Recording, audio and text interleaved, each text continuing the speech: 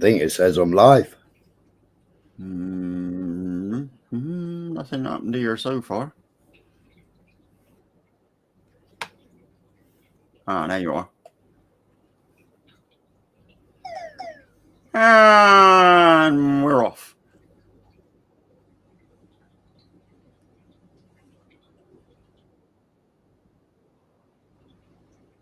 Why is it fucking repeating on me?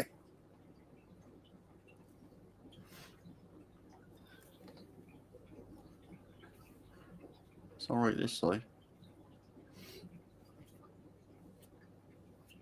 Hang on a minute. Say something. Testing, 1, 2, 3.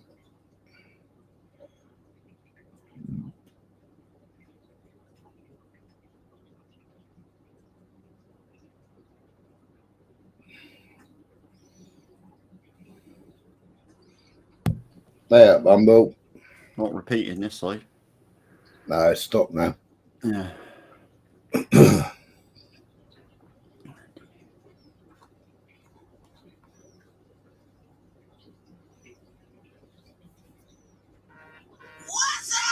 What's that? Fucking, hang on a minute. Fucking, where's Telegram?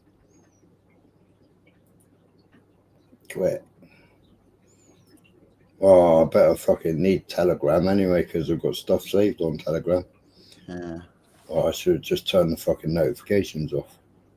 Twat. Twat. There's Sandra.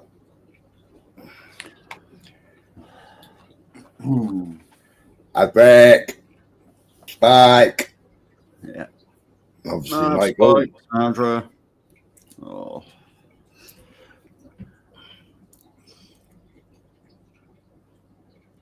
I'd say a load of bright, but you're probably getting EOL 0.67772 hashtag morning, evening, 145k subscribers, coffee, tea and biscuits. Yeah.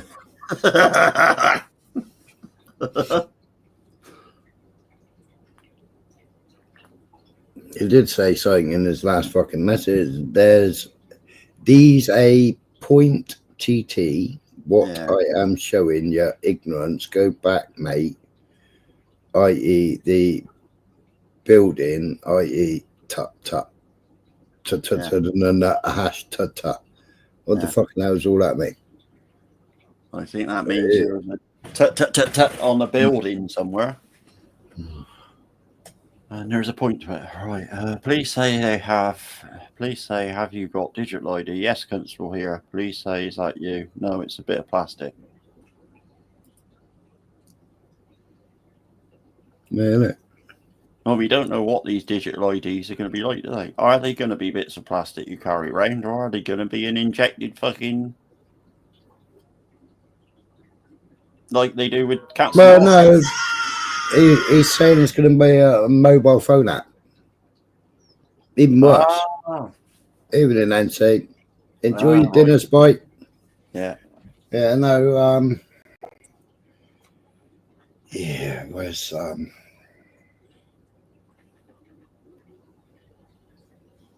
we'll move that over there a minute.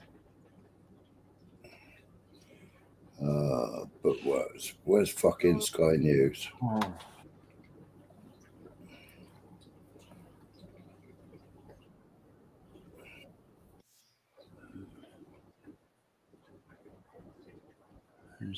So what's the building that Bright's on about then? Eh? What's the building that Bright's on about? What?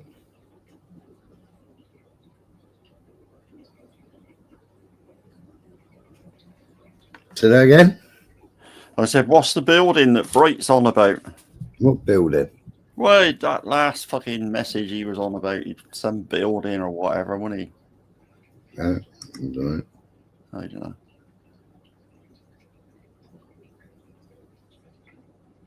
Right. Okie dokie. Right. Where should we start?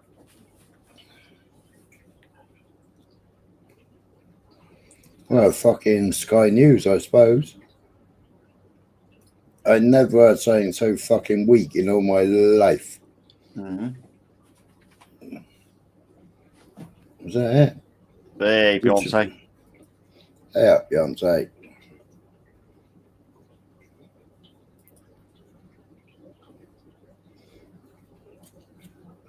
Well, that's it, public, isn't it?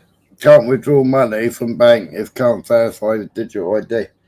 Well, you can't fucking you're limited to what you can draw out of the bank now. You're limited, you have to order cash in advance. And Barclays is £500 from the cash point and £500 off over the counter. Other people have gone to buy cars or pay bills and they want to do it in cash and they're getting the third fucking degree. Yeah.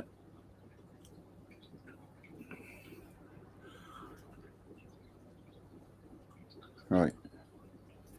So we're going to start off on that one, or are you going to start off on the nice little explosion in Swindon? Oh. What's this one?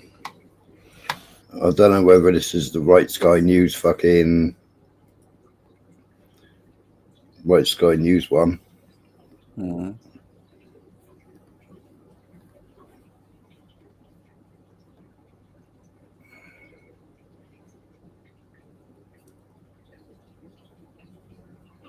Sorry. No, I can draw 500 public at Barclays.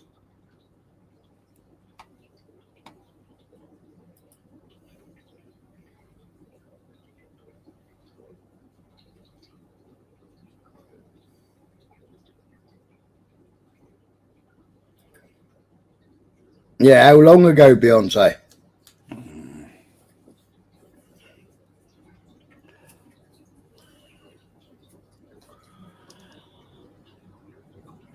Which one's this? Does it play? Tell me if it's got any sound. Yeah, but you got to be able to do that, Beyonce, to keep up with all these new vacuum cleaners, ain't you? Right. He's got more sharks in his house than fucking the ocean.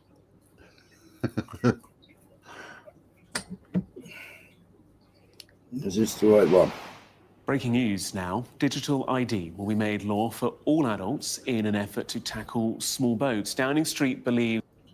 In an effort to tackle small boats. Where does a fucking digital ID for all adults in the UK tackle small boats? So what they're basically saying is they want everybody that's in the UK to have a digital ID. When the people that come over on the boats, they won't know who to give a digital ID to because they don't even know who the fuck they are. But how does it tackle small boats? No, tackle the fucking small boats in the fucking ocean. Mm-hmm. Don't bring them here, take them fucking back. If the lifeboat and the Home Office are fucking going into fucking French waters, then take them back. The French Navy are there. Let the French Navy pick them up. Are the French going to keep letting them drown, are they?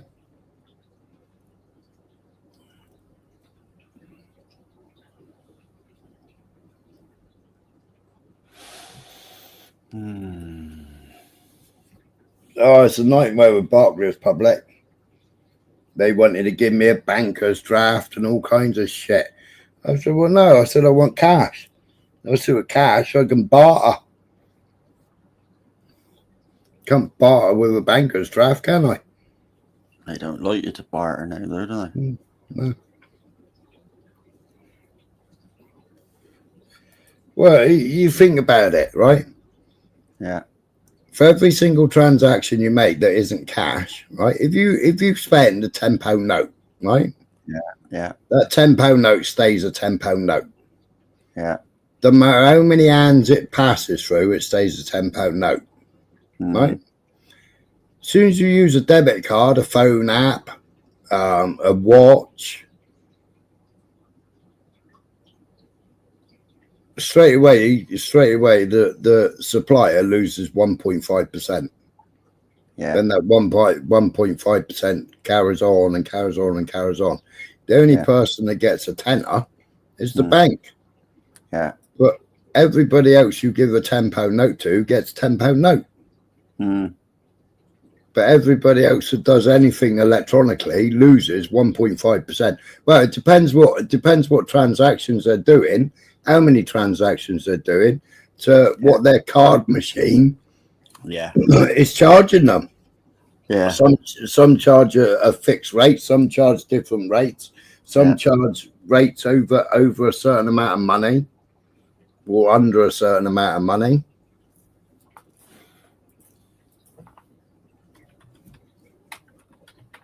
Is that a mandatory ID card system will help stop illegal immigrants working. Let's bring in our political correspondent. How is it going to stop illegal immigrants working? I mean, the only way it's going to stop illegal immigrants working is when they take cash away. As soon as they take cash away, it'll stop anybody working on the QT, won't it? Mm-hmm. So everybody that's doing a bit of cash in hand, they'll all lose that cash in hand. Yeah, because it will bring in all the other implementations, won't it? This is just the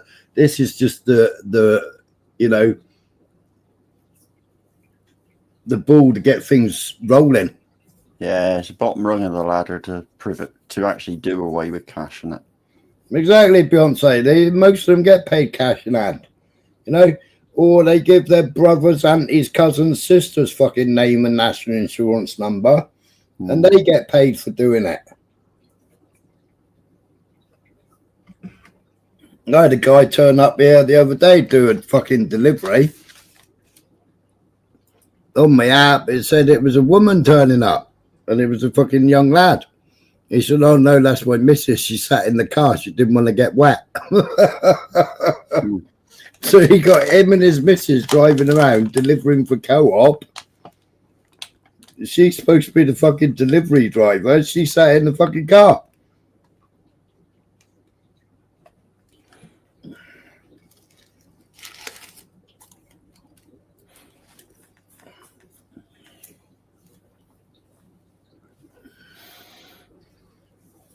Well, exactly, public. I mean, I got a video somewhere of shoplifting in London last night. I think it was last night. And they filled up an Uber bag. And the bloke just followed them around, watching them fill it up, and then watched them walk out of the shop.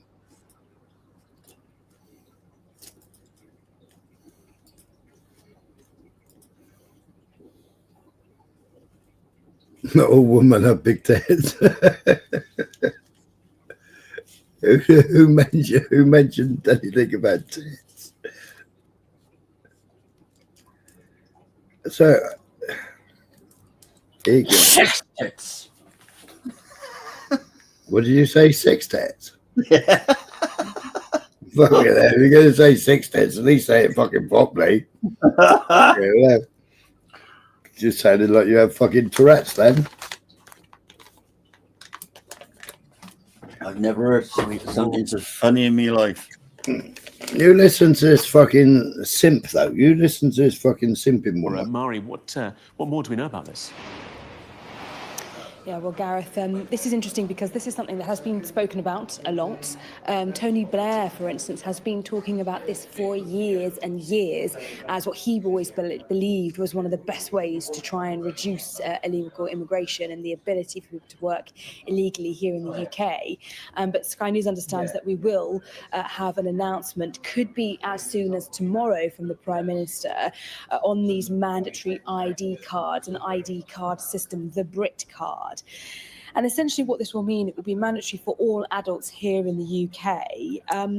It will make it easier for employers and for landlords to make sure that those they are employing or renting or to actually have the right legal immigration status here in the UK. They can do it using a smartphone app. It's also, according to the government, going to make it easier for people here in the UK to essentially prove their status or their ability to kind of qualify to be able to work here in the UK. I know, so we'll put all the information on the smartphone app. Yeah, brilliant. Pretty taters, yeah. All smartphones hackable, all computers hackable. I mean, JLR's been fucking hacked since fucking August. You know, now the government's talking about bailing out JLR and buying all JLR parts for them. You know, while all the 35,000 staff that work for JLR are sitting at home fucking twiddling their thumbs, collecting fucking dole money. Didn't the NHS get hacked several times? Didn't the Yeah. And who's in charge of the fucking NHS? Who's in charge of all their software? The small lads. You know, could it be? You know, like all our data systems were given to Cellebrite, we're given to Palantir. You know, 150 billion. I think we've just done a deal for all our military hardware, all our military software with Palantir. Yeah. So they'll nick your phone, like the public notice just said. So they'll nick your phone, then they got your ID, haven't they? Yeah. Yeah. So, fucking hell, that's been thought through, isn't it? Yeah, so there you are, walking along. You're a few days behind, Spider. JLR systems are back up and running now, reported earlier. No, they're not. Only a few systems are up and running, Yogi. Not all systems are back up and running. Only a few systems are back up and running. Don't check. Yeah.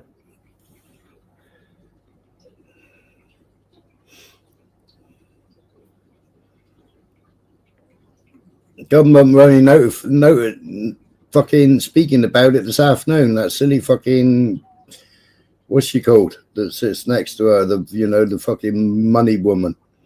Oh yeah, Rachel from accounts. Yeah, Rachel from accounts. She was only talking about buying all the parts for them today. They've only got temporary systems up.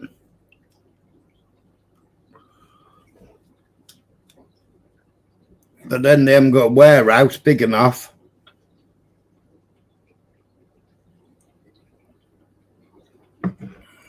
Or storage big enough for the parts. Well, hang on a minute. Tater Brothers, worth billions, worth hundreds of billions, Tater Brothers. So why is the taxpayer going to fund JLR? It was owned by Tater because Ford sold it. They're hundreds of billionaires. They were bailed out, what was it, 100 million? They were given 500, sorry. Was it a trillion, was it? They were given 500 million for one plant, weren't they? They were given bailout before that.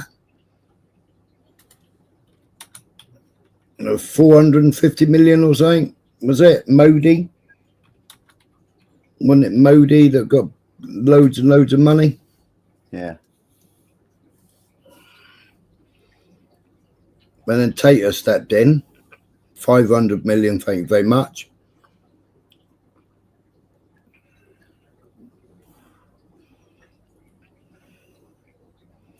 Tater. What do you want to call it, Urban?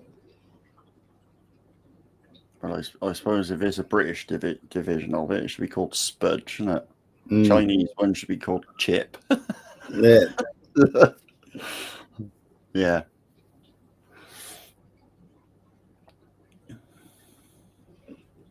That's right, Blunt. Do you know, I mean, all over European countries have had ID cards for years.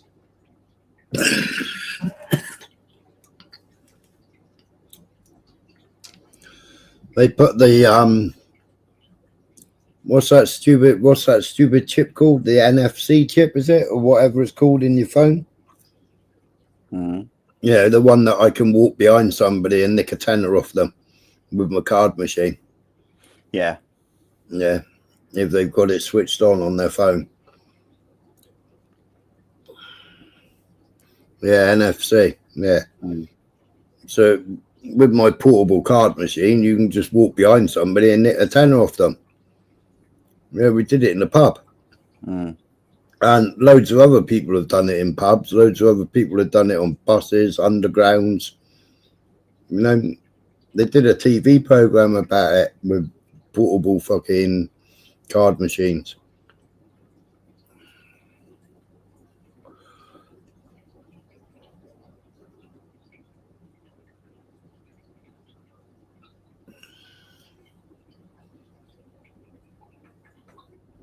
I'm just going for Chip to open the door. Be wise.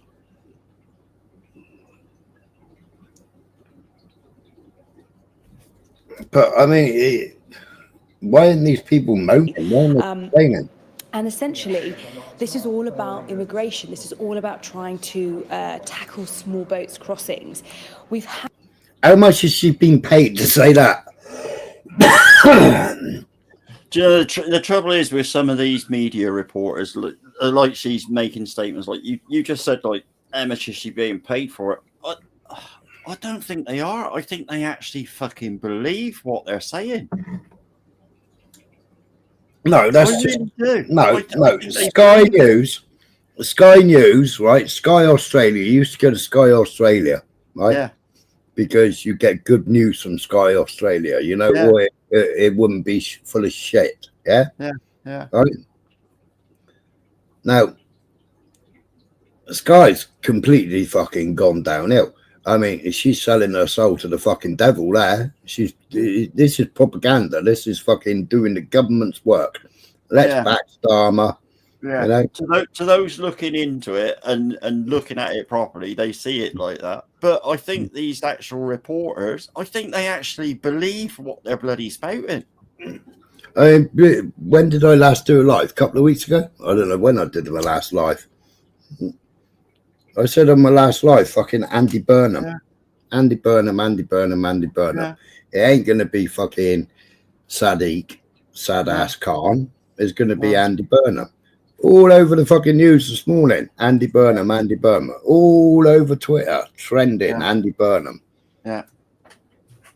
I mean, there's another news channel in there that opened, the last few years.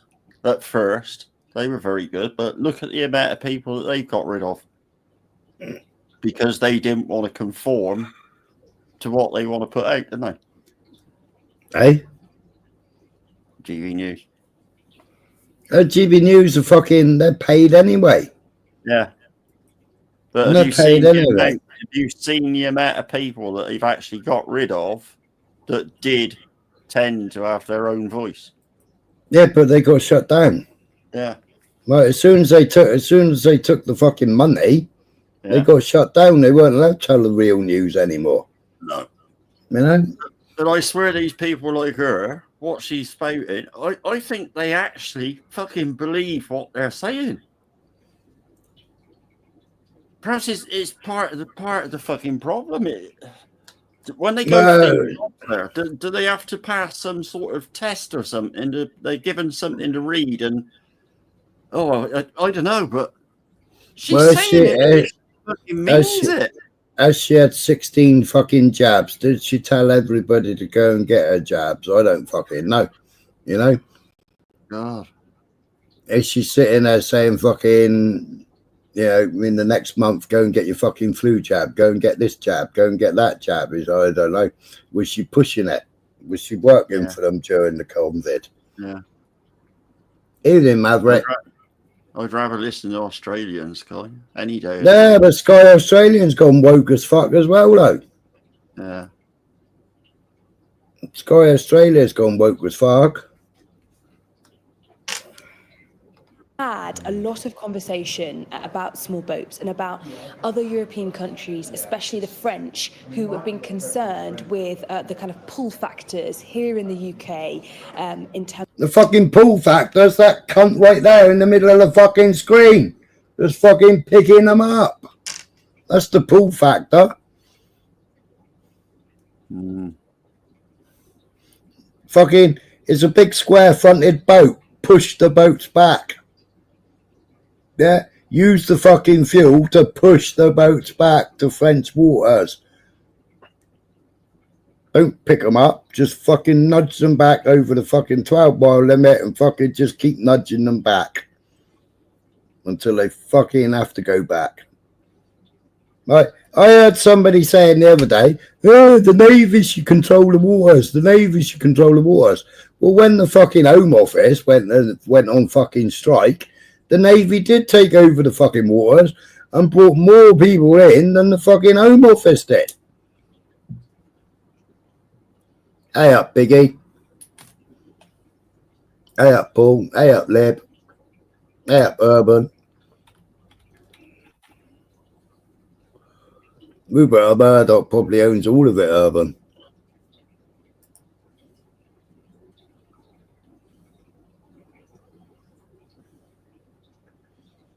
That'll be right about right, Beyonce. I opened the water bill the other day. First water bill I opened in 3 fucking years.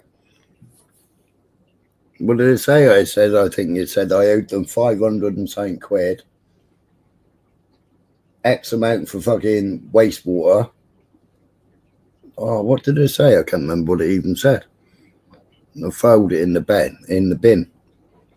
If they can't be bothered to address it to me, then it ain't my bill, is it? No.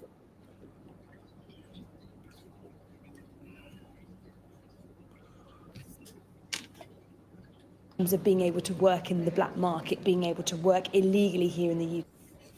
Black market, work in the black market. Okay. We already know that France has an ID card system. They've had it for many, many years. And it's something that the UK has always resisted, partly because of questions around civil liberties and freedoms, but also because many governments in previous times said they didn't think it was the best approach. Now, clearly, Keir Starmer has been persuaded of the benefits of a digital ID. Well, how does that digital ID stop that lot getting in a dinghy and crossing the water? It don't, does it? You know, I'll show another video in a minute where they're giving them £2,000 fucking card each to fuck off out the country, £2 a piece to leave the country. Well, then you got to go in and out 3 times. They've earned £6,000, haven't they? Yeah. You know. So our own people don't go. So I got to read this right. Our own people at present have to go in and out of our country through customs. Yeah. These people arrive on dinghies and are welcomed in, free board and lodgings, everything paid for, cash in their hand and everything. And they won't have no digital ID because you can't believe who the fuck they're saying they are because they got no ID to show it, have they? So what they're going to do, Smiler, if you think about it, is mainly ARCOM 9. ARCOM 9.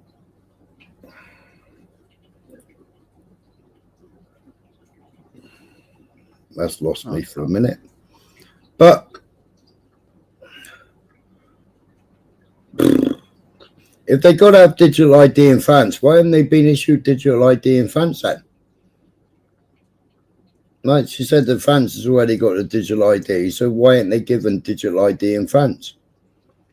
They're staying in France, so why haven't they been swooped up and given digital IDs in France? I don't know what's worse, having him fucking fill in the chat or fill in that other one. Yeah, Big Mac. I got some Canada stuff to play in a bit. But I mean, you'll see in a minute, we never even signed the fucking treaty the other day. All the other fucking countries were signing this treaty. We fucking Starmer abstained. He never signed it. Card system and has been persuaded that this might. Where is it?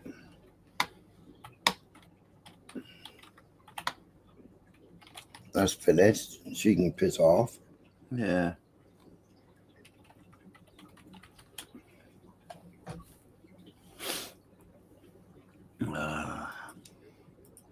Where be it too?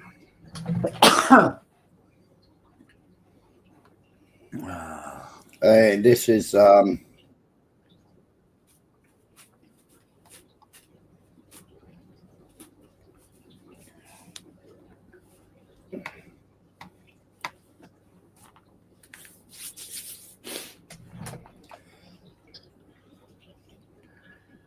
this is Christina Anderson. And this is what she had to say. They're ramping things up in a very aggressive manner, and people are now realizing it's almost like we're sleeping and they're building a cage around us as we're sleeping. What are the signs that you're seeing that they're ramping up this, and how far do you think they are away from achieving that goal of that totalitarian police, surveillance state or surveillance police state? They're realizing they're running out of time because more people are waking up. What they don't get, though, is people are waking up because they're ramping it up, right? It's getting so ridiculous. So they're kind of running out of time. Yeah, I mean, that's another thing I got to say, right? Instead of causing all this division, right? Instead of bringing fucking Maoris to come and rip flags on stages and say half the shit that they come and said, yeah? Right, instead of paying them, 26 grand to come over here and do a little dance and then rip up a couple of flags on stage, right? Yeah. Why ain't Mr. fucking Zionist? Why ain't fucking Gobby Robinson talking about this shit? Yeah. Why ain't he talking about this shit? Why ain't he talking about the globalist puppets? Why ain't he talking about the Zionists? Why ain't he talking about Zionists, the government? Why ain't he talking about this shit? Because they're his masters. They're the ones that pay him. And these fucking idiots all follow him. But they ain't talking about this shit, are they? Meanwhile, they're all fucking blinded by division.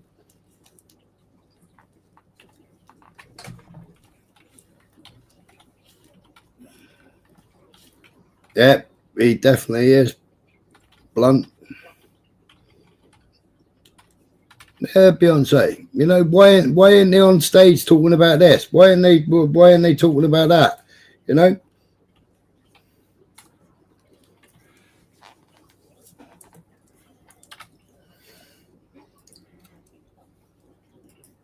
Instead they're forcing.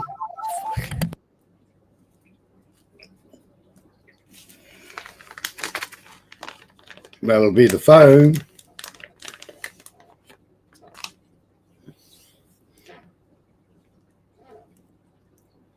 Well, we're farming the data center out, public.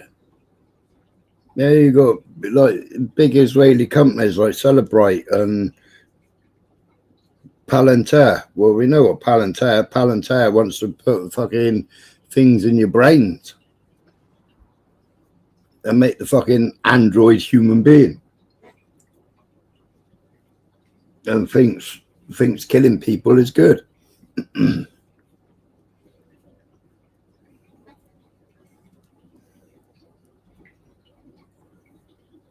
But we just given them 150 billion. We signed it when Trump was here, didn't we? Starmer had a little meeting with Palantir and then fucking signed the deal with Trump.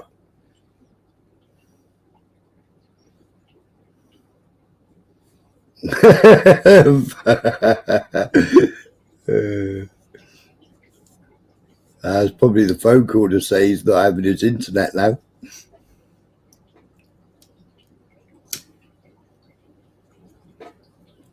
He's got no digital ID, so he can't have the internet.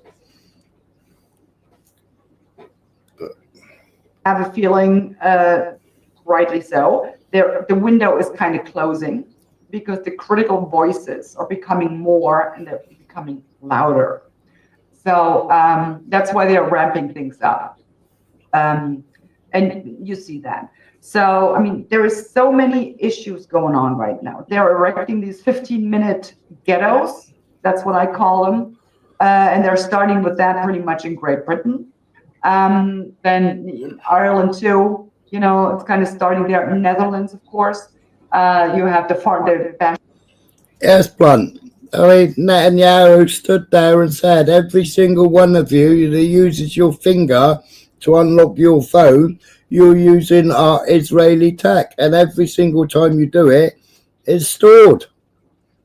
Every single time people unlock their phone, Israel gets the information because it's their fucking, it's their shit. And most of it is an iPhone. Because Samsung pulled out. And your fucking, all your Nvidia shit, all your Intel shit, it's all built there. Think about those pagers. You want a fucking iPhone and knowing that all your fucking internals is built in Israel, knowing what they did to fucking pagers.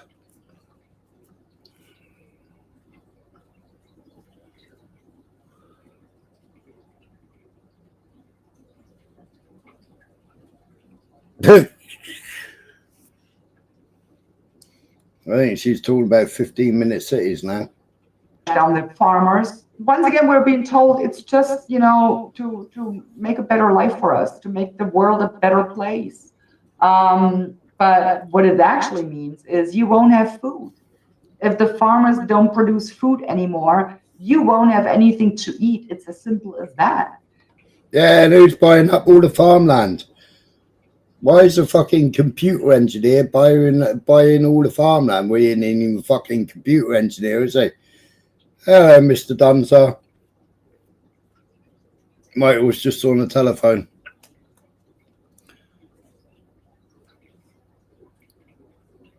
Bill Gates, megalomaniac, buying all the farmland up. Well, what does he know about farming? Oh, I know. He'll just cut the side out of a cow and feed it through the last stomach.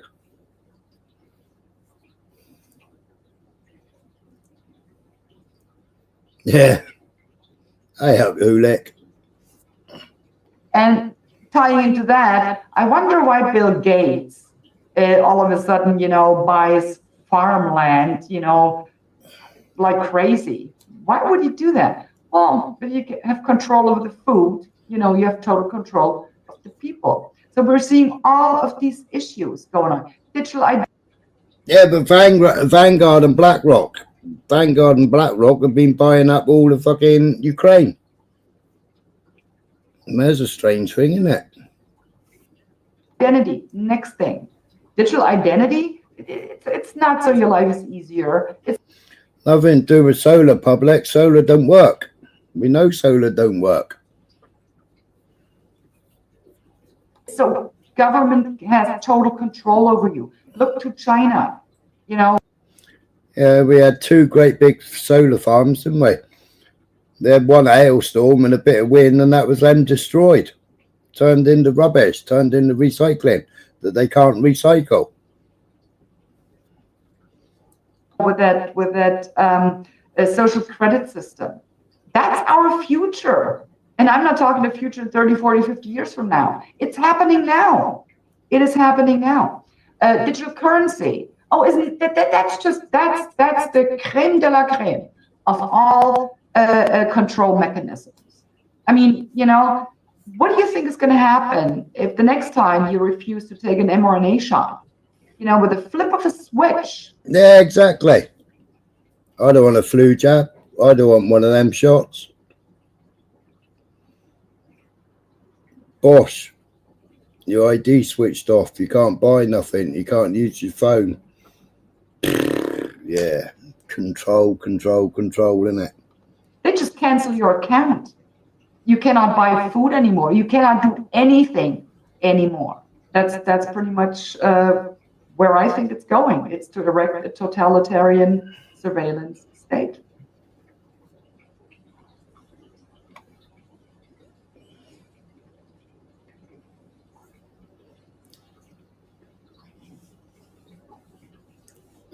That's what they told you, Matt. And how much are you earning from them? What's that Chinese woman?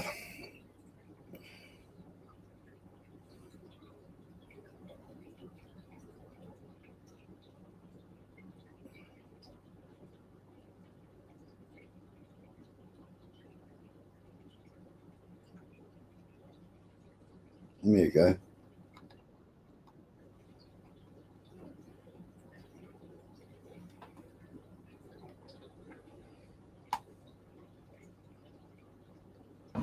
So the latest in this dystopian outrage that is now all of China apparently is I once again cannot buy food. A couple days ago, my uncle and my cousin helped me get a cell phone that is linked to a Chinese bank card so that I could buy anything.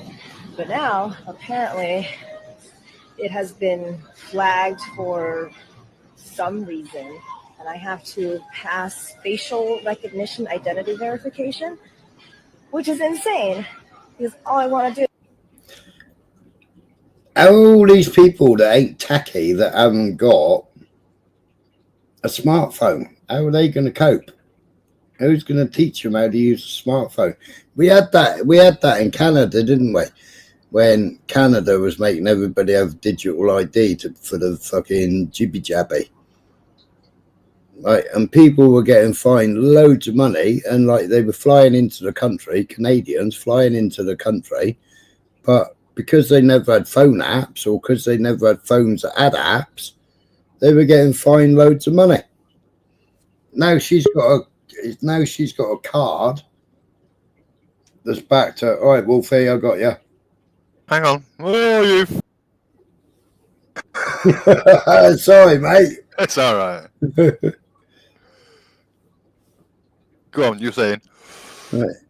So they were all getting fined loads of money, you know, and you had these elderly couples that didn't even have a fucking phone app. So Canada wanted to jail them, fine them, you know, they didn't pay the fine.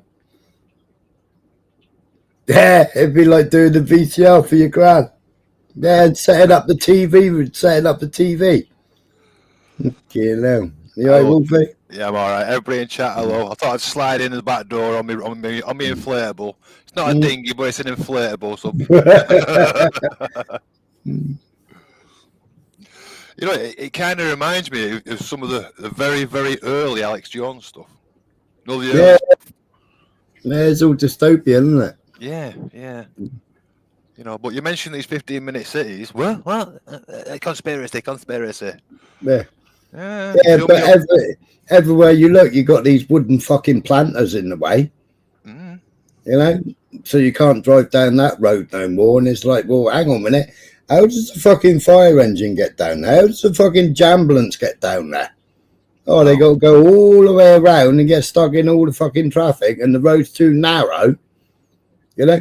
And then instead of you going on that route there and dispersing the traffic and spreading the traffic out, what we'll do is we'll just like fucking make a massive traffic jam, and you'll sit there fucking with your engines ticking over and just cause more pollution in one area than in the fucking area where you all go through all the fucking rat runs and the shortcuts.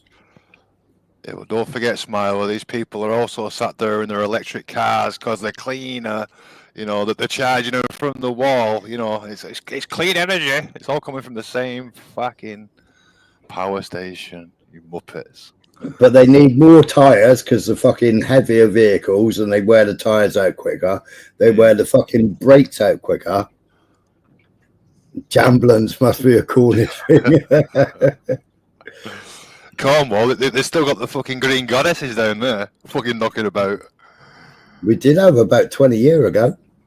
I remember last time they were. I was working at Tesco when they had that. Was it the fire strike? Was it the fire strike? Yeah, well, under Boris Johnson, he sold them all, didn't he? Well, fucking idiot, and he should have kept them. Yeah, he sold them all. And he bought water cannons, didn't he? Never used them, and then flogged them off. But I mean, the Met Police have just bought 18 fucking armored fucking vehicles, Samcats they're called, Right. £180,000 a piece, and they just bought 18 of them. What are they expecting to kick off in London? To have 18 armoured vehicles? Well, you know, they say, you know, we are a country that, you know, like joining. What's the word for it? Fucking something is our strength. You know, different, you know, what's the word for it? I can't think of the fucking the different religions get together. What's the word for it? Diversity is a strength. That's the one. Yeah, that's just for the auditors, Beyonce. Yeah, exactly. Just to run the auditors over. But I mean, you know, tested in Israel, driven in Israel, used in Israel, all the fucking lavender and everything else that they got on them. Yeah, facial recognition, person recognition, movement recognition, fucking recognizes everything about a person. Mm. And we got them 180 grand a piece, 18 of them.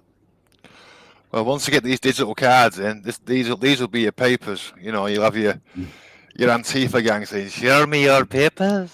Show me your papers." Yeah, and I bet the people that fucking complain most about their papers, you know, that wasn't Germany that started that, by the way. You know, it was started long before Germany, long before fucking small man with a moustache. Mm. It was started, the fucking Yellow Star was way before them, way before him. But they'll be the only one that hasn't got it. Yeah, the country that's complaining about fucking all their lives about the fucking Holocaust that is fucking carrying out a Holocaust. Everything they complained and said that fucking Adolf did, they're doing. Yeah. Yeah. And worse. Go on. No, that was it. And worse. Well, they're the kind of people that fucking, let's bring in, what's it called? Euthanization for elderly people. Why do you think that is? Why do you think that is? You're going to fucking bump them off? Yeah. You know, don't believe it. Well, you're going against the narrative. Oh, you're in that fucking pod with them. Oh, bad investment. They haven't got the fucking retirement pot. They haven't got the retirement fund, right? Too many people are fucking living a bit longer, you know. And not everybody decided to take up the fucking death jab, so they're still alive. But because they fucking wasted investments, they haven't got the fucking money, you know. And because how many billions a day are we spending on fucking people living in hotels? Well, how much does it cost to fly a plane from fucking here to fucking France? With exactly. one person on it. One person on it, yeah. You keep the guy, you might as well keep him here for 10 years. It's fucking cheaper. Yeah, but hold on a minute. Before we take off, we'll give them a £2,000 debit card before they fly. It's stupid. I mean, if you think about it, one in, one out, that's okay if it is, you know, but when they keep coming, you're no better off. You might as well say, oh, you fucking stay here. It's cheaper to fucking keep who's here than fucking ship them off and get fucking joke. Well, it's like that silly woman just now from fucking Sky News saying, well, France has got digital ID. Well, hold on. If France has got digital ID, why aren't all these fucking NGOs and all these other fucking people in all these camps, you know, that are giving them fucking clothes, food, water, fucking giving them a little piece of paper, you know, I mean, that doesn't say on it, don't rape a child, don't rape a woman because you're not allowed to, but it'll tell you how to claim your fucking benefits. It'll tell you how to get a fucking pizza and a fucking hotel, you know? What to say. Yeah. Precisely. What to say. Yeah. What the new get out clause is, you know, one time you was fucking fleeing war, then you're fucking fleeing persecution. Now you're fleeing Slavery Act. Yeah, I mean, what's that one that they just rejected? The fucking British High Court just fucking rejected in London. Right? He hadn't left the country because he's fleeing the Slavery Act, or he's fleeing slavery. But then he left his family over there to be slaves. I think my family would be gone first, and I'll stay as a slave. You know, that's how it. You know, women and children first.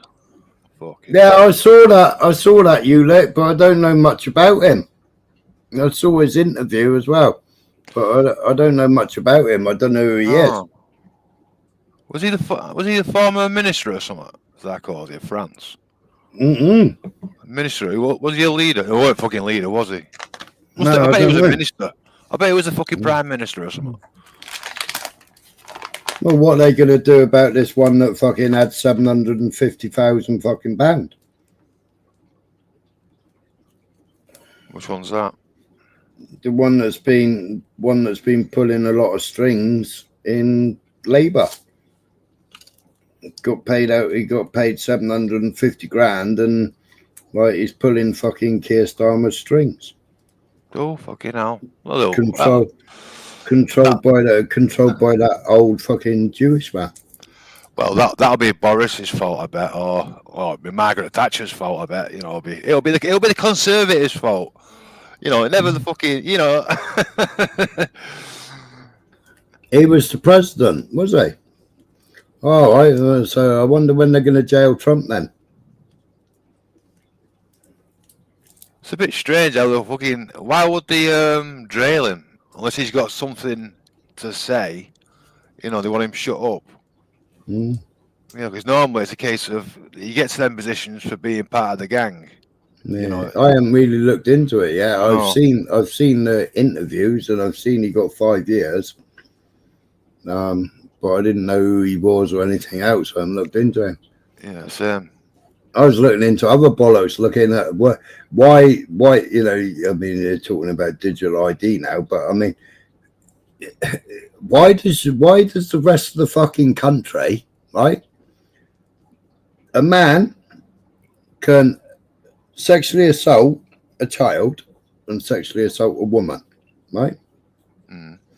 Now, instead of it going through to Crown Court for a fucking higher sentence, they decide they're going to deal with it in magistrates' court, and the maximum sentence they can give in magistrates' court is 12 months. So I thought it was 12 months per charge that they used to be able to give. Right, so why didn't he get 2 years, one for each person? You know, one for the young child and one for the woman. Right, but he only got 12 months. He's already been on remand, so you're going to be out in a few weeks.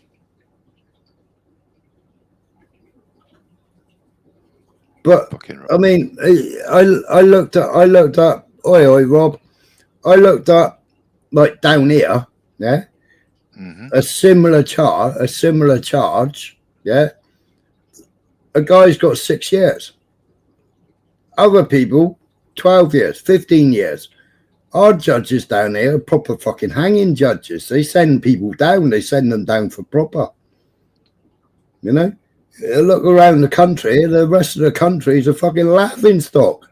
But I bet them that got 12 years were probably been here a long time. Yeah. That's the only difference in it. I'm just presuming there. You know, it's a random thing. One of them's only been here a couple of years. He owned a Turkish a kebab shop. He owned a kebab shop. Wow. Yeah. And he abused a couple of fucking women and children. He got 12 years. To be honest, I'd save on the 12 years.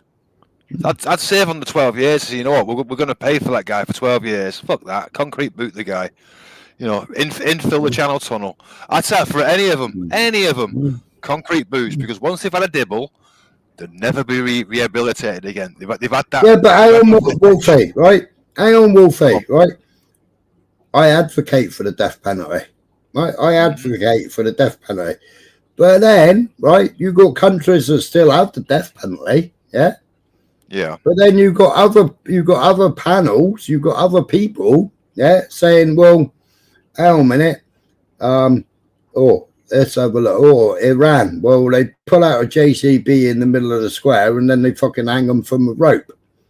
And your problem is what? What is your problem? Right? Because if they did that to fucking speedophiles here, I would fucking gladly fucking stand there and watch them swing. Yep, I would as well. You know? I would as well. Yeah. And bring back the stock. Start fucking throwing fucking shitty food at them. I mean, I would have it. You know, if they've been done, you know, and they've gone and reported it, and they've gone to the clinic. I'm careful I'm wording this, Smiler, but you know they are clinic. Yeah. All the swabs and all that kind of stuff, and it's confirmed that yeah, that person's DNA is in these bits and bobs. Swing. Yeah. But then I wouldn't have it. I wouldn't have it where someone's come out looking 20 years later, because that's word on word. You can't prove it. Yeah. That's a dodgy. You know, otherwise you're opening a can of fucking worms. Oh, I hate her. Yeah, but then you got people over here that you think are right wing, yeah, or centre right, yeah, fucking complain about other countries because they do make them swing, you know. And a thief does lose his fucking fingers or lose his fucking hand. Unfucking lucky. That's exactly Make deterrence great again. That's the reason why you go into these supermarkets and things are through the roof. You're having to go and ask for butter and milk from behind the shelf, you know. And people, it's not right to steal. It's not right to steal because they're stealing from fucking you. Yeah, I couldn't believe it when I went to fucking London, when I went to Abbeywood. I was staying there and I was walking around and around and around the fucking shop, right? Mm-hmm. And I said to the woman, I said, where's the coffee? And she said, oh, up there, you got to pick a label. I said, what? Up the end of the aisle. So I walked up the end of the aisle and there was a couple of fucking jars there. Nescafe, big jars, Nescafe, Kenko, you know, all the normal coffees, right? All the fucking jars were empty. But in front of them, you had a fucking post-it note that you take to the till, and then she opens a big drawer up and grabs you out a jar of coffee. That's not how it should be. It's, you know, and it's like, I took a photograph of it. I could not fucking believe it. I never seen nothing like it in my life. I mean, one of my first jobs working at Tesco, yeah, you know, fruit and veg, and then I went on to the electrical. So I got on well with the security. In fact, my sister used to date one of the security lads, you know, and you'd always, I hope they've caught somebody. They fucking caught somebody. And you'd always, I was going for a quick cig. I'm going for a piss, whatever. You know, and you go into security, just peer out the security room, and you see them in there, and they're giving them 10 bells of shit, you know, before the police come. Give them a go fucking hiding. You know, not always, but it's always the one. It's the repeaters, shall we just say? You know, the smack rats that come in for fucking. You know, they give them a go fucking hiding. I loved it, me. Like fuck off. You know, but not here, Vincent. No, it was when I was staying in London. When I was up there for 2 months. only last Christmas. Mark. Yeah. Well, they were a bit posher than post-it notes, Beyonce, but it was the only way I could explain it. They got a stupid barcode on them, and you have to take them to the till. When you was younger, right, and you went to the shop with your mum, you know, and you picked up that packet of Smarties, and you're halfway back from the shop, and she spots you've got these Smarties in your fucking hand. She'd fucking slap my hand, and she'd march you back to the shop to get back to, you know. And that's how I was brought up. You don't fucking steal. Now, if you're going to if you find it okay to steal, you're now telling your children it's completely all right to be a road man and all that fucking shit. So what's next? Next, you'll be fucking stabbing an old pensioner for a fucking pension and finding it all right. Yeah. You know. Well, you used to have it, didn't you? When they used to go down the post office, you used to have people fucking mugging them. Old people. Fucking old people that fought for the country. Yeah. No respect. Them kind of people, I'd have them fuckers on the boats and all fucking shipped out. You don't need that kind of shit in the country. You want to act like an animal? Go and live like a fucking animal. Off you pop. Not a problem. I buy Kenko now in November, man. It's £5 for a refill bag.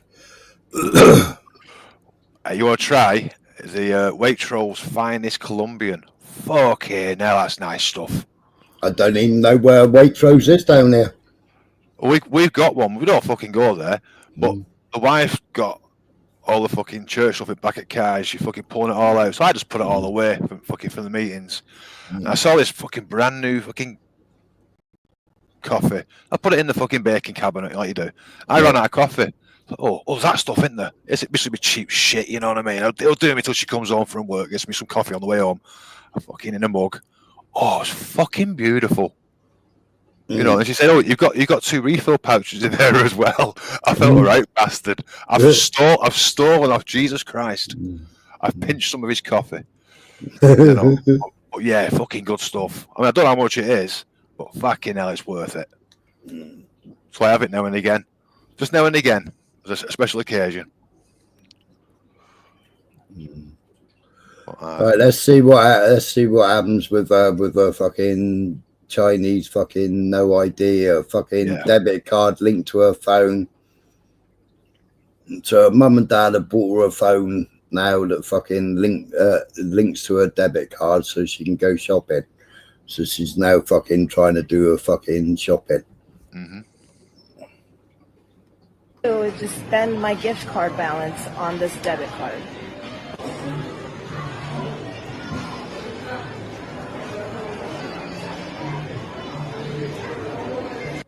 Face the screen, open your mouth.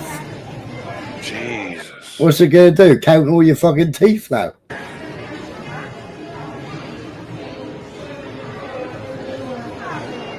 Wants everything, doesn't it? Yeah.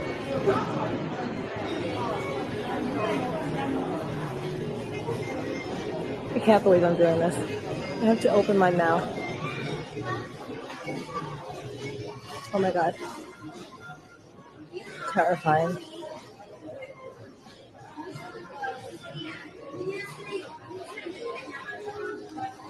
Oh. Face verification failed. And of course, because it was my cousin who set this up for me, I did not pass verification. I guess it's a good thing that the Chinese app is not racist. But now I once again can't buy anything. Can't buy no food. It's coming. It's coming. Well, a lot of people are about to lose a lot of fucking money. You know, all your gold, all your silver, all your Bitcoin, you're gonna lose the fucking lot. Yeah, that's all digital. Do people really think it's safe? Well, they did that with the fucking truckers in Canada, didn't they? You know, the Bitcoin, and they fucking they shut all the fucking Bitcoin down. Yeah. You know, what good's having a lot of fucking money in silver and gold when you can't spend it? Yeah, give us that big nugget for a fucking apple.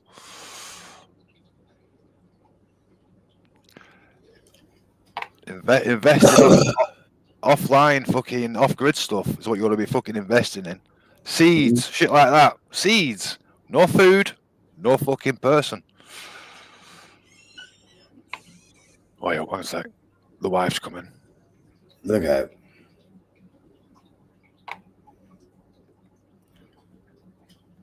Was it in here? Was it?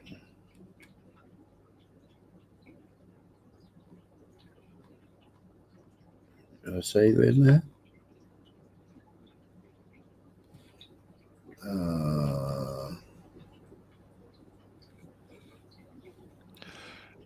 I know my bread's buttered.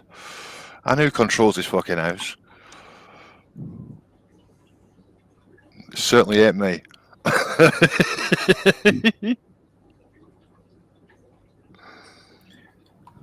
Oh, I didn't save it on fucking there. Where did I fucking save that fucking video?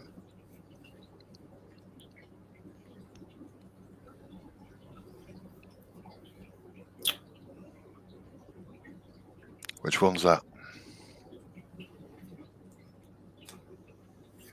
Where all the other countries, there's some treaty. Something. All the other countries signed it, but Starmer never signed it, and it's like to deport people.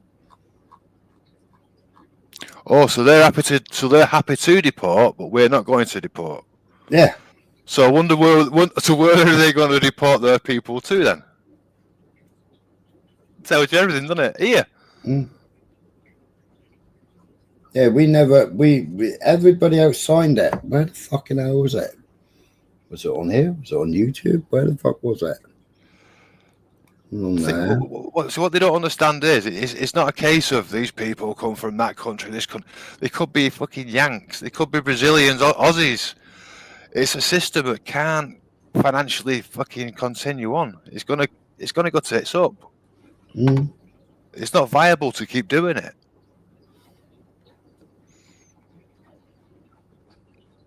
It's going to get to the point of how are they going to fund it? They're going to fund it by slashing your fucking benefits, stopping funding your swimming pools, your libraries, and everything else. Your play swings for your kids, and you know.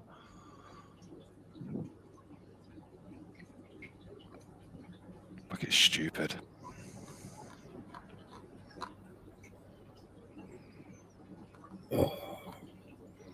But now I just say I do a Charlie Kirk now and just say, right, fair enough. I'll pray for him.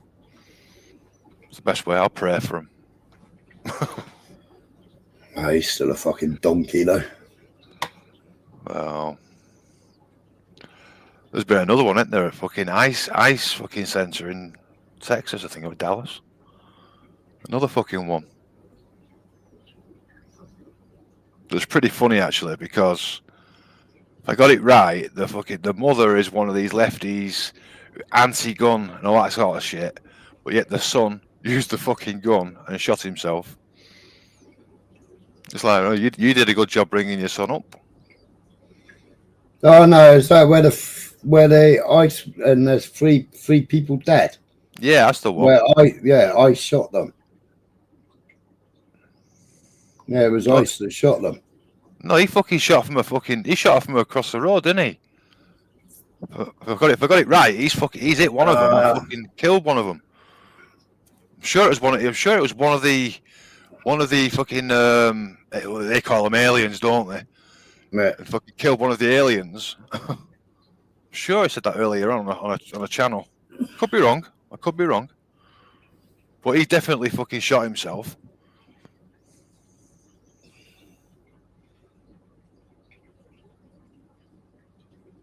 Oh, where the fucking hell was that thing? What was that thing that I was looking at? Where was it? It's probably in that encyclopedia of fucking files you've got. Oh no! Well, what I did is like fucking Beyonce laughs because I have so many fucking bookmarks at the top of my page. And what I did is I fucking turned my computer off earlier and fucking lost all my bookmarks. Oh. Oh, Wolfie. Hiya, Michael. How you doing, Cocker? Oh, I'm back in the room. Thanks for towing us in on your tractor. You know, you threw the rope out to me. I couldn't get past them rocks. No, my inflatable, she was going down. You know, and I was like, oh, help. No. I thought I might have been able to have found out a bit more about what we was on about, Smiler. Yeah. And she was totally unaware of it. I told you though, didn't I? Yeah. Totally unaware of it.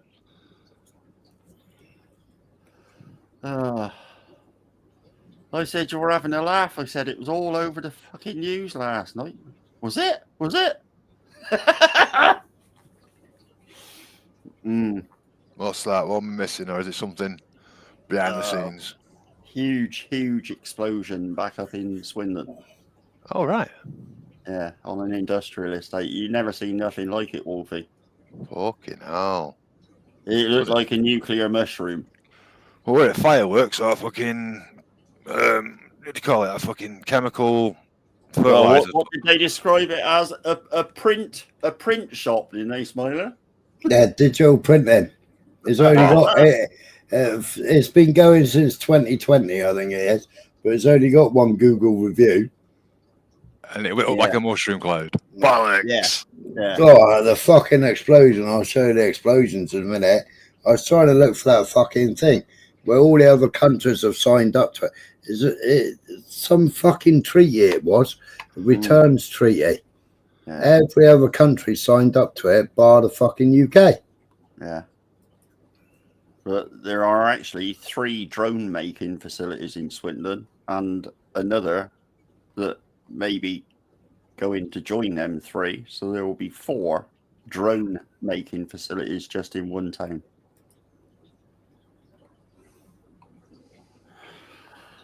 Marvelous, isn't it?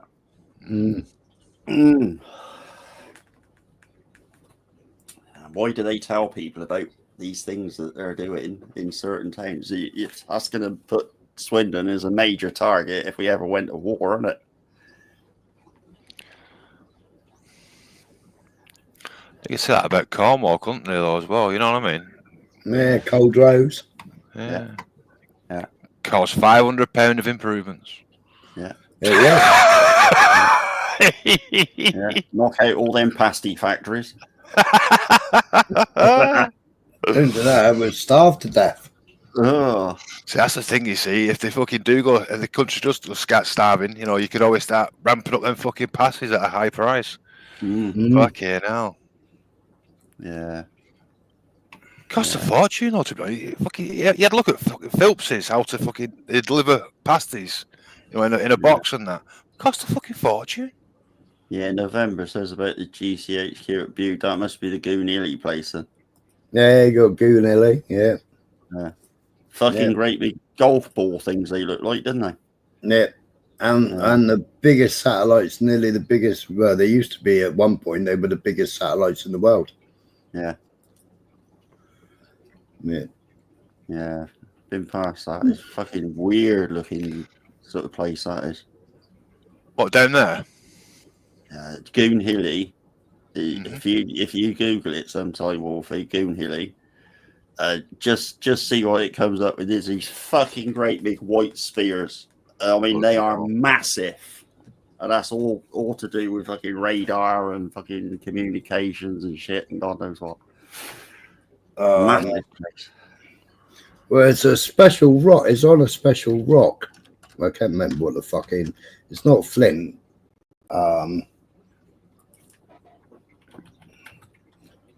Images. I'll admit, Boris, I'm a little at my fucking depth, to be honest. I'm doing my fucking best. That's Goonhilly. Right. Serpentine rock. Serpentine, that's it. Yeah. Bloody hell, size that bastard. Yeah. Yeah.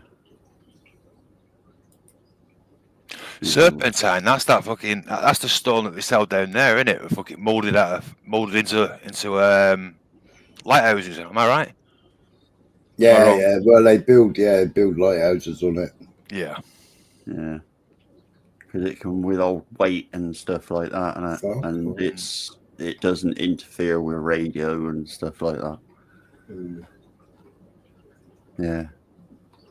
It's a massive place. Yeah, that's the fucking place that a biker bird went past on a bike. Yeah, I've been fucking down there. Yeah, it's near fucking Prior or Silver Sands fucking caravan park. That's right, just round the corner. It's a caravan park. Yeah. That means they're still going. I was about knee-high grasshopper when I went fucking there. Fuck me. Yeah, on the fucking bend and turn left into the caravan park. Well, I don't know about the fucking bend and that. I know it was either silver or Prior Sands, one or the other. Yeah, it's on the way down to the Lizard. That's the one. Yeah. Oh, wow. But before you get to Goonhilly, you got fucking RNA Cold Rose. Yeah, that's right. It's coming out of Elston. Yeah, left hand side. Yeah, on the roundabout. That's the one. Yeah. And it goes all the way fucking down for fucking miles. There's massive Cold Rose. Yeah, it's fucking. You know, I'm gonna have to go down there. I've not been down there for fucking donkeys yet. I bet there's new fucking towns. Yeah, probably. You got any pictures of that fucking explosion then? Yeah. Yeah, whack a couple of them up. Let's have a look. Yeah. And then we can get a few people's input as to whether they think that's an explosion from the fucking print works.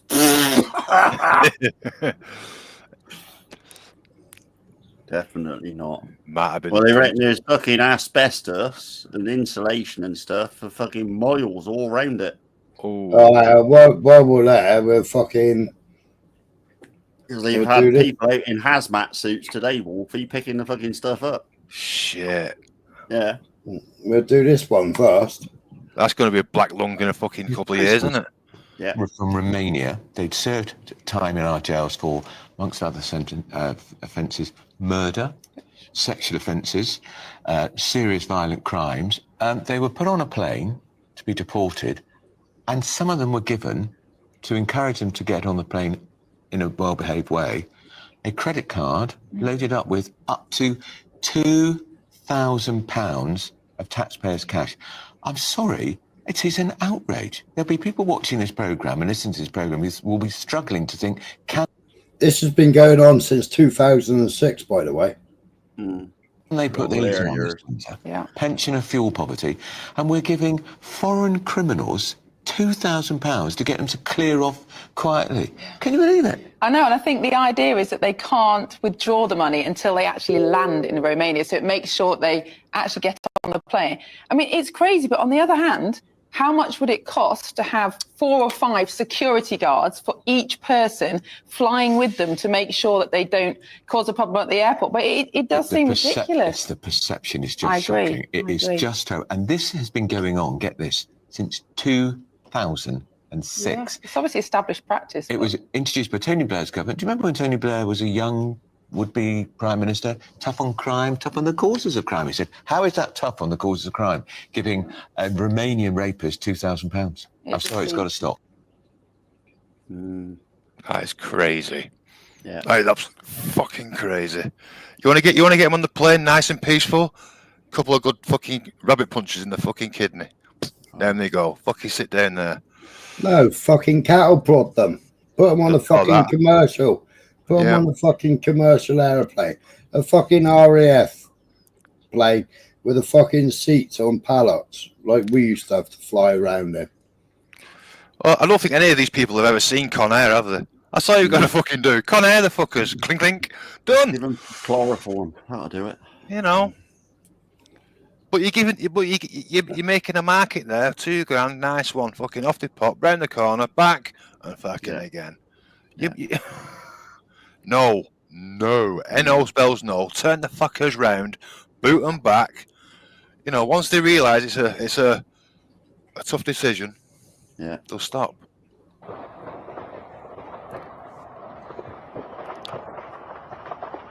Nah, they decided on a new pope. That's what that is. Fucking hell.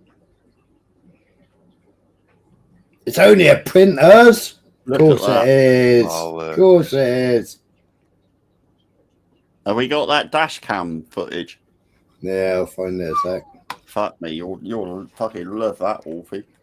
Fucking hell. But saying that though, there was a fucking fire at wagon fucking repairs not long ago. And that was like that. That's it there. Here's the dash cam footage. Look on. Shit. Hey, that is no ordinary fucking explosion. It goes over here, doesn't it? Yeah. Here we go. Bollocks. That's not. Do you reckon that was somebody inside trying to make shit and it's gone tits up and they're making a cover story? I don't know. But that isn't just an ordinary bloody run-of-the-mill explosion. That's, no. You know, somebody dropped a fag on a fucking litre of fucking water or something. I got something really fucking interesting to show in a minute. Right? I was looking at this yesterday. So I fucking typed the question into fucking Google. Right?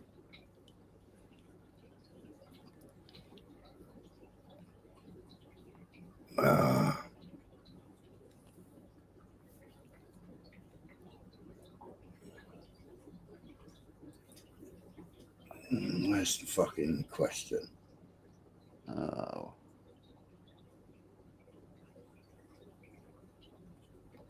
Right.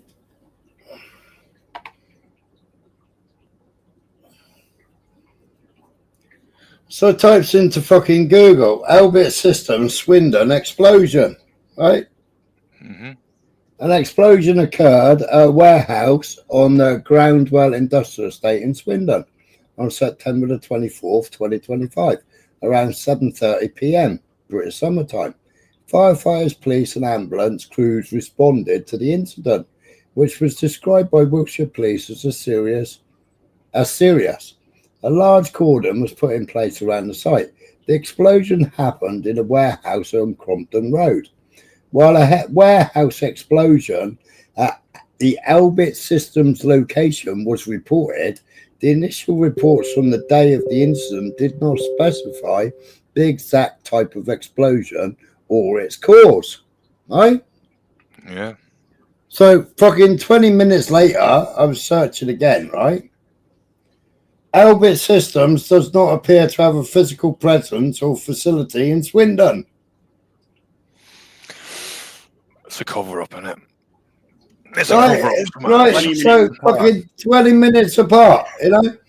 Yeah. While a warehouse explosion at Elbit Systems location was reported, the initial reports from the day of the incident did not specify the exact type of explosion or its cause.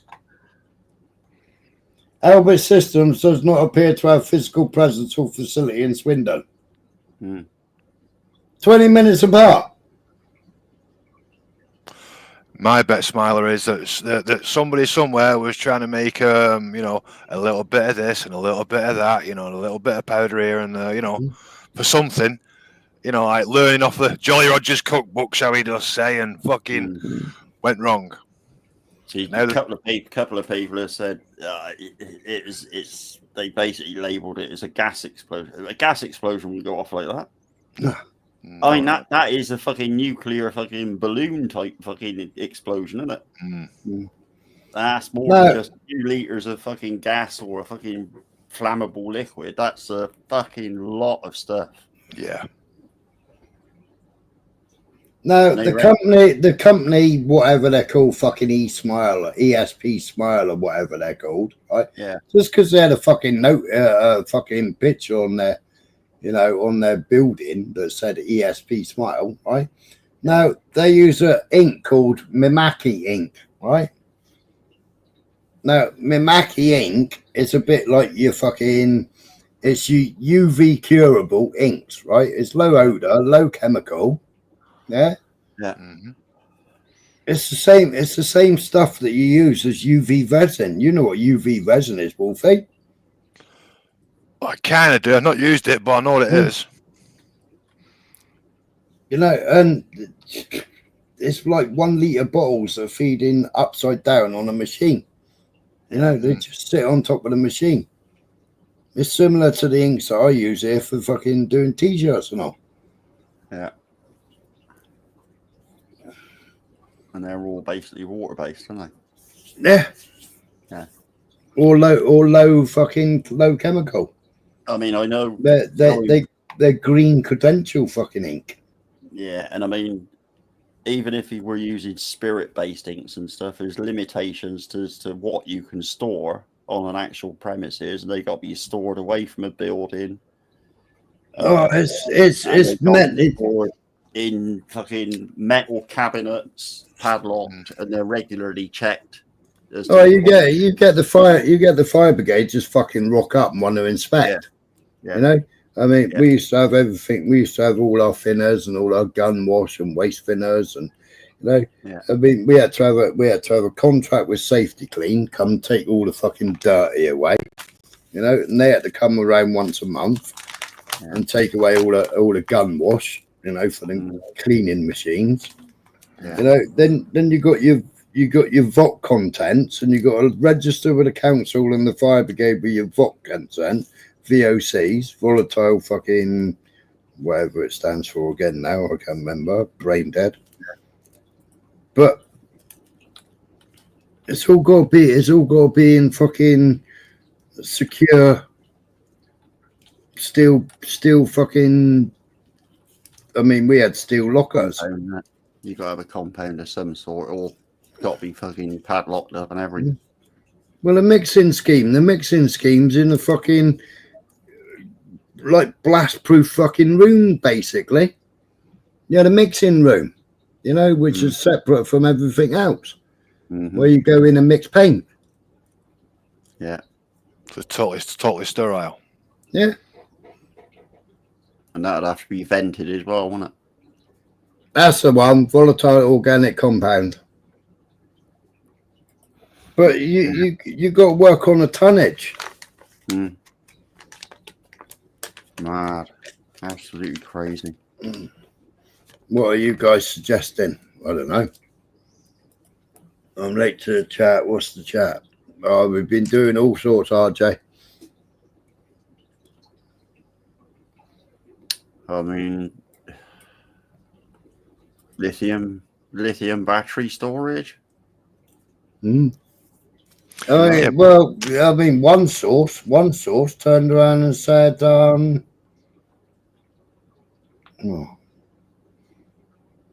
Yeah, if that was lithium batteries, it'd be like a constant fucking roar, wouldn't it?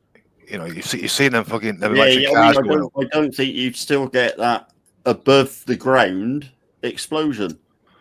Because that was feet and feet in the air before that plume went boom, wasn't it? Yeah.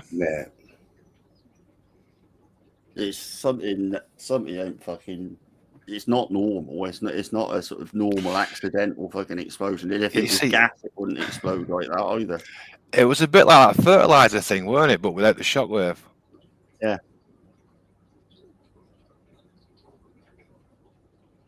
I mean, if it was daylight, you might have been able to see it if there was a shockwave. If it was daylight, but obviously being at night, you're not going to fucking see that, are you? And it was a bit shit that they fucking cut the cam.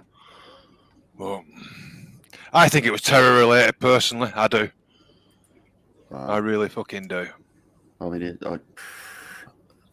well, if anybody's seen any of the explosions in fucking Gaza or Israel, it looked like one of them going off. Yeah.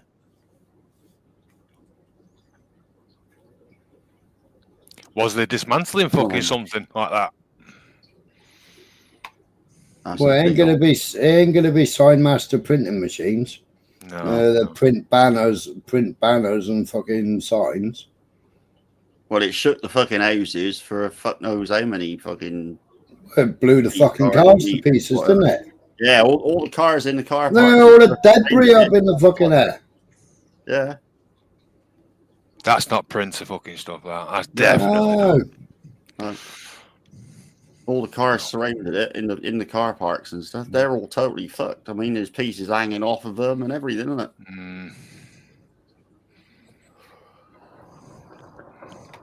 Very awful. Trouble is, you can't trust the fucking the media to fucking tell the truth either. No, they'll tell you a fucking pack of lies.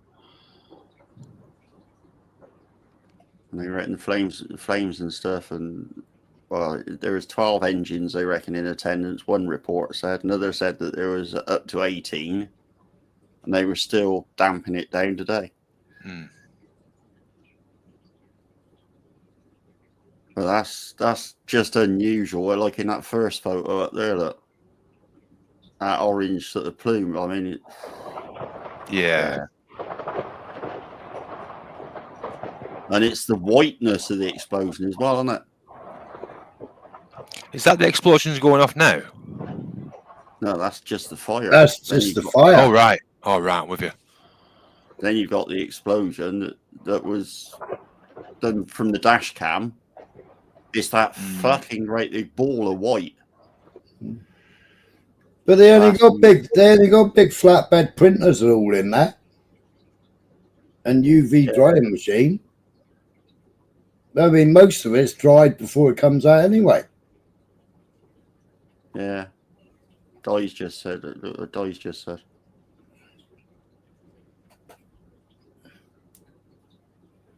Yeah, exactly, Di. I mean, I know they got to have these factories and stuff making this stuff and whatever, but it's so easy just to put a front on a building, isn't it? Yeah. Why would I only have one Google review? I mean, where's those pictures of the fucking doors? They blew the doors, fucking bowed them out, didn't they? Yeah, but if it was ammunition, they'd have more security, wouldn't they? Not necessarily. low key, lorry goes in, empties, lorry drives out. Yeah. Especially given all the pally action, yeah. You know, what better? We got an empty fucking warehouse here, yeah. We'll put a fucking little printing shop in front of the house, and you use all the back of the warehouse, yeah. Yeah, true. True. What better? Right, fucking pally action and fucking smashing everything up. Well, we got an empty warehouse that we're not fucking using, you know. Yeah. What better to fucking, you know, move production somewhere else without, you know, without anybody knowing that it's actually that. You know, why does Google say 1 minute the fucking Elbit Systems is there, and the fucking 20 minutes later says Elbit Systems ain't there? You know, it's not there. They're fucking now. It's been fucking blown to bits. Why is there 4 fucking drone factories, or 3 at the moment, but one that's supposed to have been opened? Yeah. Why is there 4 drone factories in Swindon? Well, I think we know why that is, don't we? Because of the proximity to 2 of the big fucking air bases, isn't it? You got Fairford and you got Bros Norton. Yeah. For fuck's sake, spoiler, you on the weed. Well, I'm on the weed. There's 4 drone factories in Swindon, RJ. One's an ex-para. Well, there's actually 3, but one's they're trying to decide whether to or not, aren't they? Yeah. Yeah. Hey, before you was going on about fucking Tata and that, weren't you? Yeah. I've got one of the old Tata fucking thingy coats. What do they call them? Like the bin men used to wear. The duffel coats. Donkey jacket. Donkey jackets. I've got one of them. The neighbour gave it me when I first moved down here. What's happening with the high bridge? Eh? What's Di saying about high bridge? I need more talking about high bridge. I was talking. I think I was more. I think she meant I was more talking about Highbridge. Ah, the factory you're on about. Factory you're on about. Yeah. A paper mill or an ink mill. Yeah, but paper ain't gonna go that fucking like that, is it? You know, No. It's that explosion bit. You know, that's the factory you're on about outside of Swindon, not. I mean the smoke. I mean, when we was coming back from up Rochdale with my sisters, we could see this place on fire, and all it was a wagon and its trailer caught fire, and you could see it for fucking miles in the distance. As we got closer and fucking closer to home, like fuck me, it's not near our house. I'm thinking it's my fucking computer, you know, like you do. I mean, there's 10 cars there, and they're all fucked. Yeah, look at the state of that. But are the windows in the fucking building still in there? Well, apparently there was a night shift working in the printers, and the early indications are that nobody was hurt. So an explosion like that, and nobody was hurt. Fucking hell, it gets more and more fishy, doesn't it? You know. Yeah, a bit weird, isn't it? You'd at least say one had third-degree burns or minor burns. You know, make it sound a bit more realistic. Yeah. Not like no one was hurt. Bollocks. I mean, if they said that they stayed there and finished and completed the printing order, it'd be something, wouldn't it?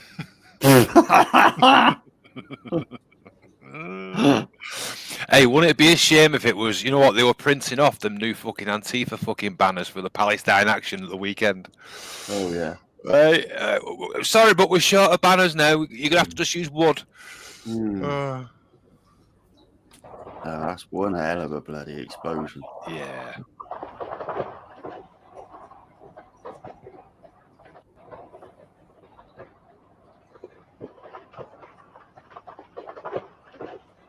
But having the people walking around. But what's burning off that way?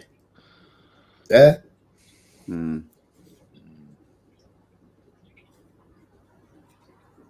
I mean, I don't know if I don't know where I took that photograph. I said to you, I said, "Where's this fucking place?"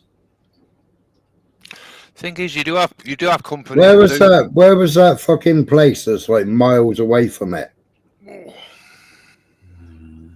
And I sent you the picture where people were standing in that fucking park.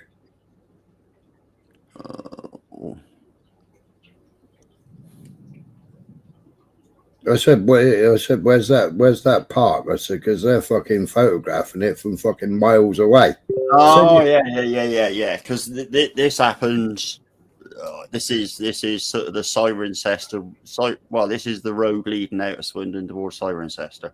Yeah, the part you said they could see it from there was Lydiard Park, which is hang on a minute.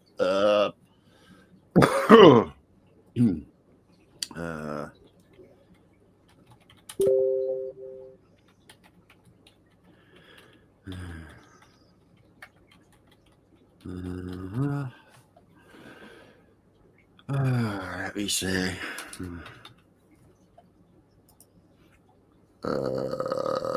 That's 12 miles away.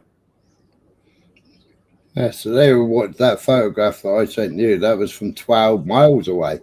Yeah. It's fucking. And it was clearly on that, wasn't it? Yeah. Okay, a minute. Yeah. Yeah. Because Lydiard Park is sort of West Swindon, and what would that be? Just trying to think. It'd either be North or South Swindon.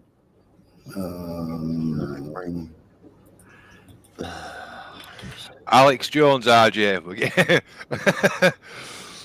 We're getting the sausage from Alex Jones. Yeah.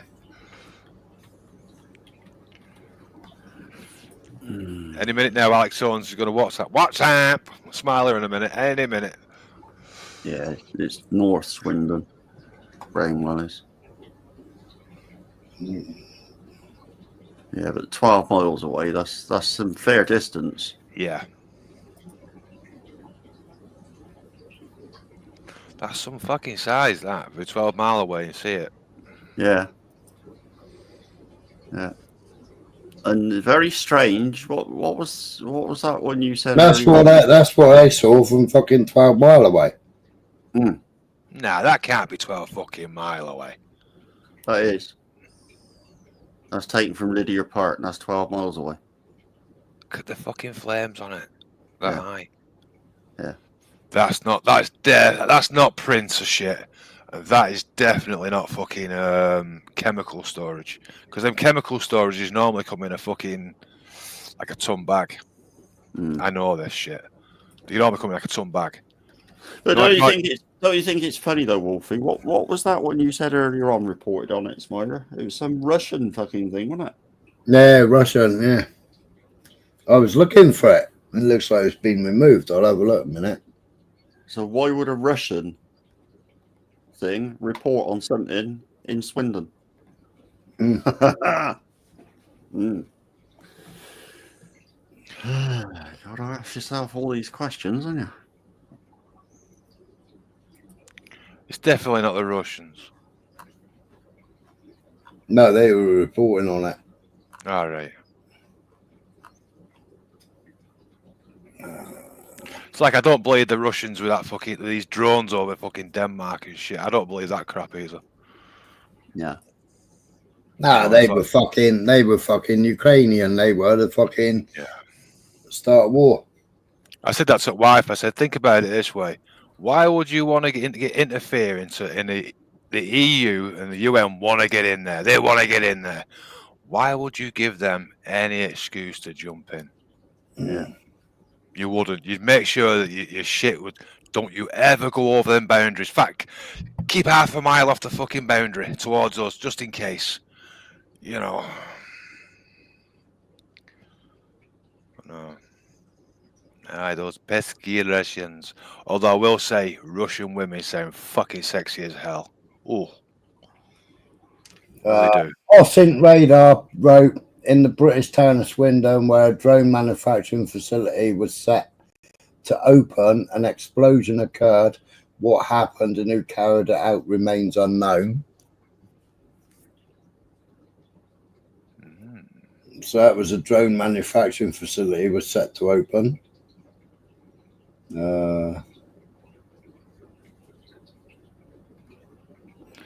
I could just picture it, and I could picture the story now that the Russians have fucking bombed this fucking new drone site. You can fucking see it coming. Yeah, you can see it, can you? You can fucking see, you know, they used a new state-of-the-art drone. It's a fucking, it's a stealth drone. It fucking speed of light, and these fucking idiots will fucking fall for it. Yeah, fucking Russia was just having a fly past and their drone crashed. Yeah, fucking stupid. Fucking stupid. Why wouldn't it let me fucking translate the fucking words? Translate. I think with that, I'm going to stick with that. On that fucking explosion, I'm going to stick with the some of our friendly visitors, shall we say, having a cocktail party. Well, this is a Ukrainian woman, right? When will all Russians finally be banned from entering Europe? Swindon, Great Britain. A massive explosion followed by a detonation in a warehouse in an industrial area. Nothing is clear yet, but there are discussions that it was Russian sabotage and that weapons intended for Ukraine exploded in the warehouses. And that's a fucking Ukrainian woman fucking type that. Jesus Christ. The fucking tapped in the head. Right? Tapped in the fucking head. Do they not realise the world always needs a fucking bogeyman? That one with that one that I had last night, which was the Russian thing, that's been removed. Yeah. Yeah, Twitter's removed it. Wonder why. Oh, I wonder why. Yeah, I wonder why. Hey, we all know that Putin's a starseed. Come on. That's how he knows everything. That's why he's never been assassinated. He's a starseed. He knows that shit. Seed of some kind, doesn't he? Yeah. Yeah, I was saying to wife earlier on, I said, you want to... She's going on about, oh, fucking Russia this, Russia that. I said, hey, they're fucking freer than what we fucking are. Believe me, they're fucking freer. So.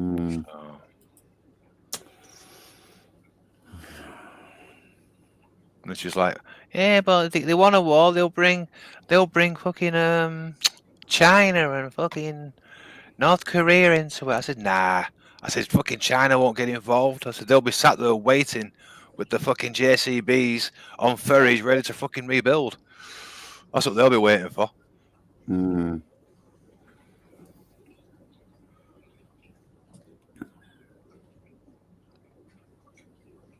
Then she just tells me to shut the fuck up. Or gives me that eye, like, I'm trying to watch TV, shut the fuck up.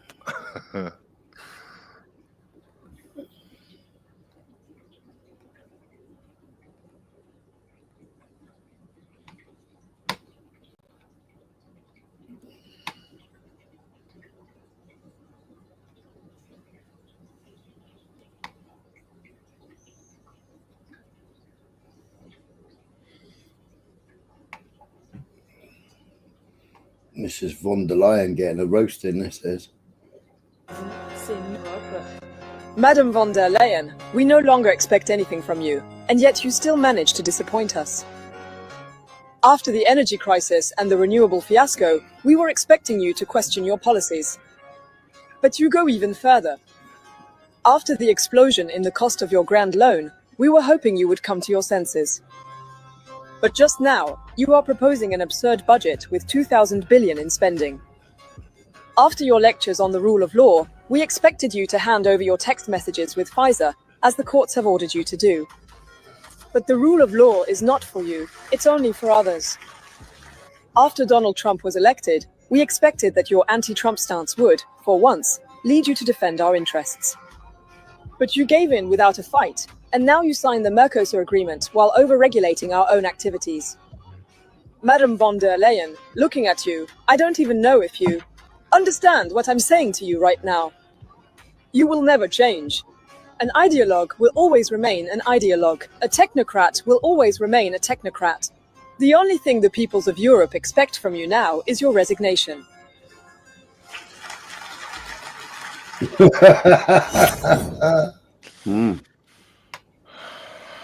She don't look impressed, does she?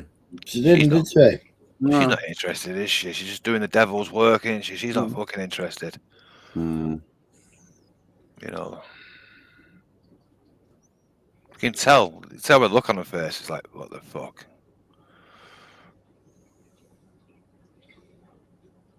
Oh, I'd love to know this fucking treaty that we're supposed to have fucking signed and we didn't sign it. Do a crinkle and do an AI fucking thingy, Bobby.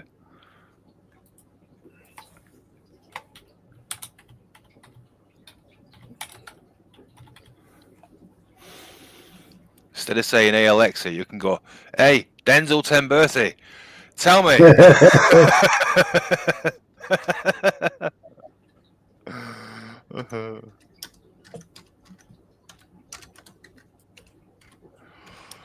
Then your Alexa will come back saying, "Well, what happened was."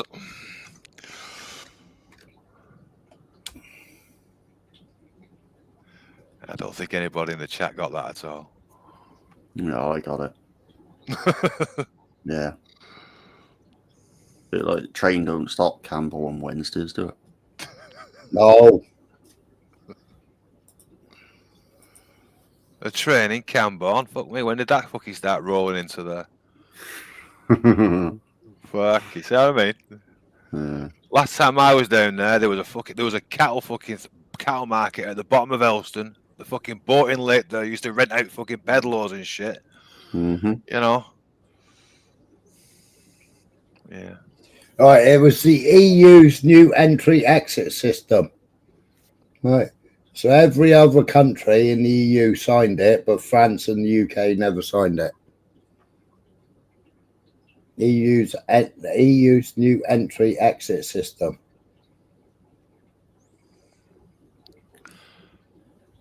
Which basically is for what? So they can basically get rid of unwanted people in their countries and without any human rights. Yeah, basically unauthorized migration, like fucking illegals coming in, then you could eject them.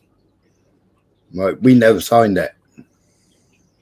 Neither did France. No. Well, they don't need to, do they? Because they're just giving them to fucking us. Yeah. We're fucking paying for them. Literally.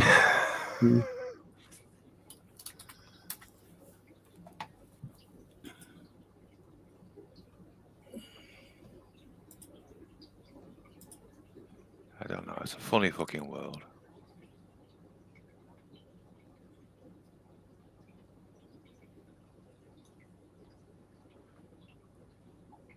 I'm sure I fucking saved the fucking thing though.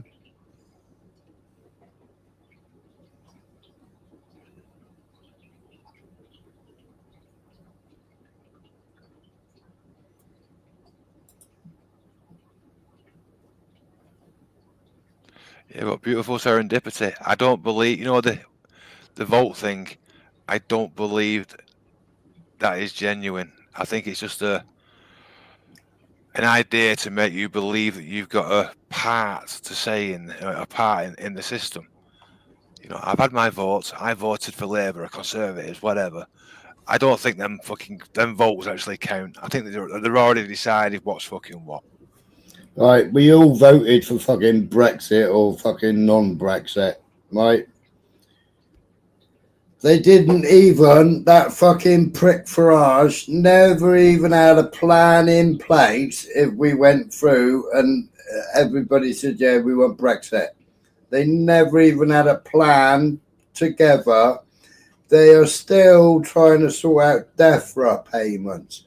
They're still trying to sort out fucking exports and fucking imports. We still can't fucking import and export fucking fish. Live fish. You know? There's all kinds of stuff we still can't fucking export because of Brexit. Because nobody put the plans in place. They all spoke about Brexit, but nobody put any fucking plans in place. They didn't do any proper fucking trade deals at the time. Right, so they've done a few trade deals now, but they didn't even fucking expect. And when it seemed like, oh yeah, we're gonna go for Brexit, fucking Frost shit himself, put his fucking money in his briefcase, and Foxtrot Oscared.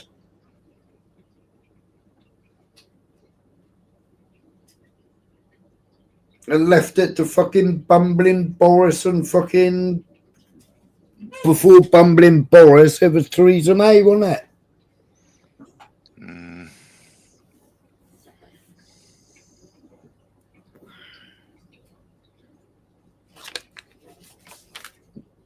Fuck off, Bricky.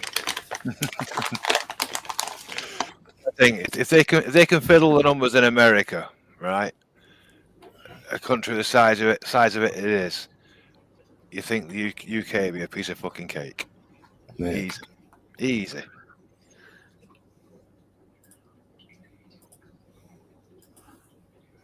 But you can guarantee next time, fucking Sadiq Khan will get in again.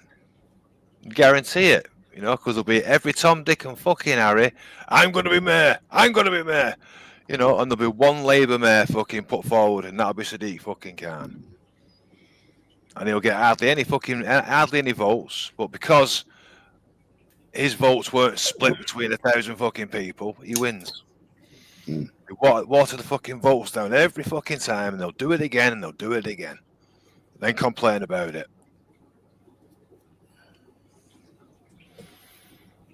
Yeah. He is blunt, and he said it many times over. Many times over. I agree with you there, Blunt. He said it many times over. Well, who was that guy that got kicked out of Conservatives? He kept going on in Parliament about fucking jab fucking injuries. Andrew Bridgen. Yeah, the interview he had with who was it? Oh, that fucking ginger prick. What's he called? Belfield. Alex Belfield. Yeah. I think Mr. D put it up, didn't he? I don't know. Yeah, the interview, fucking Belfield and Thingy Bobby then, and he was basically saying about Farage and Brexit and all this sort of stuff and migrants and stuff, and he basically said, nothing to do with that. No. Oh, Bridgen did. No, this is what Farage has told fucking Bridgen or something. Mm. So along them fucking lines, you know, basically he's not going to do what he's going to do, you know. I'm getting fucking tired. That's why I'm getting all confused. Like a fucking baby. It's past me fucking bedtime. We've always all year round flown the St. Piran flag. Always. Right. Reform want the St. Piran flag down. Right. Not allowed to fly the St. Piran flag on council buildings, except libraries, etc., no more. Right, well, you're going to have to explain to me what the St. Piran flag is. Piran, the black and white flag that's in my profile when I type in the chat. Yeah. Oh, right, okay. Patron saint of Cornwall. Right, okay. Yeah. Well, if it's the patron saint of Cornwall, you should be fucking flying it then. Yep, but Reform don't want us to fly it. Right, well, that's no different than to saying that we shouldn't be flying the fucking England flags then. If I'm honest, I don't trust any of these fuckers. They're all snakes. They're all about dividing the people up. People are easy to fight when they're all divided. The fucking outer wall, whatever it is. They're blocking planning permission. They're trying to put planning permission through for fucking wind farms. They're saying that county council's fucking prejudiced against them because there's 28 of them and they want one of them to be the fucking leader of the council. Well, no, they ain't the fucking leader of the council. The leader of the council gets fucking nominated. You don't say, oh, well, we got more councillors, so we should be leading the fucking council. No, fuck off. You get nominated. Yeah.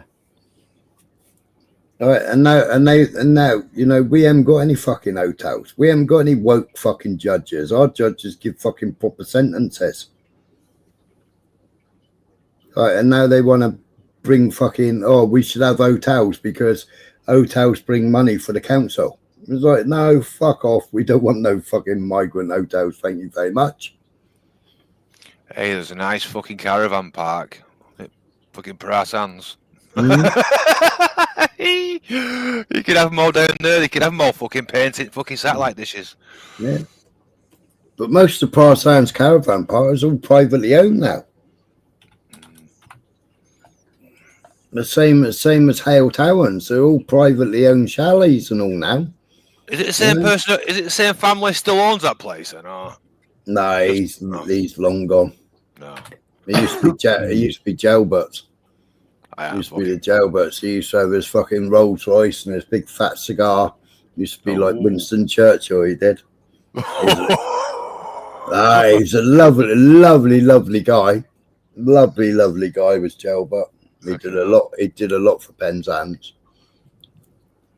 See, I just remember the name and the fucking area, and one night driving past them fucking satellite dishes when it was like red fucking like sun going down, it was all red, and just reminded me of the end of the fucking Terminator film. You know, I was like, fucking hell.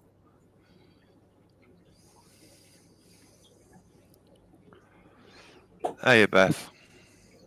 Hey, Beth. Hey, something DVD.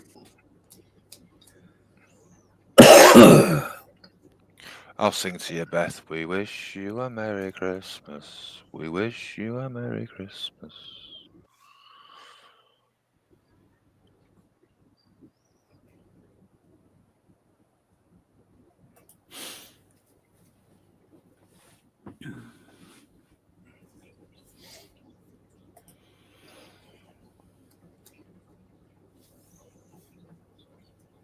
Who's sheep?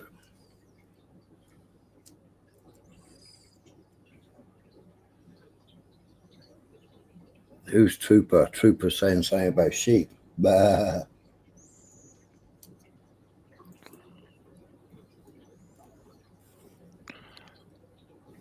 Don't know.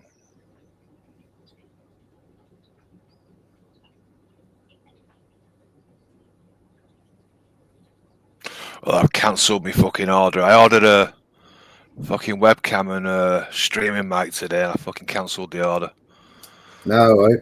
Fucking hell! I nearly got fucking well screwed. I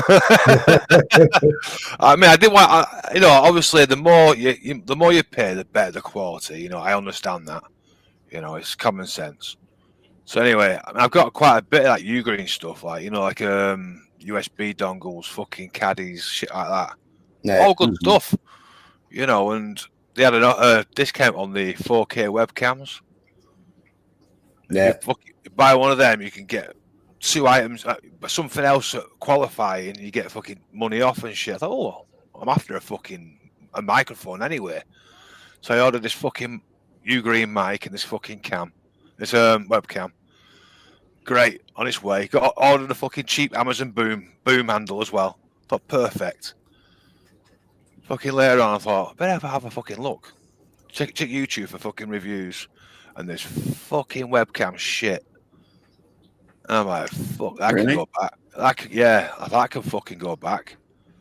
It was comparing that, this 4K webcam with this fucking Snapdragon or something. Another webcam or something. Budget, just a budget thing. Yeah.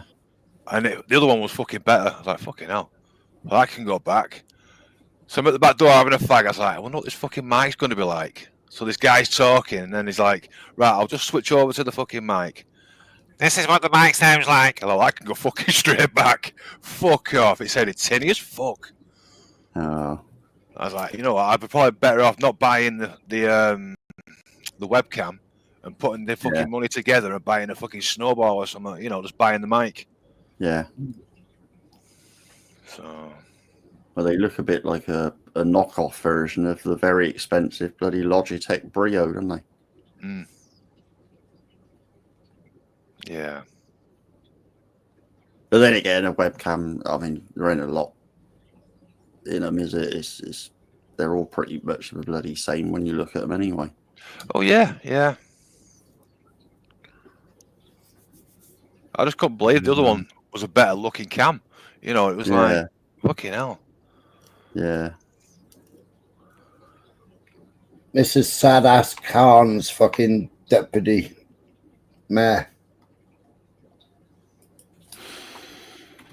Deputy Mayor, I keep getting that response and nobody will answer me straight.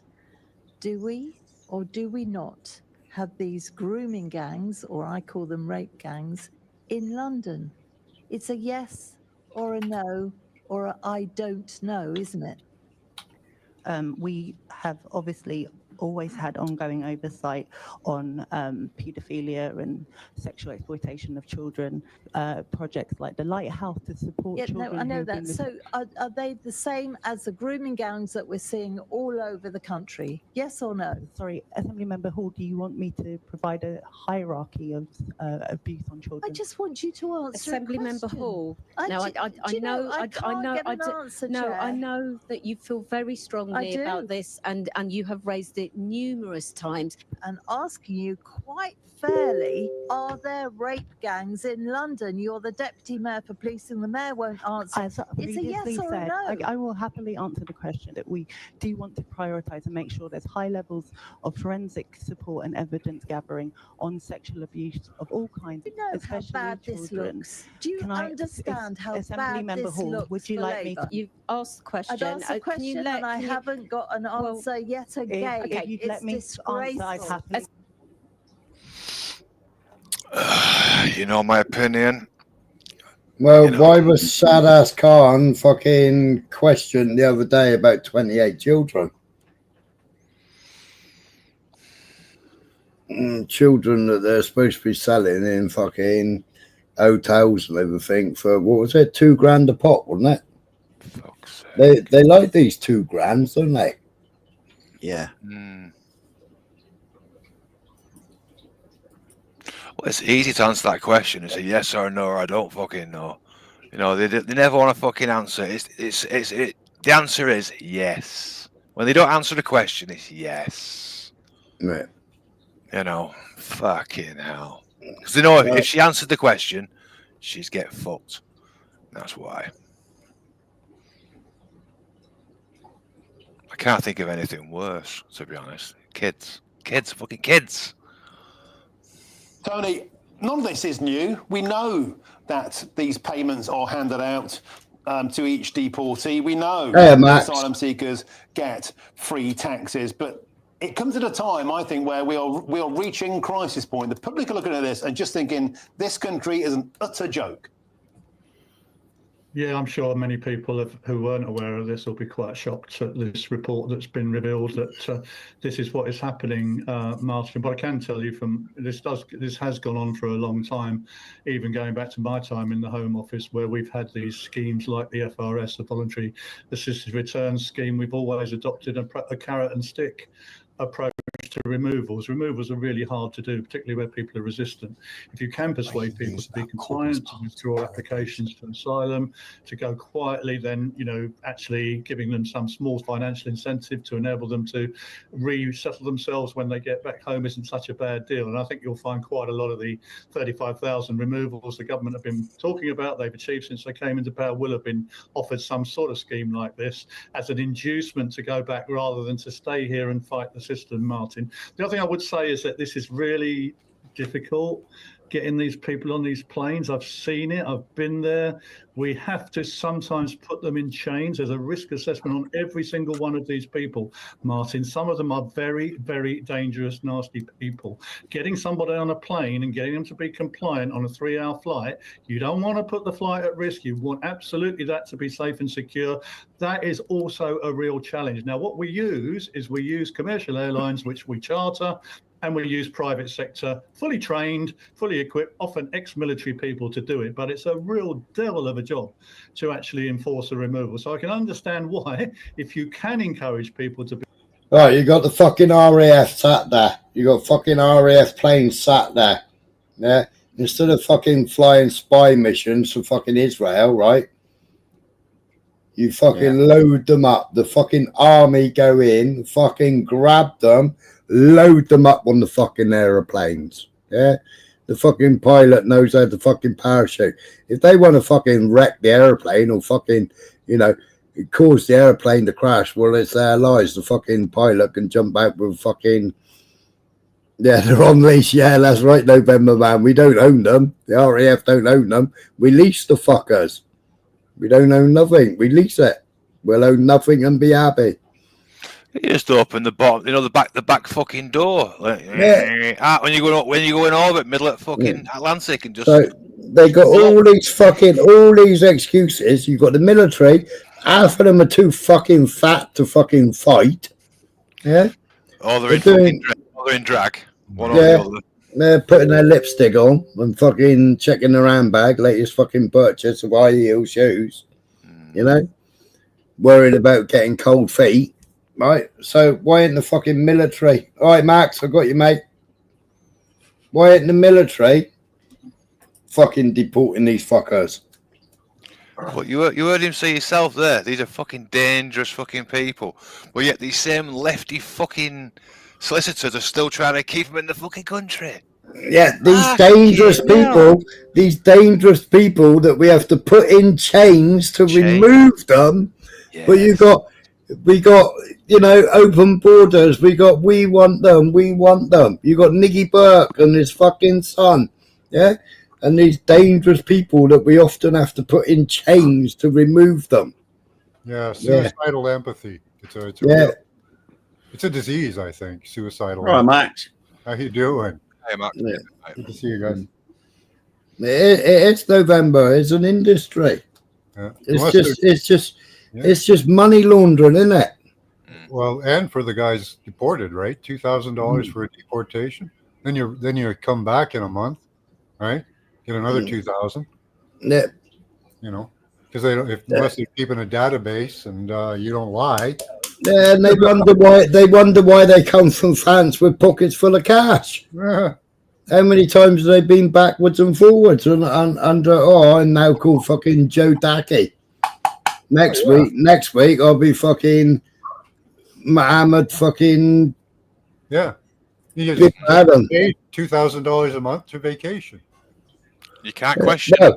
You can't question him. Mate, he did go on a fucking vacation, didn't he? He went back to a vacation back to fucking Afghanistan. Oh, okay. I've heard some of them just go to Spain and then they come back. Mate, he went to fucking Afghanistan. Yeah. Oh, where's his fucking video? Oh yeah, I'd be cashing in on that big time, eh? Oh, is it one of the shorts? Was it? Hang on.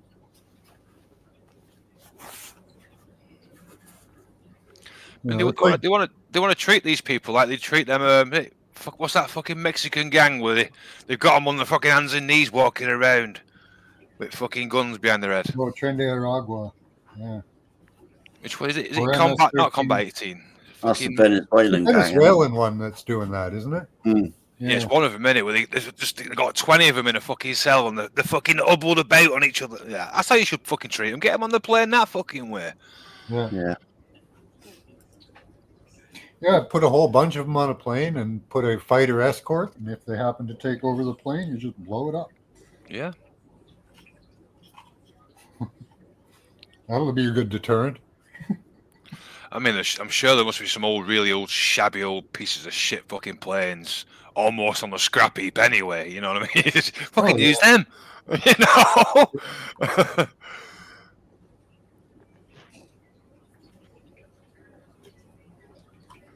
What they really should do is just turn planes into like a caulking tube.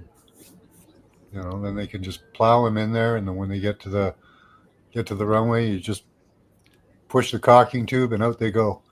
Yeah. Fucking hell. Oh, where did I save that fucking video?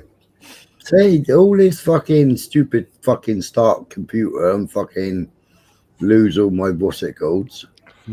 You want to create a new fucking bookmark fucking page, you know, like YouTube fucking stuff and whatever else. And you could have one what do you call it, bookmark section saying fucking all Jews, you know, and all fucking this, all that, you know. That way you won't lose it.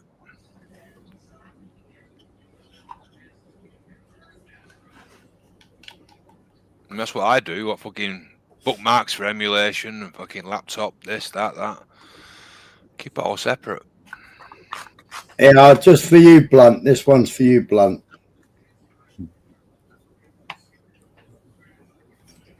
There is a war. It doesn't matter who your enemy is. You need to destroy their offspring to prevent them from creating more offspring. Unless it's you, though, right? Because then it's like a thing we got to talk about for 80 years. Because if that's what you believe, then why are you mad at him? What did he do wrong? Because correct me if I'm wrong, but it sounds like he was trying to stop this right here and all around the world. But okay, noted.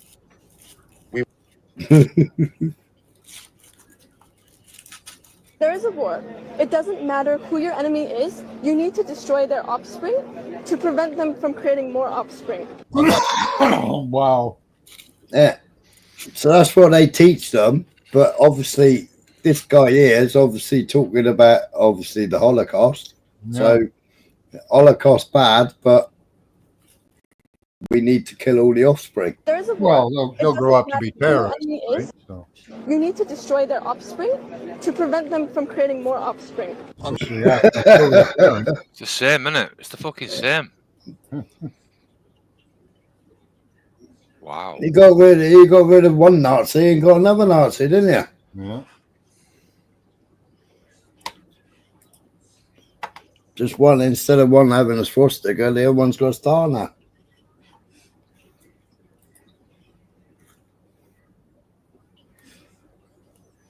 Tucker Carlson. Christians to practice Christianity in Israel. How free are Christians to practice Christianity in Israel? Do you know that evangelicals as churches are not officially recognized in Israel? Not recognized by the government? By the way, evangelical Christianity is not officially recognized as a denomination in the state of Israel. The biggest problem Christians are facing is in East Jerusalem. They are constantly targeted by radical groups, radical Jewish groups. Let's be clear. Some churches, there was an attempt to burn them. Christian clergy being spit at by these groups. They write very offensive slogans on the wall. There is strong incitements against Christians, especially in the old city of Jerusalem. What kind of slogans, what kind of graffiti is written against Christians? A lot of it is calling for Christians, we don't want you here, you should leave. It seems that those who do these attacks are never held accountable. In fact, the heads of churches said in a statement that they feel there is a systematic attempt to empty Jerusalem of Christians. How free are Christians to practice Christianity? But go Israel! And where was the oldest churches? The oldest churches were in fucking Palestine, and Israel blew them up. Yeah. With 300 people fucking hiding in them.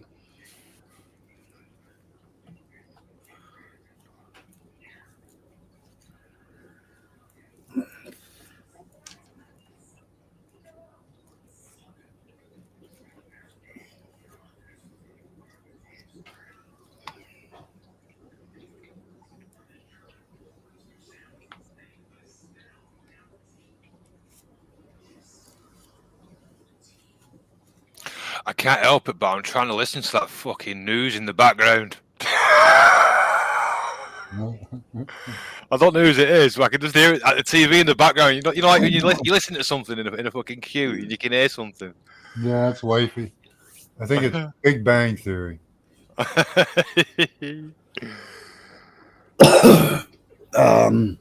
close the door. It's fine. Big Bang Theory is fucking brilliant. I love the Big Bang Theory. Yeah, I like that one. I've never watched it, to be honest. I've never ever watched it. Not one episode at all.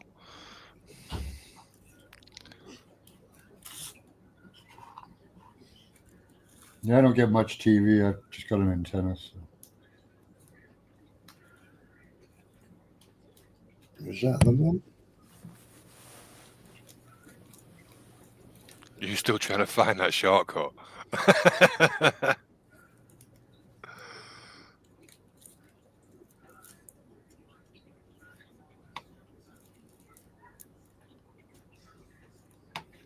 Oh, here we go. Peace is fucking ruined now. Really? That was just an absolute. That was not nice at all, Smiler. That was what? That wasn't very nice, was it? What wasn't? Well, the introduction you gave us. I don't come up here to be antagonistic or anything. Welcome to the chat. Welcome, Chris. Welcome, Christopher the Brick. And Michael doing? How are you? How are you, mate? I'm absolutely fucking cushy. Good stuff. How he's doing sitting with his leftist woke liberal, Smiler?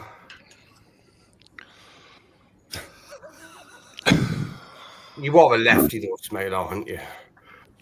Am I a lefty, Chris? You just seem...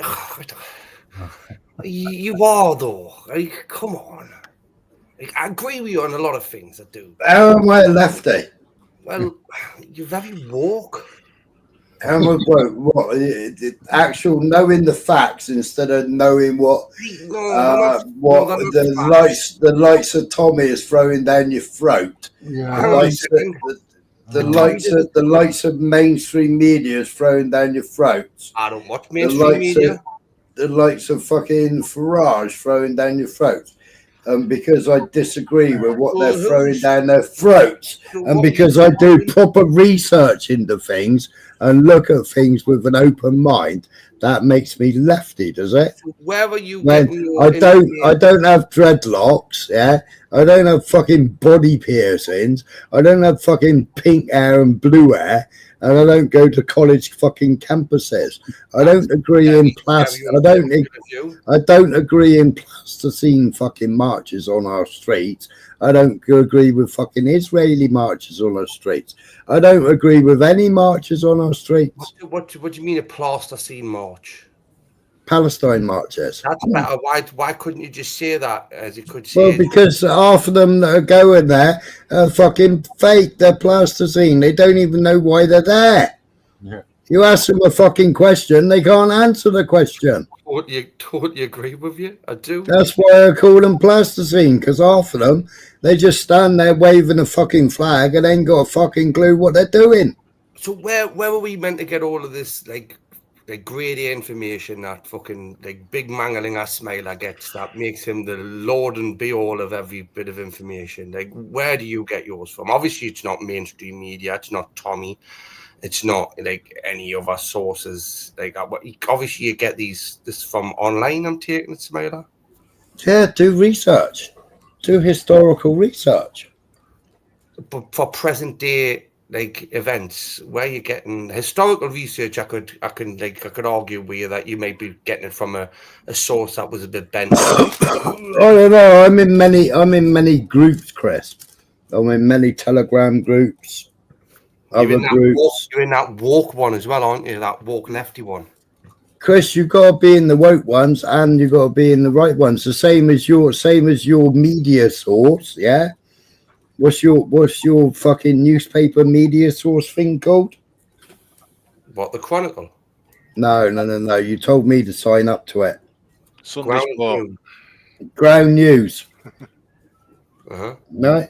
Well, your ground news gives you lefty views, it gives you fucking righty views, it gives you centrist views. It's an absolute brilliant source, I would say. Well, if you listen, so I don't pay for that, right? So I go to fucking sites where you got fucking lefty twats, and then you got the far right extreme, yeah, and then you got in the middle, yeah. So you listen to it all, and you go, "What the fuck are you talking about? What are you talking about?" And then when they talk about it, then you go down the rabbit hole and you do a little bit of research. You know, I mean, what was it? 2 weeks ago, I was saying it ain't going to be sad ass Khan. I said it's going to be fucking Andy Burnham. What's come out on all the fucking papers today? Andy Burnham. Yeah. Andy Burnham going for the premiership, which is what I said fucking a fortnight ago. Khan is an absolute fucking joke. It's as much use as a fucking chocolate. But everybody laughed when I said the fucking Andy Burnham was going to be the fucking running for the next prime minister to replace Starmer. The thing is, Andy Burnham won't last long. He's as fucking bad as fucking Starmer. Well, he's bent as a 9-bob no. Yeah. Khan will be the next one. He's a horrible. He will go in. You can see it. Well, all the Labour are behind Andy Burnham. Oh, they ain't buying Sad-ass Khan. Well, Ant Middleton's running for new London mayor next, isn't he? He won't get it. Yeah, what's that? What's Ant Middleton? You know, what's the point of Ant Middleton doing anything? Ant Middleton is opposed to Ant Middleton. Fucking indoctrinated fucking ex-fucking SAS man. There he goes again. See, Smiler, this is your leftist. Hang on. Train the Taliban, train the fucking Mujahideen, yeah? I can prove it all, yeah? I can back it all, yeah? Right. The same as fucking, you go back to the Falklands. We were fighting fucking Israel in the Falklands. Israel were fucking supplying the RGs. So, just simple question. Who's a better candidate for London Mayor, Sadiq Khan or Ant Middleton? In your opinion, Smiler? Well, I'm going to say Ant Middleton, aren't I? Because I don't like fucking Sadiq Khan full stop. So, other than those two, who would you like to see? I would like to see the woman that I played just now that's fucking haranguing and has harangued fucking Sadiq Khan and all the fucking chair, and she has gone on and harangued them and wanted answers from day one, where I prefer to see her. I'll second that.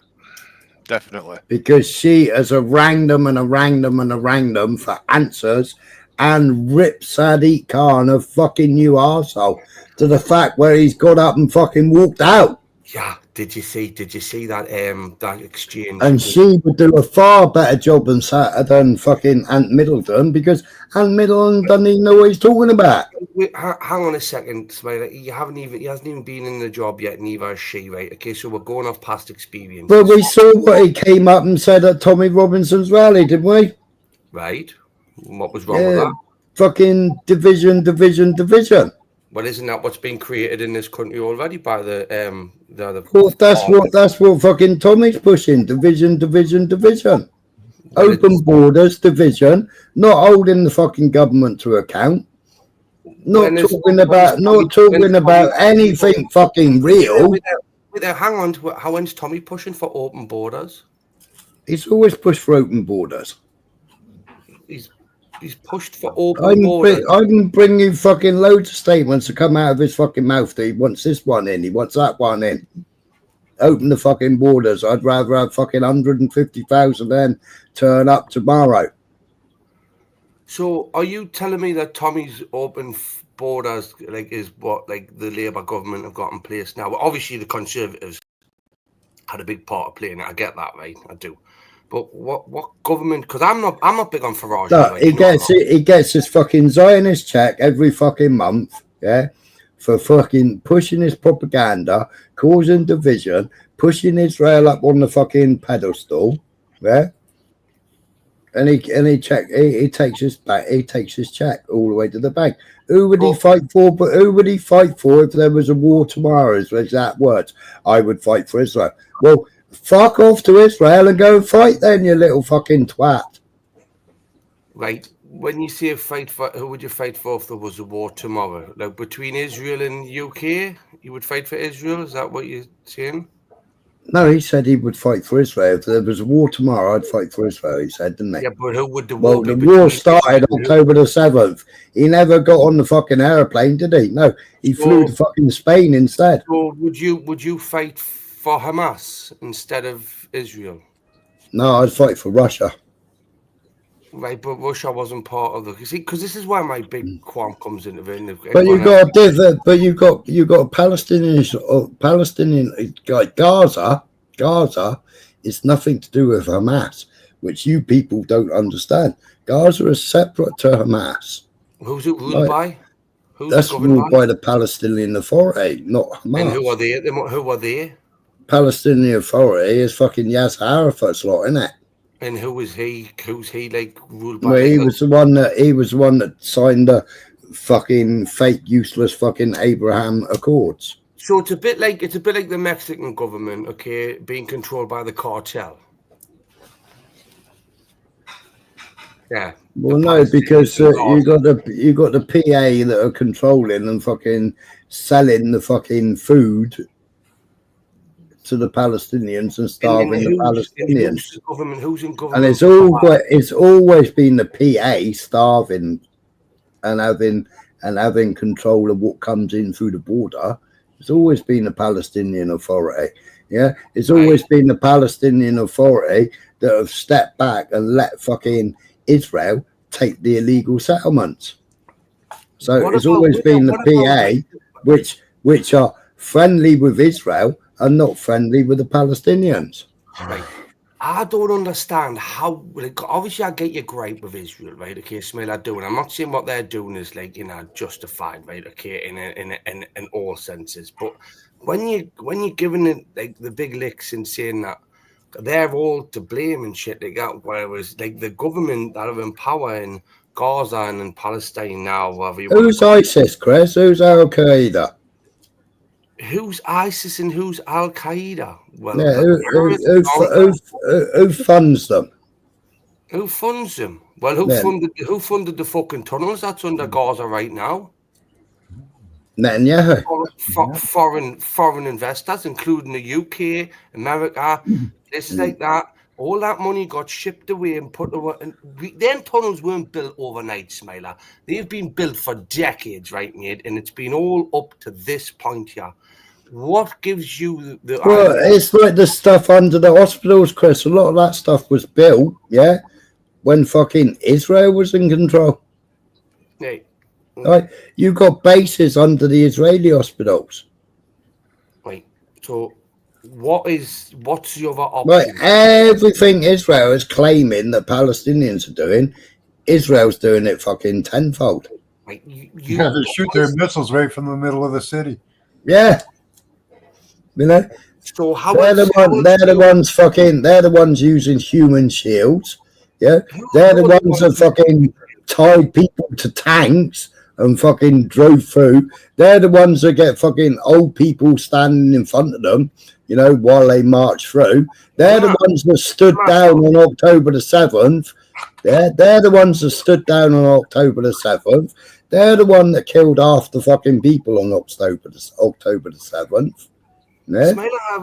So what would be your alternative to like how the deal? Well, Israel was never on the map, and it shouldn't be on the fucking map today. Israel was never on the map. No. Like, what do you mean? Israel's never been on the map. Judea's been on the map, but Israel's never been on the map. But Palestine's never been on the map, if that's the case, and either has it. Yeah. Palestine's been on the map for fucking centuries, Chris. 3,000 years. You sure about that? Yeah. I got Bibles with it. It was called Palestine. Yeah. Yeah. So Palestine with the word Palestine is older than the word Israel. Comes from Philistines, actually. Yes. Right. So why? And they were the Canaanites and the sea people. Where in the Bible, where does it say anything about Palestine? Now, fuck your Bible. That's written by fucking But it says stuff about Israel. 33-degree Masons. But it says stuff about Israel. Just going back off historic text, what you said, do your research. No, go back off proper historical text, not the fucking King James Bible. What historical text do you want us to read? The Torah? I know, Blunt. Yeah, we'll read the Torah, shall we? Shall we read the Torah? Shall we read the fucking Talmud, shall we? Where we can rape a child of 3 years old in one day. Yeah, if it's a girl. Yeah, and every time she cries, that's a hymen coming back, Chris. You're very, very fucking dark. And you know, if it's a boy, then you know you can bugger the boy at 9 years old, and it's not an offence. So fucking triggered and wound up. But hang on, Chris. But I've never shouted. Never shouted. I've never back chatted you. You're asking me the questions. I'm giving you the answers. You're not letting me ask you questions before you just butt in, and because it's your channel, I'm giving you the courtesy of it, because obviously I've got an EC on you, have I? Just trying to ask you questions, and you won't give us an answer, will you? Go on, ask me a question then. So, what would you do? How would you deal with this war between Israel and the Palestinians? How would you deal with it, Smaila? How would I deal with it? I would disarm Israel. And you would leave Hamas with all our weapons? Nope. I'd disarm them as well. And how would you do that, though, Smaila? Like, what would be your action plan? Because it's straight away you'd have to take fucking Israel's nuclear power off them, wouldn't you? All right. Right. Disarm them. Yeah. Why have you got English, American, German, fucking you name it? Everybody going there. You know, you could go there tomorrow, Chris. You could go. Right. I've converted to Judaism now. Yeah. So I want in the fold. I'm feeling quite fit, so can I have a uniform so I can go and kill somebody now, please? Can I have a new weapon so I can go and try it out and see how well it works? Oh, now it's killed 20 people. We can now put it to fucking London and we can sell it in London and say that it's killed people and it works. So are you backing the Jewish faith, yeah, or not? I'm struggling to understand why, because you just said fuck you. I'm no faith, Chris. I'm no faith. I believe that there's something when you die, but I'm no faith. I'm not a Christian. I suppose I'm agnostic. But you have certain morals, don't you, Smaila? Well, of course I have morals. They were taught to me by my parent.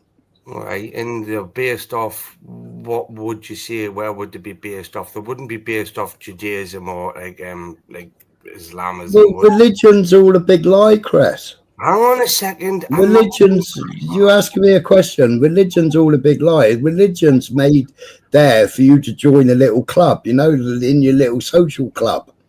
You know, so you're not religious, right? So you're technically in your own little social club that is non-religious, but it's its own little bubble. So isn't that technically like a religion, what you all believe? You all believe in a certain thing. I don't believe in nothing. I just believe that... No, we don't believe in certain things together. We have our own thoughts. Yeah. All right, but again, what I'm asking them is are your morals based off anything other than like what you believe is right or wrong? Do you go back to something to like, you know? Well, there's laws of the land and there's laws of the person, isn't there? So there's common law. Right. Yeah. Common law got nothing to do with the Bible. Right.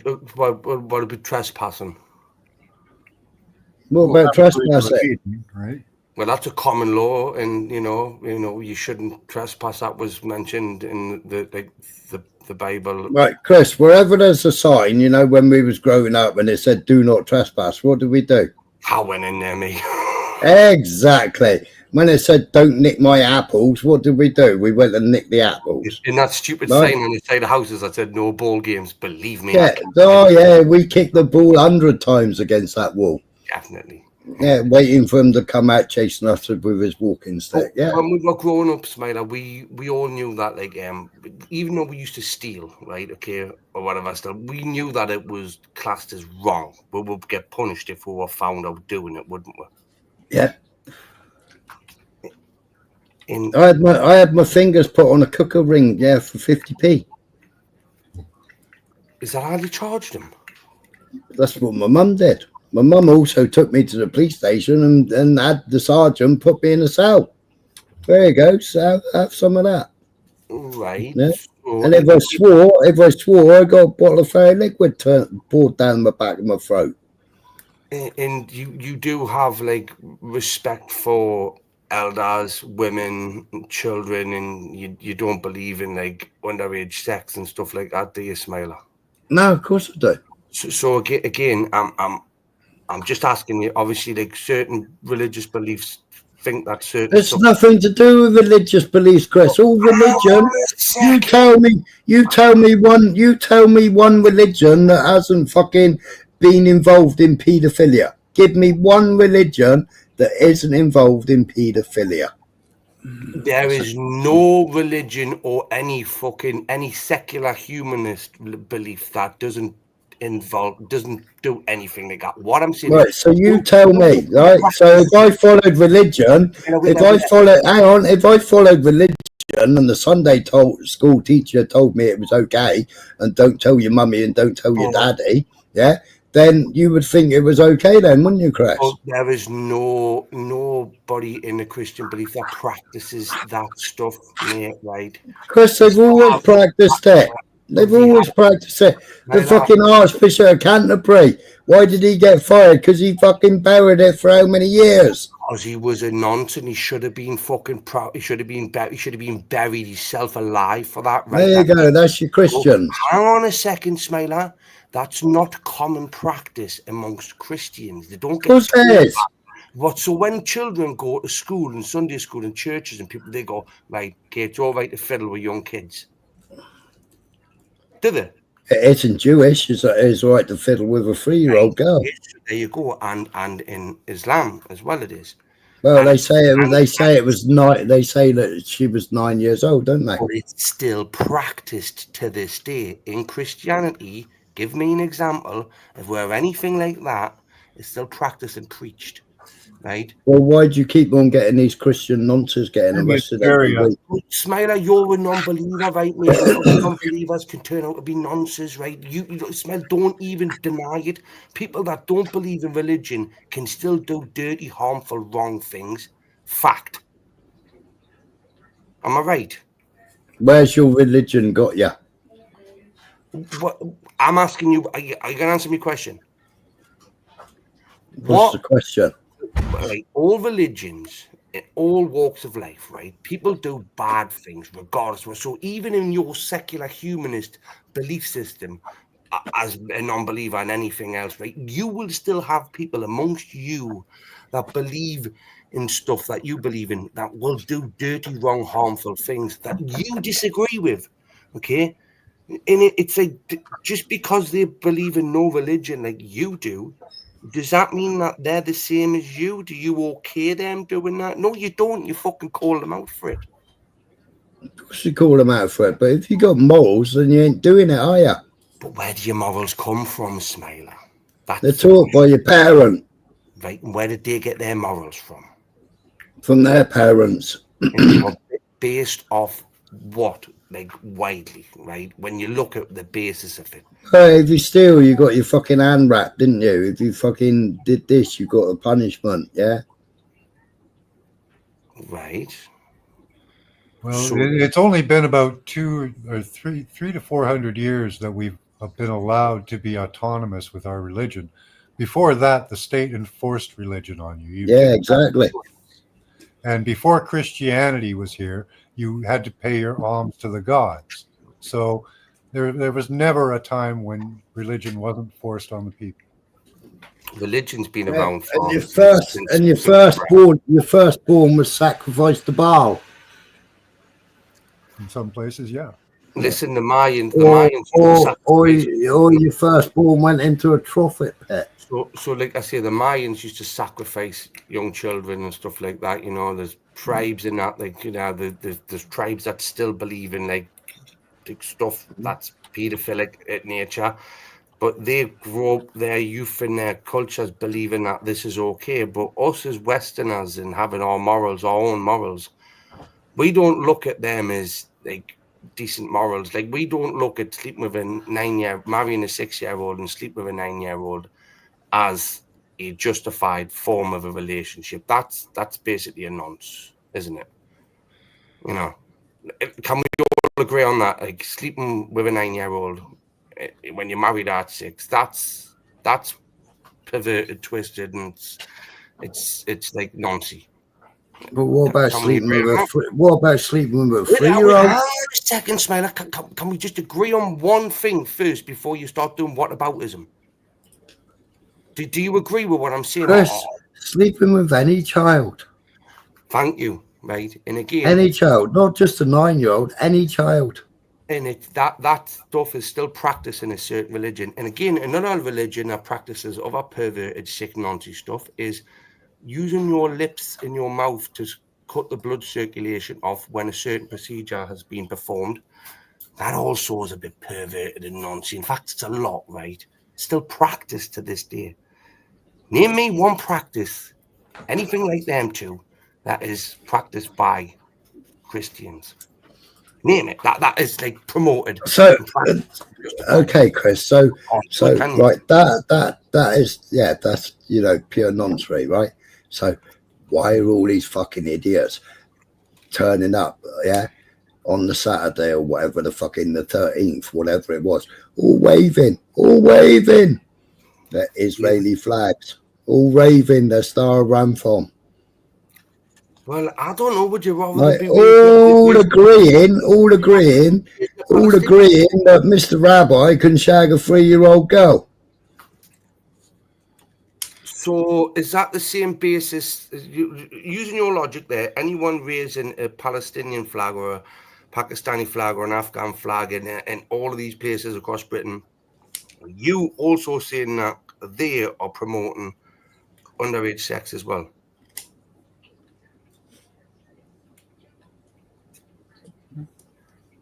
Say that again. So based off your logic there, what you just said about the people that the fucking, you know, the march that was just done by Tommy, and that the ones raising the Israel flag, you say is that they are basically saying it's okay for how did you say it again, to sleep with underage children? You said because they're justifying it, aren't they? Right. So is that does the same go for the Palestinian flag and any other, like, fucking, like a Pakistani flag and Afghani flag, stuff like that? You know, when all them are getting raised across Britain, are them people doing the same? Well, no, because a lot of Palestinians are Christians. Right, but they're raising a Palestinian flag, which would be Eastern beliefs under Muslim law, Shahara law, Islamic. Well, no, because hang on, Chris. Right, there's a difference between Sunnis. There's a difference between other Sunnis. There's a difference between the Mujahideen. There's a difference between the Taliban. But you're giving them the benefit of the doubt, and you're saying that everyone that was raised in the Israeli flag. There's a difference between Daesh. Do you know who the Daesh are, Chris? So is there not a difference between... There's a difference between Shia. Israel flag. Difference between Shia. Wait there, isn't there a difference between what these people are raising the Israel flag for and what you believe that it means? Because I believe anybody raising a flag from anything to do with, like, Palestine, Pakistan, Afghanistan, stuff like that, then they believe in certain religions' belief to have... Is England a Christian country, Chris? Yes. Right. And who most hates Christians? Muslims. And Jews. Well. Now, you say Muslims, right? You say Muslims, right? Now, if I showed you a video of Muslims fighting Muslims because they're not into it, yeah, and how the Quran has been subjugated, yeah, are you going to sit down and fucking take it and sit down and watch it? Are you going to see why Daesh has overtaken and why you got the fucking extremists, yeah, right? So how can you have like a reasoning and a justification for people on one side but they're not the other? Because you just labelled everyone. How am I got a justification for anybody? I'm telling you that all religion is shite, Chris, and you're telling me the religion's good. I am saying I believe in a certain religion, right? And what certain religion do you believe in? What certain religion do you believe in, Chris? Well, I believe in the Lord Jesus Christ. And where do Jews think Lord Jesus Christ is? That's Jewish. That's Jewish. Where does your Israeli flag? Where does your Israeli flag waving fucking Londoner Christian fucking turning up at a Tommy Robinson march, taking fucking Israel's money? Yeah, where do they think Jesus Christ is, and who do they think Mary is? Well, it's exactly the same as the Palestinians showing up with their fucking flag, right, in Britain, right? Basically, you know, well, Muslims believe in Jesus and God. Muslims believe in Jesus and God. They do not believe Jesus was a prophet, right? Okay. No, they believe he was a prophet. They don't believe he was God. Yeah, sorry, mate. Come on, Chris. Right, my bad. Get with the program. I'm going to make a coffee. Carry on talking. This proves my point, even more, because you're telling me that the Muslims, Islamic belief can hijack this religion, right? Okay, the Jewish people have hijacked it, right? Because let's face it, Christianity goes back so much fucking further than both of them. They've both hijacked it.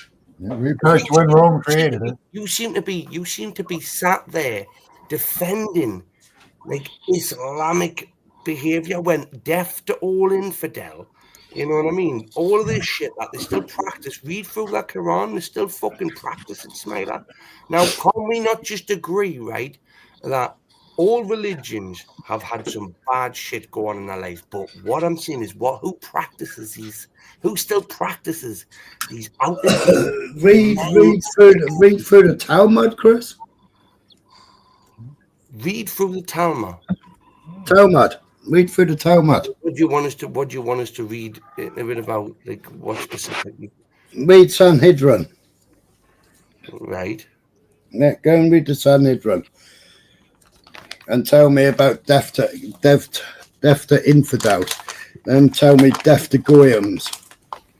Was it 5,000 slaves for every Jew? So you agree that there are two religions, right, that are basically eyeing up and wanting to take out one certain dominant religion. So the Jews and the Islamics, right, are wanting to take out the Christians. Like look at the Ottoman Empire, mate. Remember what the Ottoman exactly Empire? ULIC, you know, Catholics and Christian Catholics and Protestants. Yeah, look about the like you've got Sikhs, right? You know, you've got Muslim Sikhs, you've got Muslim fucking like Turkish Muslims, other Muslims. It's a broad band, like Christians and even Jewish, right? You've got Orthodox Jews, you've got fucking Orthodox Christians, you've got like Sephardic. Aye. But what I mean is like certain parts of each religion, like yours, you have no religion, Smiler, so I will call you a secular humanist, right? You've got like a secular belief. So whatever you believe is right. Why have I got a secular belief? I don't believe in what you might believe in. I don't believe in what the next person believes in. Yeah, I know, but whatever you believe in, Smiler, right, is what you believe in. It doesn't matter what anybody else tells you unless you think it's okay or good. But my beliefs might not match up with another person's beliefs. Right. So what I'm saying is, if they're based with a religion, right? Okay, then probably not going to. But somebody else that has no religious belief or faith, if you were to talk to them and they were to say something that you disagreed with, would that mean that you are different? Hello. Oi, oi, oi. Oi, oi, oi. I've been asleep. Sorry. I fucking drifted off. Yeah, superstar Wolfie. It's actually woke me up. Gypsy dive. How you doing, everyone? Good to see you. Good to see you. I'm just going to go for a cigarette. I'll be back in a minute. So I always have that effect on Wolfie. I make him go for a fag after. Back in a minute.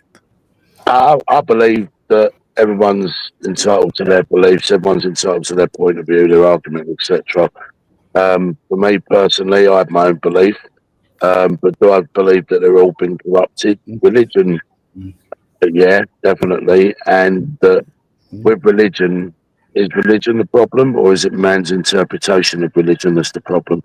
Well, that's it, Dave, isn't it? It's possibly man's interpretation and man's indoctrination. Now, what you're doing, Chris, is you're doing the classic, absolute classic, yeah, and causing the division between it all.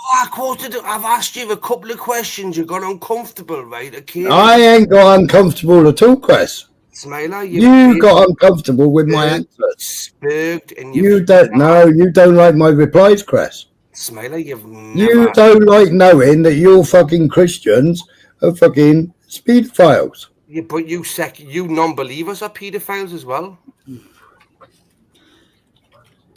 Are you trying to say that? Are you trying to say that only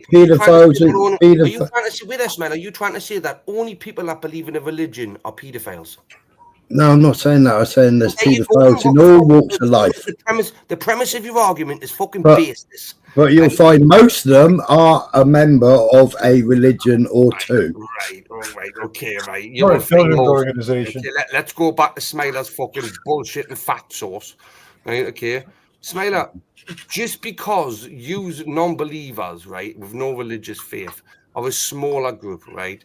If we use it per capita, there are more weird fucking freaks, right, that don't believe in a religion than there are that do, right? Especially with Christianity. Christianity is the best one, people, if I could advise you.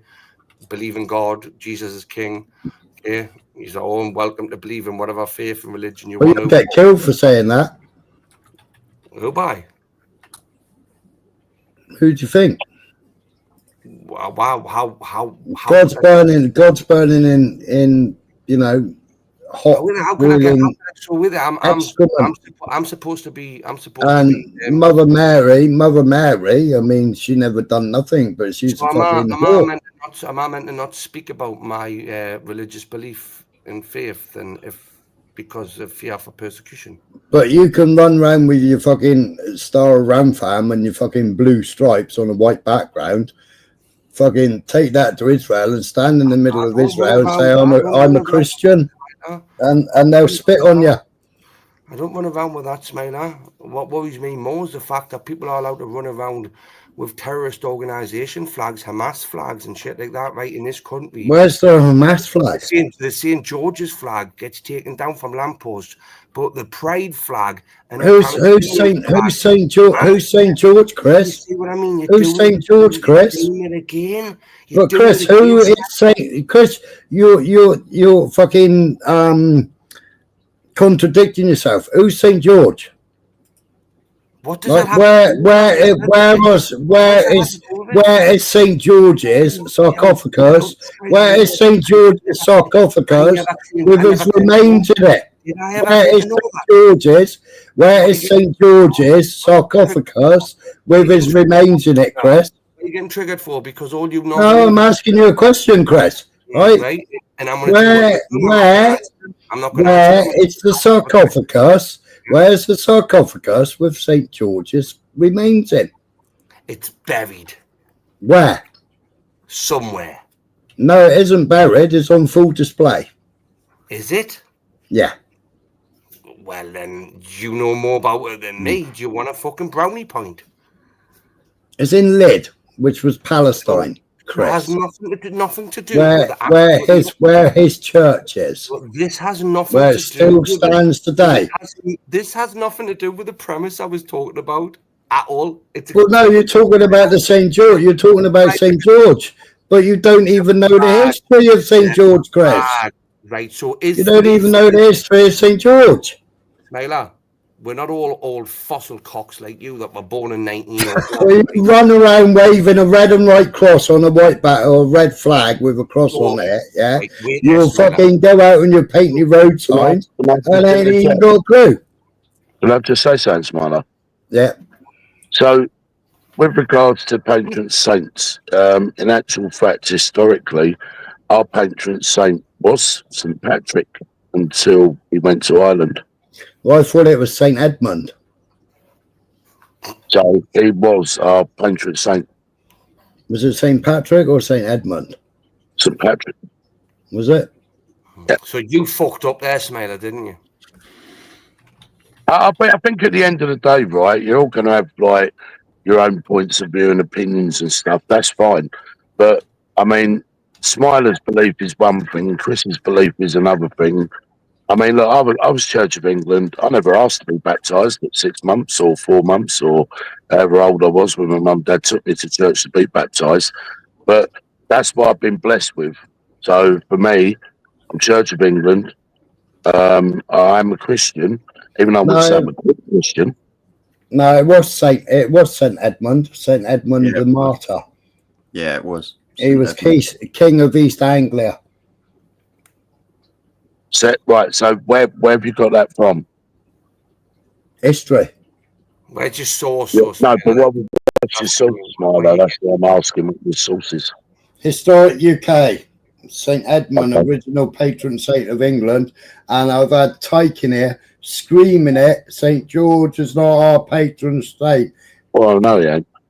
Right, St. Edmund is our patron saint, and Tyke has had it in this chat, I don't know how many times. Smiler, that was never the point, my friend. What I was saying, referring to, is it's okay for other countries' national flags, right? Okay, and some of them have been deemed terrorist organizations, and you've got gay pride flags getting put up all over the place, right? But as soon as someone puts a St. George's flag up, regardless if you think or have factual information to say that he wasn't the saint of this, whatever, that is the flag. That's what it's called. That's what we look at as a representation of it. Right?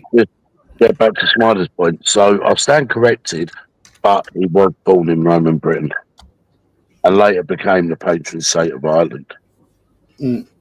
Right? Having been enslaved by Irish pirates as a youth before returning to convert the Irish to Christianity. Yeah. So he does have links to Britain, but I got that other bit wrong. I'll stand corrected on that.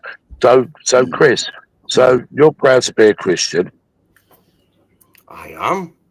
And I am too. So that's your belief. That's my belief. It may not be everyone's belief. So for me, I look at it this way. Those that believe in what they believe in is entirely up to them, and what you believe in is entirely up to you. Yes, Dave. And do you know what I was trying? Obviously, when I come up on Smiler's panel, normally always we get a bit of a controversial debate, right? Because Smiler doesn't like to agree with me, and I don't like to agree with Smiler, right? Okay, but we have to meet in the middle ground sometimes. But lately, Smiler has been drifting to the far woke left side, Dave, and I'm just worried about him, right? Okay, Where's the left side, Chris? Where am I left? You see, Smiler, you're doing it. Well, let me make these points, man. I know it's your panel, sorry. You're doing it again, Smiler. Thank you, Dick. I know it's your panel, Smiler. I am trying to be respectful. I haven't shouted over you or anything like that. All I'm saying. Well, you keep saying I'm left, but you haven't explained why I'm left. Right. So, Dave, going back to what I was saying here about Smiler having this like pink hair, Smiler. Say again, Max. But it's your pink hair. Yeah, it must be. Yeah. Your pride clothes. You got your tuckies, right? Yeah. Underwear. Sorry, go, Chris. So again, it's just some of the things that Smile will come out with, right? And like it's subtle, it is, but you'll say certain things about like obviously he's bang against Israel, right? Okay, and you can have every right to do that, but he never ever says anything bad about like Hamas or the Palestinians. You know what I mean? And it's like it's always against like the Christians or the Jews, whatever. The Islam never get to saying it, right? Okay, and he's now sitting saying he's non-religious. So does that not just make him as big a hypocrite? Right, the fact that he doesn't believe in any of these religions, but can make a judgment on. Well, you got to do more Islamic. You can shut the fuck up, Mr. England, you big puff. He's done Islamic stuff. There you go. What's the matter with Mr. England being a big puff? That's me and Mr. England. That's nothing to do with you.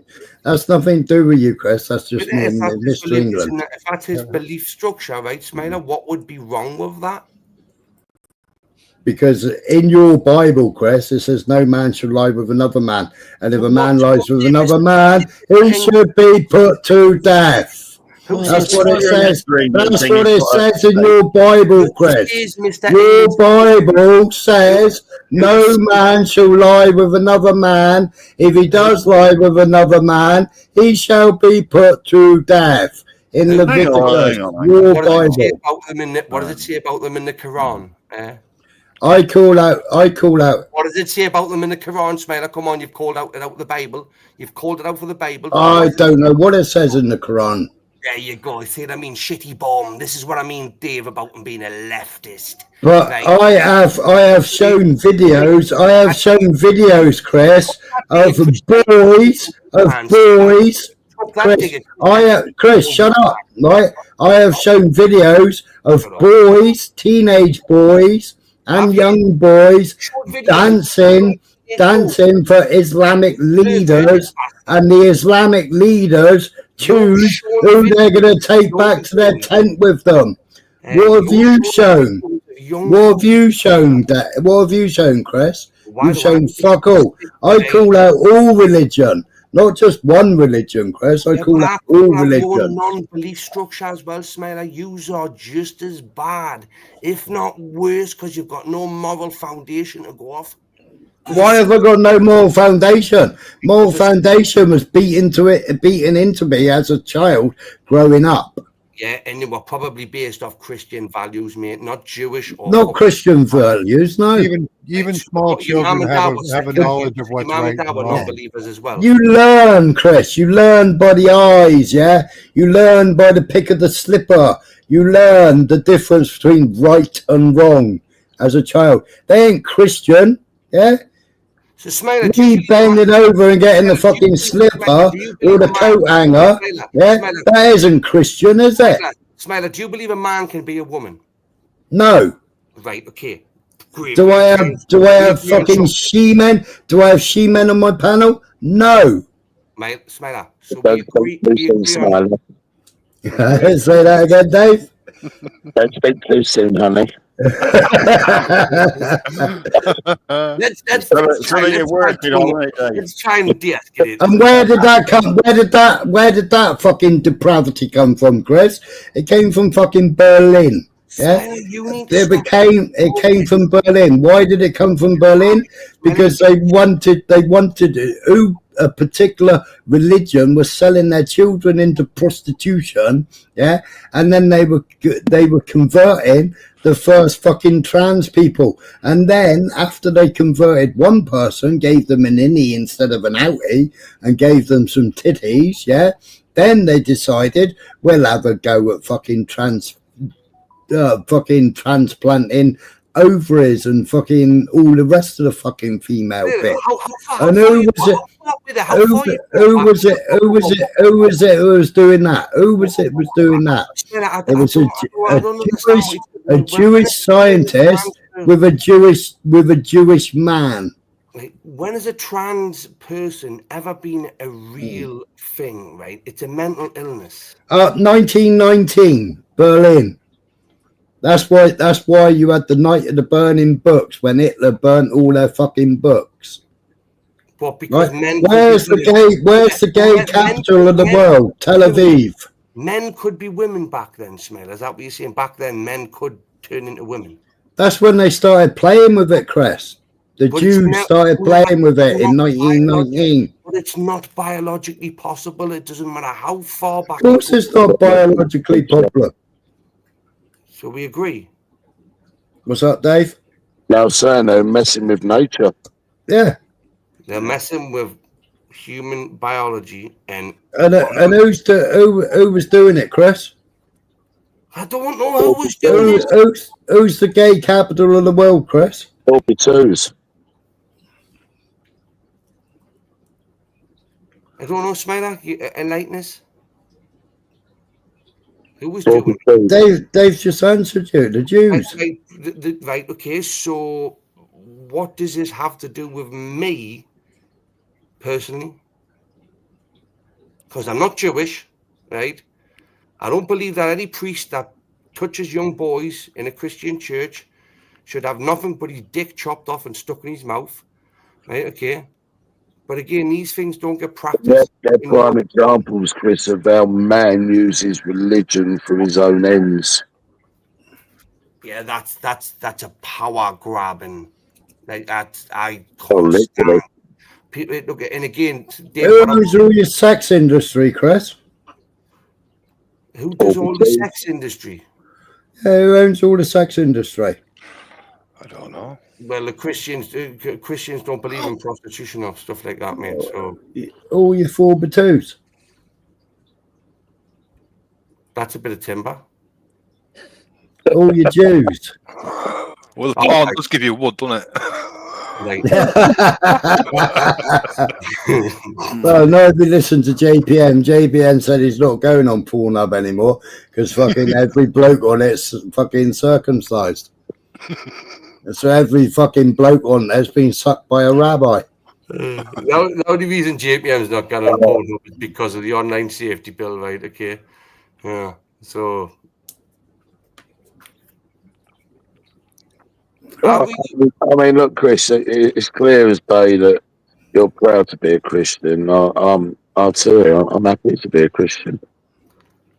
Dave, look, I am right, and again, but I have nothing against other people with their beliefs and like structures of what they believe in. You know, like open-ended debate, right, is the best way to actually. Now, again, having these conversations may be difficult for some people. But again, with Smiler, what I've gotten from Smiler the last few weeks, because I've absolutely roasted him in a few of the last debates, Dave, if you haven't seen them, right, okay? I've tore Smiler a limb. Only in your brain, Chris. Only in your tiny little brain. Now, you still haven't explained why I'm lefty. Hang on a second, Smiler. I'm talking. So right? you've made accusation twice that I'm a lefty, so bring the lefty. Is it all backwards in England, like in you guys are lefts or rights or something? Or like it's a bit like Republicans and Democrats. Is a Democrat. Right? You fucking stupid half-witted bastard. You. It's exactly like it is over there in America. Yeah, your Dems would be the left, wouldn't they? And your Republicans would be a right. Mm-hmm. Either red or blue. Yeah, it's just back to front, isn't it? The difference is your red party being the Republicans. It's blue or here. the leftist Labour Party. So if you see Smiler as a lefty, Chris. Yeah, I do. Does that mean that you're looking at him from a right-hand perspective? Yes. Hang on. Chris, did you just say the Republicans were left? No, the Republicans are right, but they have a red banner, which would be Labour, would be left, and they have a red. But you're a woke Christian, Chris. You follow your King James Bible. You're a woke Christian. I haven't even read the Bible, Smiler. Yeah, I've got the audio book, King James. So. How are you a Christian then? What makes you a Christian? Have you taken confirmation? I think being baptized is enough. What makes me a Christian is because I say that I am. Was you baptized? You say that your Christianity is basically what you put on a hospital form, then. So I would put I'm gay or bisexual or something like that. So you never got baptized, Chris. You've never taken confirmation. I did actually get baptized when I had to be my fucking mate's godfather. What, Newcastle Crown Outboard over you?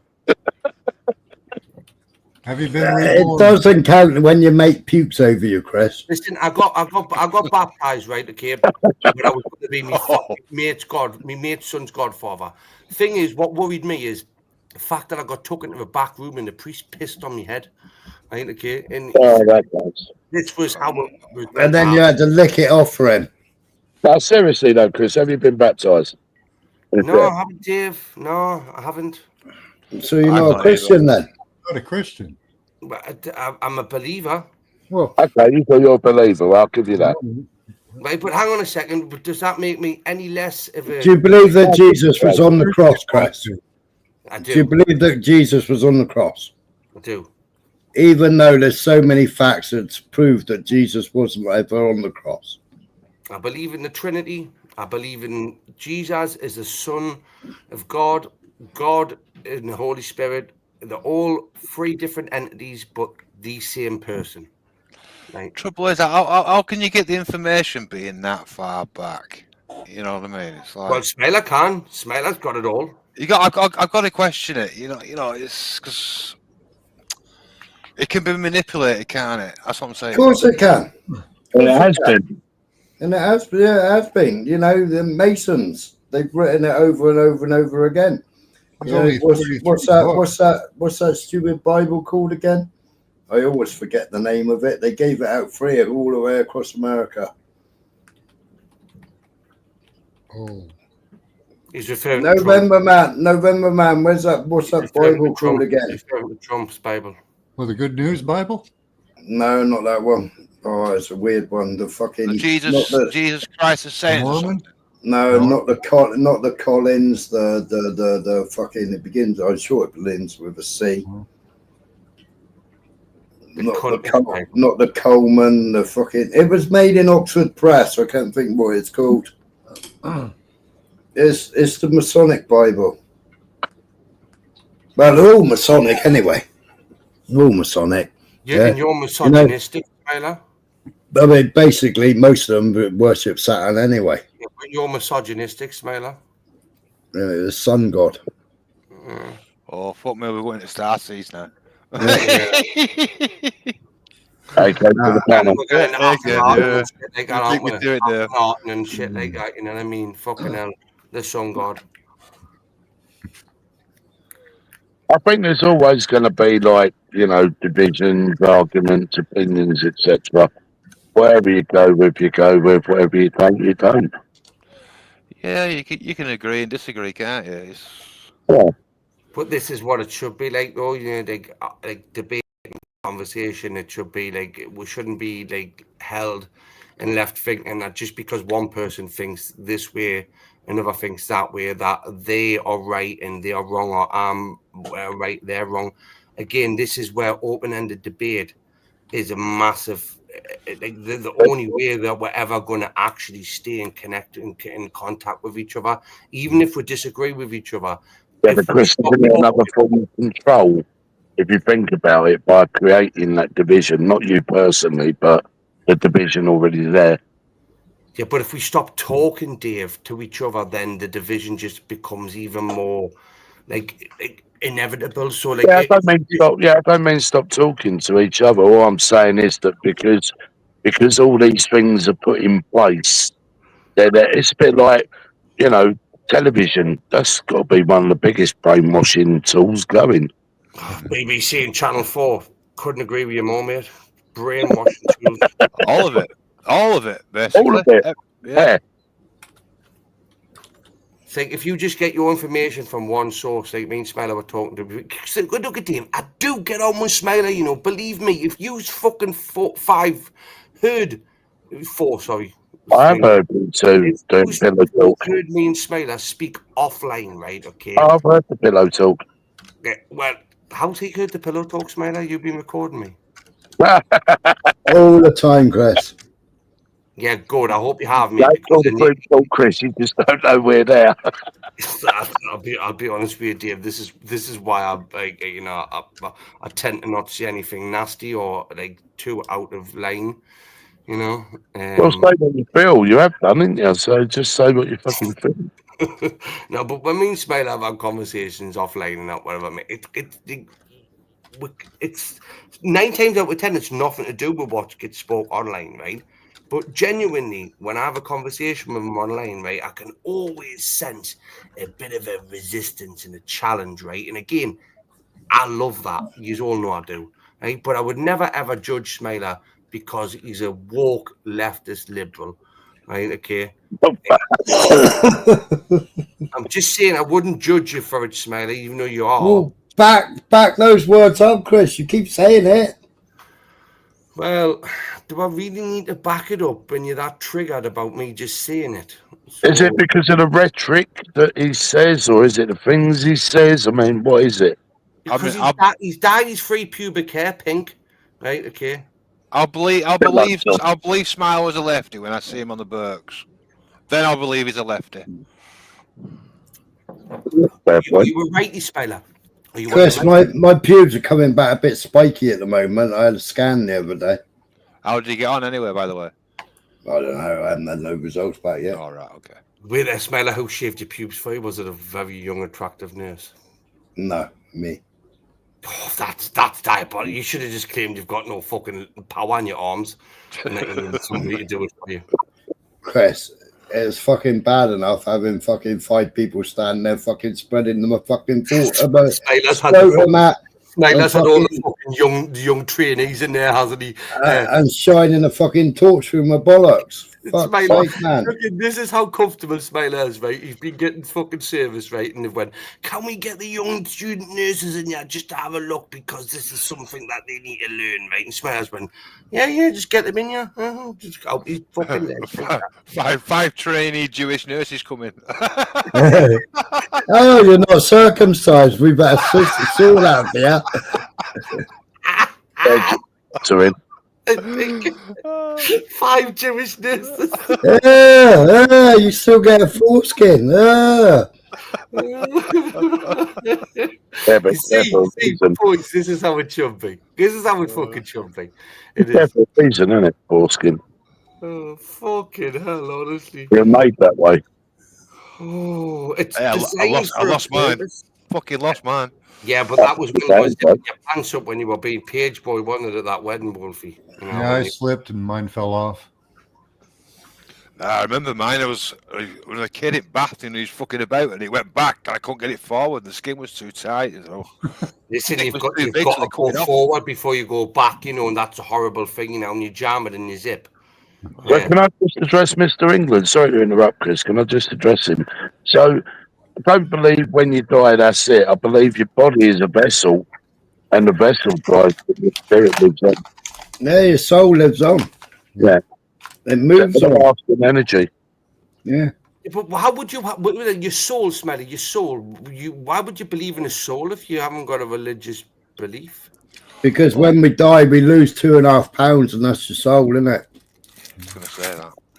No, that's spiritual belief with that just could be the fucking wind or the fucking, you know, the built up fucking like you. Can I just address Chief Wiggum in the chat? He said, when you went to Ireland and Scotland and you did improv to learn Gaelic, I did. Tina Nog. Go and look it up. Wiggum. There you go. There's the Gaelic for you. Who went to see? I've never been to. Well, I have been to Scotland, but I've never been to Ireland, other than in the army. Smelly, have you got someone in the back waiting to get on? Been there then. How does that make sense? I haven't been there, but I've been there. No, other than I haven't been there to visit. Well, you've been there though, haven't you? So, what, are you a different person? No. If you go in there to visit, then you may learn the lingo. But if you go in there to fucking kick heads, you ain't going to learn the lingo, are you? Well, not really. No, exactly. That's what I'm saying. Yeah. But you've been there, though. You've been there. But, you know, like when you go to Poland, when you go to Spain, when you go to fucking anywhere else, you learn the lingo. You go down the market, you buy some shopping, you know? Yeah.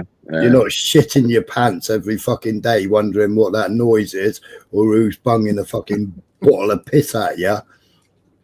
Whether it's a bomb, whether it's a fucking shit sack. But irrespective of what Chief Wiggum says, we're all of this land, isn't we? I mean, the Irish, the Scots, the Welsh, and the English, culturally, language, and everything else, all share sort of the same sort of things, really. Well, there's differences, but I mean, you put them all together, and that's what you've got. Great Britain and Ireland. And you look at the Americans, the only reason they're just barely 250 years old. I mean, for fuck's sake, Smile, I've got tins of beans in my cupboard that are older than America. Well, exactly. There's people that are still alive today that are fucking older than Israel. I mean, fucking hell, if you go back to fucking the American fucking, you know, the way the Biden administration had it, they were still paying social benefits to people over 250 years old. The country's not even that old, you know. Shows how corrupt them fuckers are. But That's why Americans love England and the UK, didn't they? In Ireland for the history. Yep, exactly. I mean, there's a massive history and alliance and stuff like that. I mean, even though you know we've warred with each other, but they like the royal family, don't they? And if we can come in, see the royal family and shit, it brings a lot of money in, especially with Japanese and that. You just like when you said Japanese, it sounds to me like you're buying a fucking a wife, right? What? No, he's just over his next new fucking Toshiba, isn't he? Oh, hey, can't beat. You're not buying a wife. The best looking is the Japanese American girls. Oh, the fuck, you know. And you can't, and there's no way you can ever tell me you can't beat a fucking Mitsubishi. Yes, are you buying these from Temu? Are you getting these from Temu? I don't buy shit from Temu. Fucking hell. That's where you get your fucking mitzes from, isn't it, Chris? No, that's where I sent me fucking kids to, but they got sent back to us. And do you find that we're talking, going back to the flag thing and Tommy Robinson and all that stuff, so don't you think that all have been infiltrated? Of course it is. I mean, Tommy's fucking, you know, a legend. Number one stooge, fucking paid. If he was anything, if he was worth any of his salts, yeah, instead of it being Tommy, me, Tommy, yeah, he'd be talking about the real fucking problems. But he hasn't got a clue about the real problems. So who else is doing that then, Smith? Who else is doing what he is not? Like, who else is doing what he should be doing? David Tommy Robinson's only a political journalist, right? Okay, he's just a journalist from the. He isn't a political journalist. But where was he when COVID was about? Hiding. He's just a normal. Did he talk about the government tyranny? No. Where are all the government politicians? But did he talk about the government tyranny? Why are you putting all this pressure on his toes? Why are you not giving it to these politicians? He only knows one thing, and that's division. Right. Isn't that what all the government and like politicians do in any rate? I have to agree with you there, Bricky. They're all the same, to be honest. They're all fucking. They never like to answer that question. They're all out for themselves. They're all out for What we're saying, Smile, is when you get somebody from the nitty gritty, from the actual streets, right? Okay, and it may not be somebody you like, okay, but when you have somebody that you can relate to in a sense, and they're saying stuff, but let's face it, a lot of what Tommy has said, if not most of it, what he said, has turned out to be fucking true. Right? Yeah, but hang on, Chris. Can I just interject there? Right. So, what he's saying is mostly true, but where's he got that from? Because look, the stuff that he's talking about. Don't you think that the people of these lands and even around the world, maybe even, have seen and known what's going on, yet have said nothing? Yeah, but and obviously he's been the one that's been broadcasting the voice. No, he's the one who's been pushed forward to do that. Yeah, and doesn't that take some sort of, like, obviously again, when he's, even though he's not a political fucking person, you know, he's not up there, Well, even if it is fucking money, right? For fuck's sake, let's face it. There's going to be some success and some downfall. I mean, he lost his fucking wife. He got divorced from his wife from all this shit. It's not like he's had it rosy red, is it? He's been to jail for however long. Look at Lucy Connolly. Lucy Connolly. Each time he's gone to jail, he's gone to jail on his own fault. His own fault. He's gone to jail. Smiler, hang on, wait there. Do you agree with people now being fucking like checked on what they look at on the posts they look at? Never mind liking them or reposting them. Now you're getting fucking pulled up for what post you look at, right? Fort policing is coming into this country in a massive rate. Lucy Connolly went to fucking prison and she got little over fucking, what was it, 30 odd months, right? She'd done just over a year for something she wrote on social media, then took it down, right? When we have people in this country, political people, putting their thumbs to their throat and going, we need to just... right, okay, and then they're getting off with it, right, okay? We're having people saying vile, disgusting things, right, which could cause alarm, harass, and distress. Look at Charlie Veach, for example. Dave, for example, made from the order, Charlie Veach, every time he goes out, he gets called a nonce, this stuff like that. He gets taught about his children and stuff, whatever. That's factual, though, Chris. That's factual. Regardless if it's factual, that's a criminal conviction, isn't it? That could cause him alarm, harass, or distress. Well, it's a criminal conviction that he has to take. He admitted it. Right. So with that, if he shouldn't have battered his wife and children, should he? If I call it an illegal immigrant, an illegal invader, right? Okay, then I could get prosecuted for that. Just through this online safety bill. So where's the justification? Like, there's a double standard, yeah, Smiler. Which this is what makes me think you're a lefty. Do you get what I mean? Exactly what you've just said. That you've justified it for him to be called it, right? Okay. But like all for the last 2.5 hours, Chris, I've done nothing but call out the government. So, Smiler, what was your thoughts on Donald Trump coming to Britain for the second, time? He got brought back for the first time it's ever happened, right? What were your thoughts on that? Were you okay? Well, to me, Donald Trump is nothing but a paedophile. He's basically admitted it, saying, well, in the 90s, it was a different time of the world. You could get away with doing things in the 90s that you can't do today because it's frowned upon. So the American president, in your eyes, is a paedophile, right? Yeah. Okay. Yeah. So what about Keir Starmer? We know he's bent, don't we? Right. You guys we know he's got a boyfriend. So we're there, Smiler. So what about he got brought back into this country and he got asked to come in from the royal family? What did we do? We gave him £150 billion contract with Palantir. No, you haven't got a fucking clue who Palantir is. We've sold our whole armed forces away to an Israeli firm. So this is what every piece of it.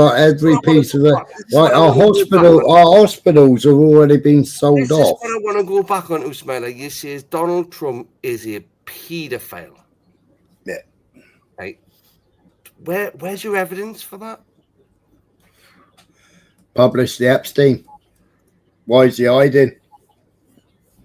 Wait there. Well, hang on a second. Publish Epstein. Hang on a second. Epstein. He won't publish it. Obama and fucking Biden had these files, right? Okay. So it's not like they couldn't have been published already. Donald Trump was part of the fucking court case. Right, and has he been found guilty of anything to do with Epstein? Yeah, 2 girls. What is it? Two girls? 2 girls. It was all part of the statements, wasn't it? Are they nameless as well? Are they nameless as well? No, I don't think they did name. Did we, mate? I played it on here, Chris. Nameless. So I played part of the court case on here. 2 unnamed girls. A long time ago. I'll find you the video, Chris. To see what I mean, people, why I think Smeller's a leftist, right? Okay, he does nothing to defend himself as being anywhere on the centre or the right. Okay, you have a massive woke lefty, Smiler. You are. Why am I a lefty? What? Because I think Donald Trump's a paedophile. That makes me a lefty. Yeah, but so you just asked you how he would be, and you went, well, get the Epstein files out. Publish them. So but he won't, will he? He's too scared. He's too scared because he's named in it too often. The girls are there. If his name was in it, Smiler, why wouldn't Biden or Obama have Even fucking Erica's there. Smiler, why wouldn't Biden, prior to Trump or Obama, publish the Epstein files, right, if Donald Trump was in them? Because they're all in it. We know Biden is because we had Biden whipping a girl against a tree on Epstein Island. So that was all in the laptop, that was. Right, just Smiler, you're not just a leftist, you're a leftist fence sitter, aren't you? Why does it make me a leftist? The truth makes you a lefty, does it? Well, you sat on the fence, right, but praying The truth makes you a lefty, does it? Well, you don't want to see the truth. You're full of shit, Smiler. You know what I laugh, Chris? Because I have to say this. How can you be a lefty and sit on the fence? Hello?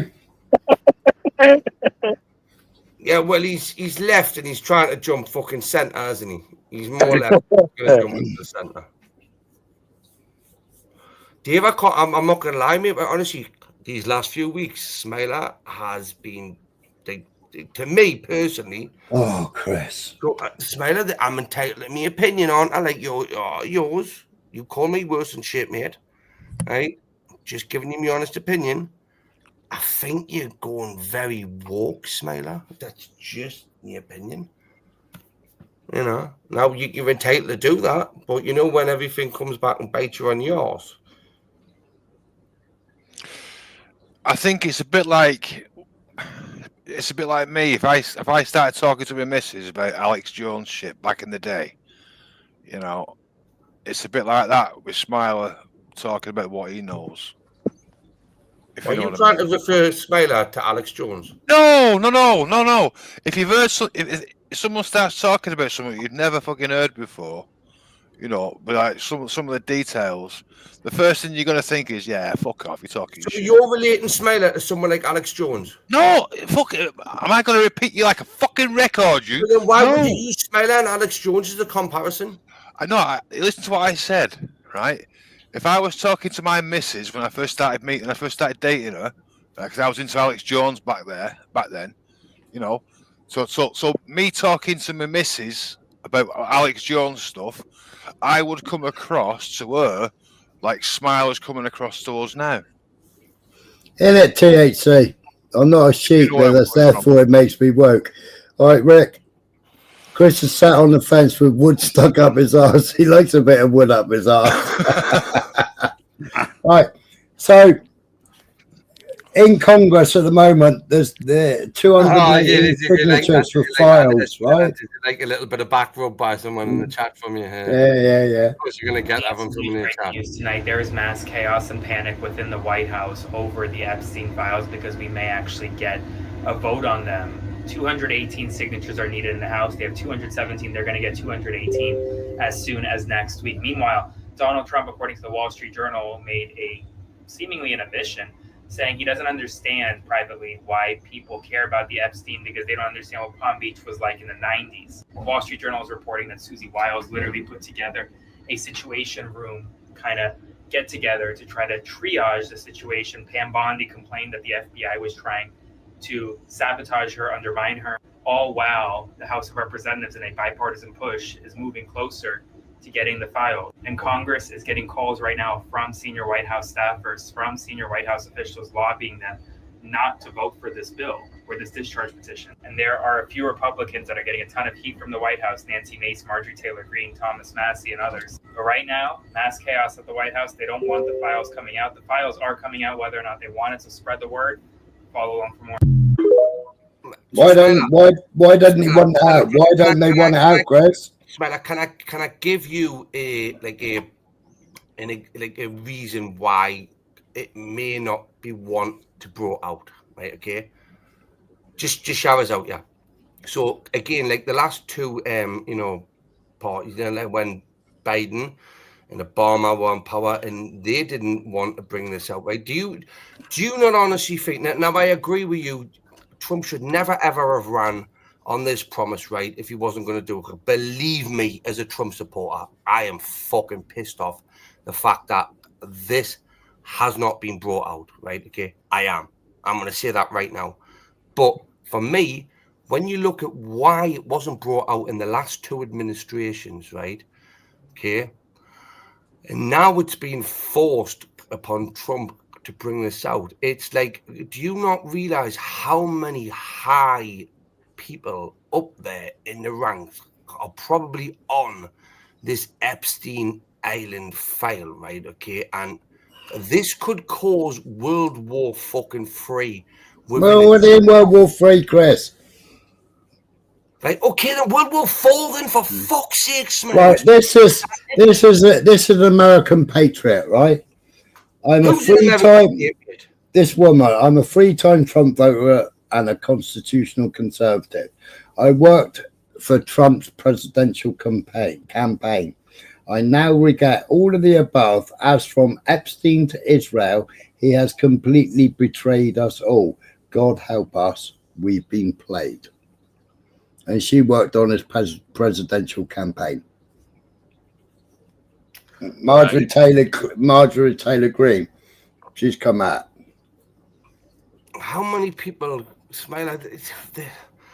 Come on, mate. Look, I'm not going to lie to you, right? Okay, there's always going to be someone somewhere that goes against or disagrees and whatnot, right, with certain people. If we're going to take it, look at what he has done. Look at what other people have done. Look at what they haven't done. Look at what he hasn't done. Yeah, he hasn't brought out the Epstein files, right? Okay. But the pressure that's getting put upon him now, I believe he's got no fucking choice but to do it. And I want to see these files. I genuinely want to fucking see them. I do. But if they do release them, half the names will be fucking doctored out anyway.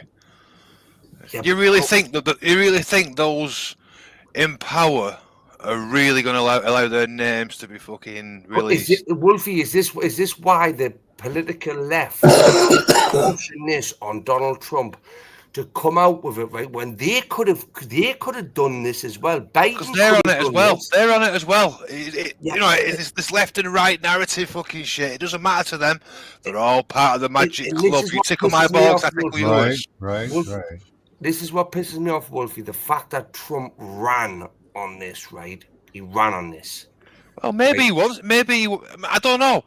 Because you bear in mind, you can have all these different fucking stories flying about until you can actually. Yeah, he ran and lock her up too, and he didn't do that either, right? So true. Yeah, true. Yeah, precisely.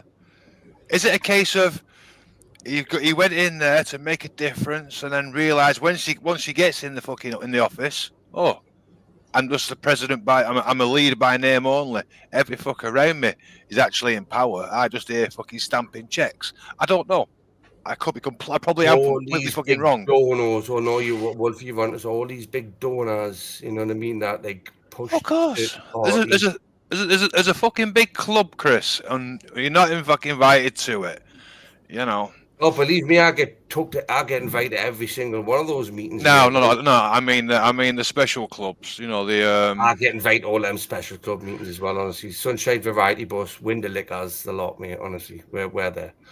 No, Bricky's there. But to be honest with you, I'm really, really not convinced that any.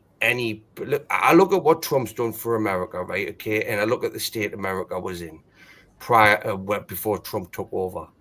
Right now, the Epstein files for me, right? Genuinely, with what he's done, are kind of like the one of the least of me worries, right? Because of what he's taken care of, right? And again, it would be like, for example, if Starmer was to take over this country and to get a hold of our borders, to bring British values back, start looking after the British people, then maybe we would not be looking in, because look at the Epstein files. Sorry to read that, Dafter. Look at like the people involved with Starmer for the Epstein files. He was involved with the whole Jimmy Savile scandal. right? Okay, and he's still in power. All of this shit, right? It just runs through the veins of politicalness right now. With Ant Middleton, Tommy Robinson, people like that, and I hate them, Smiler, I know that, right? But they're just Joe averages. The Ant Middleton, he's not just some Joe average. He's an SES fucker, right? He knows how to look after himself, knows how to care for people, knows how to fucking defend shit like that. Fair enough. He's totally took the fucking Queen shilling and totally indoctrinated. What? Just like all these fucking leftists have. Well, like Smiler, is that what you meant, Chris? Did you think Smiler's a lefty? The thing is, you could go to be fucking. You could get the average Joe Blogs, yeah, to go to be. If we vote him for to be the prime minister, the system then starts to look into his background. Oh, you fucking stole an apple when you were 16. Oh, we'll use that against you. And all of a sudden, next minute, you're bent over, taking it up the fucking ass, doing their bidding for him. Otherwise, they're going to blackmail you and bring this out and bring that out. Hang on a second, Wolfie. This can happen very later on in your life. If you look at people like Angela Rayner and fucking people like that, whatever, you know, they managed to get very far through their careers and then be corrupt. And look at Keir Starmer. He should have been the person that was fucking leading the fucking prosecution against, Savile.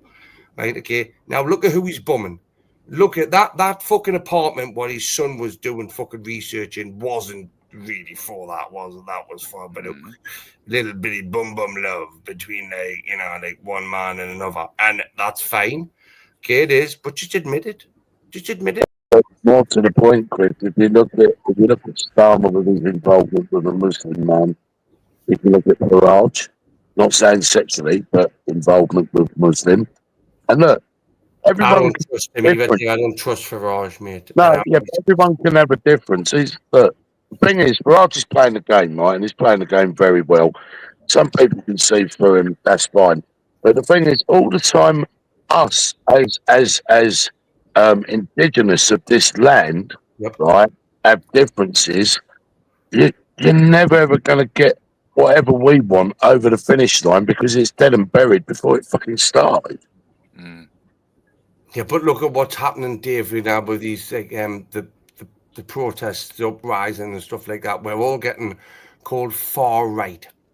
Okay, just because we are standing up and trying to protect our daughters, our women, or like, but even the right to raise a flag, right? Okay, this is what going back to what's my to raise the flag, right? Regardless whether the St. George's flag, the Union Jack, whatever. If we do that, right, we are classed as far right, antagonistic, racist bigots, right? Okay, That's always been the label, isn't it? You know, it's like you go back in the day when you had National Front waving the fucking Union flag. You know, ADL with the St. George flag and the Union flag. It's always going to be that way. The thing is, you've got to rise above it and ignore it and let those fucking lefty cunts say what they want.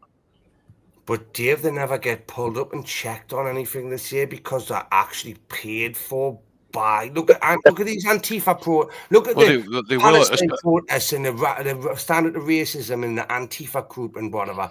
They're all wearing masks at these protests, right? Okay. Yeah. We on the right, okay. There's an actual section 66B or something, whatever it is. It gets brought. It's like the face mask covering, right? Okay. So you're not allowed to wear face coverings, right? Okay. That only ever gets brought in if you look on like to the right side of people, right? And if you look at these protests again, look at the last one, right? We had a row of police in front of the British Patriots, right? Facing the British Patriots. We had a group of police officers in the middle that were mainly facing the British Patriots, right? Then we had a row of police officers in front of the leftists, right? But not one of them was standing facing the leftists. They were all facing the British. So it's like basically what they're saying to us is like, well, we're looking at yous, keeping our eyes on yous, right? But all them behind them get to do and say what the fuck they want, right? But all of us are meant to sit here and take it. So you know when we want to paint a fucking a roundabout with a red cross in the middle, okay? What's the harm with that, right? Go and paint every fucking pothole. Paint every single pothole in this country with a fucking cross in the middle of it, a St. George cross, right? Watch how quick the council fucking sort it out, right? That's one reason. That's one way to sort the potholes out. But nobody in this country has freedom of speech anymore. It doesn't get the country back. We want our country back, Dave. That's exactly what we want. Understand. This is what I'm saying, Chris, right? So you've got different factions on the right that, if we look at the common goal, right, they want their country back. Yep. But none of the right how should we say, singing from the same hymn sheet on what strategy they should go with in order to get their country back. No, because we disagree. We have this. Disagreement. We disagree with each other. Like, we will call each other out on the right side. When So wouldn't it be more prudent, Chris? Wouldn't it be more prudent that the one common goal is that all these different groups on the right want their country back, right? That's a given. So in order for that to happen, then everyone has to put their differences aside, come together and get the country back. Once you've got the country back and start getting back the power, then you can have those discussions for a later date in ironing out the differences. What is having our country back though, Dave? Right, what's having your country back is having control of the country in regards to sovereignty, in regards to law, borders. That's good. That's getting your country back. Look at France. Look at France, right? Let me say this, Chris. Look at France. Now, when France said they were banning all head coverings to do with a certain religion kicked off, but did France back down? No. No. They stuck to it. Why? Because they're preserving their country's laws and rights and how their country should be. And Trump was right in saying that each and every one of these European countries, including ours, are going to lose, if not already lost, identity. Well, can you imagine going to, like, say, Pakistan, right, and trying to celebrate Christmas with your whole village, like, if they were Christian, whatever, not getting, like, some sort of push, and then, like, for example, like, you're going down, because, for example, we get people from foreign countries going down British high streets and saying the Union Jack and the St. George's flag makes me feel uncomfortable and I feel a little bit alarmed, harassed and distressed. Can you imagine going to China and saying the same thing? If a British person going to China and saying there's too many Chinese flags around. But see what they're doing, Chris, again, it's all baiting, right? So because of our soft system, because our hands are tied, that they're allowed to use religion and propagate their hate. They're allowed to have their freedom of speech and propagate their point of view. But when you want to propagate your point of view, it's not allowed. No, it's far. Like, in the words of Charlie Reach, not allowed, right? But look at when we go down our town centre, right? Okay, and we see pride flags, Palestinian flags, marches each week, stuff like that, every Saturday, or for a full month for a certain June time of the year, right? Okay, if we want one day for our patriots, right? Okay, and then we get drowned out by a certain of our like group protest, right? Like, we're not allowed to feel a little bit, like pissed off and whatnot. Let me ask you and Smiler a question, right? As you seem to both have opposing views of each other. So I'll ask you, Smiler, right? Would you want our country back by, getting sovereignty, laws, borders in control? Smiler? But I want our country back. Yeah. By getting our border sovereignty and everything like that back in.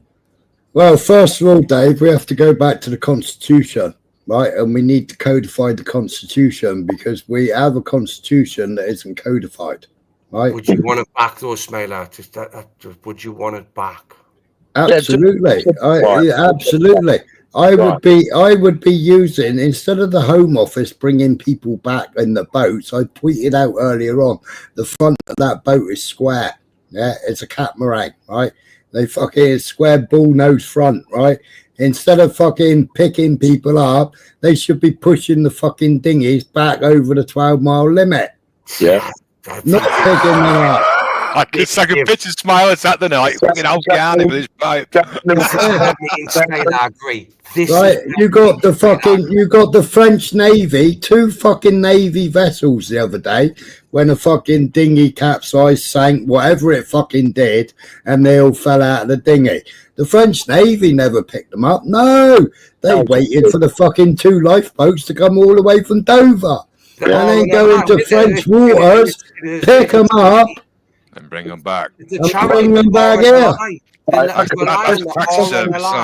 Let's not deviate away from the questions. Smiler agrees on that. And Chris, do you agree on that?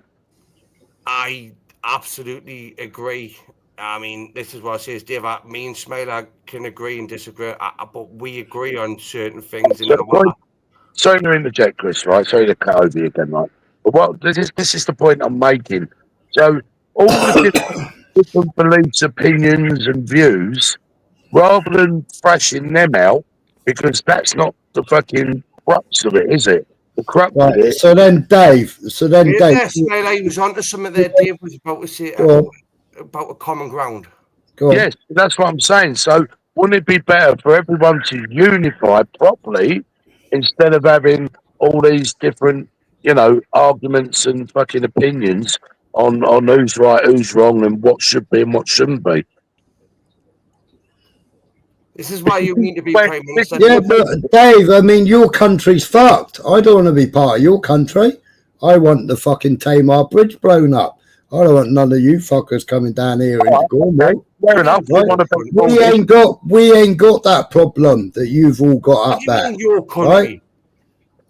Right? Cornwall's separate. Hang on, right? Cornwall's separate. Right? Cornwall hasn't got the inbred fucking problems that the rest of the country's got. Yeah? Is that right? Yeah, we haven't got that problem down here. Well, okay then, right. So all your funding in Cornwall, you're telling me then, right, for local governments and councils, local government councils, all comes from the Duchy and doesn't come from Westminster. Well, some of it comes from Westminster, but a lot of it used to come from European grants. Let's blow up the Tamar Bridge then, right? And you just survive on Prince Charles's money. Good luck with that. Why good luck with that? Again, that's creating a division straight away. Now, no, Dave, because we haven't got the problems the rest of the country have got. Because we said, no, get the fuck out. Right? We stood together, said, get the fuck out. You lot laid on your backs and let it all happen. So fuck everybody else because you haven't got these problems. But what happens when you do? But you let it happen. You let it happen. What are you going to do when you 55 people, you stupid dickhead? What are you going to do when the fucking government put them in there? What are you going to do? Nothing. They've rolled straight over Cornwall. You ain't got a number. You know what it is? You're lucky that it's not happening to you yet. But you know what it fucking does, right? Honestly. They've never marched over Cornwall yet.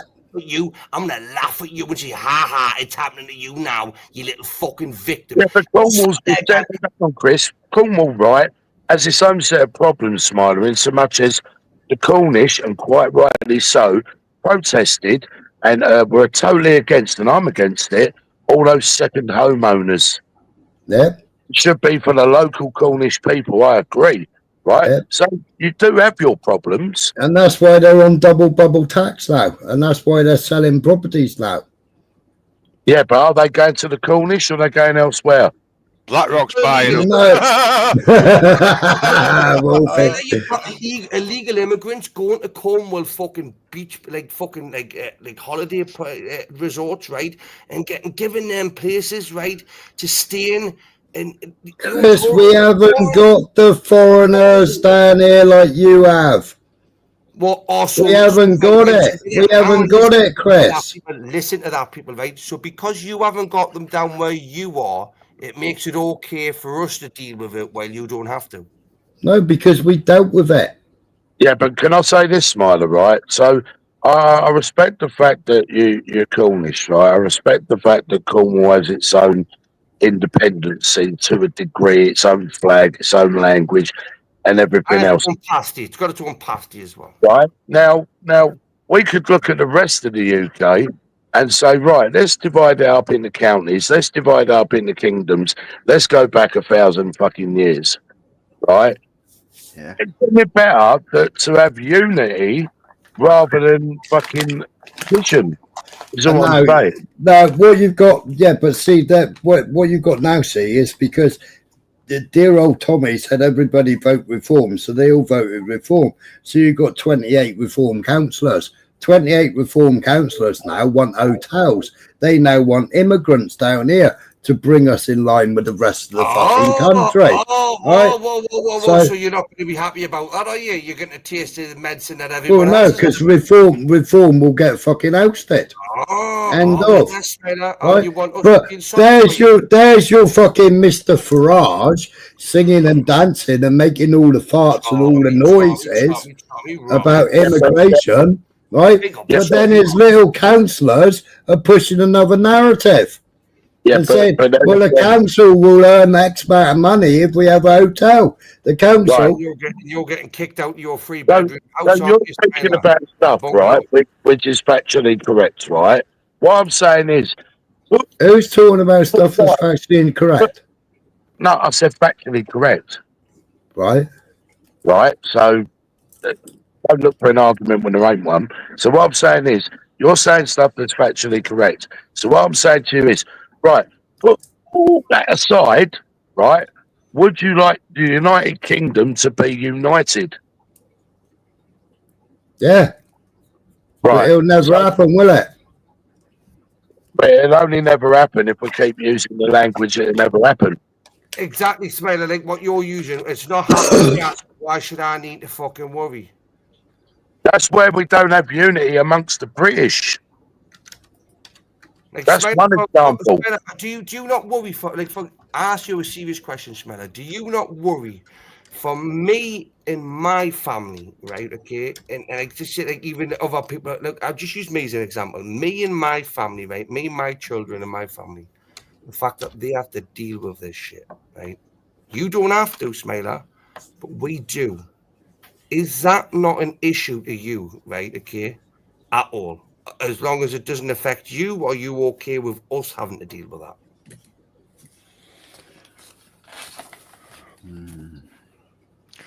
I believe they will move them down to Cornwall at some point. They'll wave some cash about and, you know... Yeah, it's coming. It's inevitable, Wolfie. It's inevitable. You didn't answer my question. You didn't answer Chris. You didn't answer my Chris, question. You're 45. You're 45 years old, Chris. I'm 41 tomorrow. I'm 41. Right, you're 41. Happy birthday for tomorrow, right? Happy birthday. Have you sat on your fucking laurels and watched it? Have you built fucking houses for these fuckers? You've got a housing estate being built next to you for these fuckers. You're doing it again. What have you done, Chris? What have you done? What have you done? What have you done? What meetings have you gone to? What have you done to stop it? I asked you a question, Smiler. And I've said, what have you done yourself? Why should I help you if you aren't helping yourself? You can only help a person that's helping themselves. You ain't helping yourself. Well, you're answering my question with a question, which is basically... But you're not helping yourself. Right. You're not helping yourself. Smiler, why should I help you if you don't help yourself? I am not asking you to help me. You just said, would I help you? What do I think of you suffering? I didn't say, would you help us? I says, do you agree? Smiler, do you not think that me and my family going for what we're going through, right, okay, with all of the shit that's happening in our local area, do you not see this as a problem, right? And do you not have, let's just say, like, any sort of empathy or sympathy? Chris, I think your biggest problem up there is gang warfare. No, do you know the biggest problem they got in the North East, Smiler? Poverty. Right? And I'll tell you why, because from poverty, many things are born from it. Crime, drugs. Oh yeah, I mean that's where you weren't born into gang poverty, warfare comes. you were born into the like, golden spoon fucking type shit, weren't you? I was born in Bensham. I'm on about fucking Smiler, Dave, and I mean, it's like Smiler's got this little bit of an aura above him where he's like he had a silver spoon in his mouth, and it's like, well, it's not my problem. Chris, I was never born with a silver spoon. So everything. When I grew up, we know what Woolworths is, don't we, Chris? Yeah. Yeah, it was. You're old enough to remember Woolworths, right? So Woolworths sold a trainer called Winfield Trainers. Yeah. Right. Now, if my mum said that's the trainers you're going to get, right, and I said, but I don't want them. I want rocking all baseball boots. Yeah. Right. My mum would say, well, those trainers there are £2.75 or whatever. So if you want them, you have to earn the rest of the money to buy them. Now that's what my mum did. She made me work for what I wanted. So if I wanted to wear Levi 501s, if the jeans that she was going to buy were 19 quid, she would give me the 19 quid, and I'd have to put the rest of the money to buy my 501s. Right. Right. So she would buy. So she would.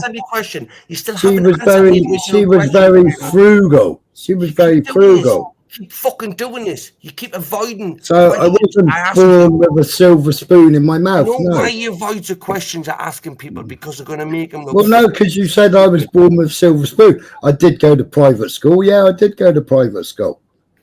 So, Smiler, do you not think that it's wrong for people across you're part of, you are a British citizen, aren't you? I'd assume. You do. Well, we was only adopted into Britain. Smiler, right, okay, so do you live in Britain? Are you a British citizen?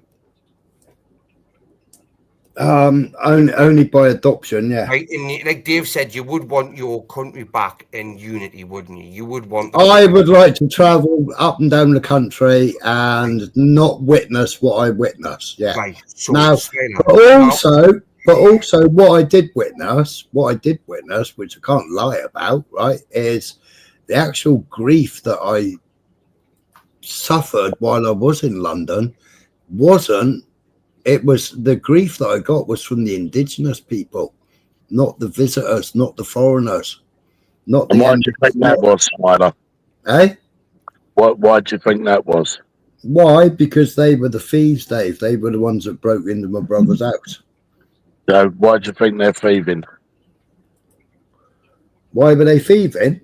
Yes. Because they're scummy bastards. Right, but why have they got to that point of thieving and not having no morals? I'm not excusing it. I'm just asking you why they've arrived at that point in their life. Because they're scum. Yeah, but you're talking about a certain area and a certain group of people, right? But that's not the representation of Londoners as indigenous that's still in London. That's not the majority. I'm talking about Abbey Wood. Yeah, I know Abbey Wood, SE2. Yeah. I know it. I know Thamesmead, SE28. I know them areas. I know people who live there. What I'm saying to you is, Smiler, those people that you talk about, yes, they do exist in all parts of London. But what I'm asking you is, what has driven them or got them to that point in their life where they have to have no morals? Will you tell me, Dave? Poverty, Smiler. No, they social media.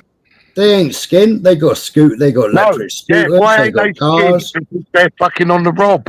Yeah, because they're thieves.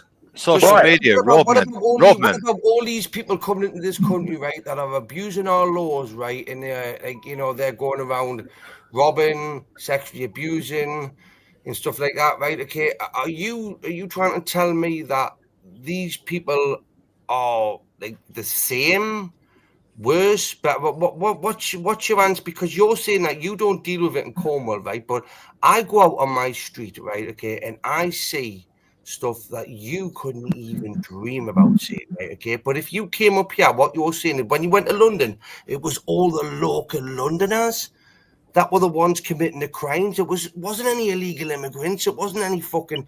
I'm not saying that. I'm not saying that, Chris. You just said it was all indigenous. You said it was all indigenous people. Walk back my words. The problems I had up there were with indigenous people. My problems with them because they broke into my brother's house. So that was one incident. So that was one incident. That's one instant, right? Now, day-to-day living, I had no problems with anybody else. If they wanted to walk around in the pillar box fucking uniform, they walked around in the pillar box uniform. They spoke in their own fucking language. When I said good morning to them, they then spoke to me in English, and then they came over to speak to me about my brother. See why I struggled with them, people. But didn't the indigenous also take you in for dinner? They did, yes. So there's every evening I had a meal. There you go. Yeah. Boom, boom, boom, boom, boom. Oh, look at the ankles on that. Every evening I had a cooked meal. Every day I had cooked meal. Smiler is absolutely spot on, mate, right? Everywhere you go, there are cunts, bastards, and twats, right? Okay. Yeah, wherever you go. You got your scumbags down in Cornwall. If you were to come up here, the day I was driving home, that young boy was stabbed on the bus. That's almost a daily occurrence, unfortunately, in London. It's just not all repeated. They're saying the shit that happened. But I mean, when I lived in London, Dave, when I was working Oxford Street, it was first of all it was the Romas. Yeah, it was the Roma pickpockets that first came over.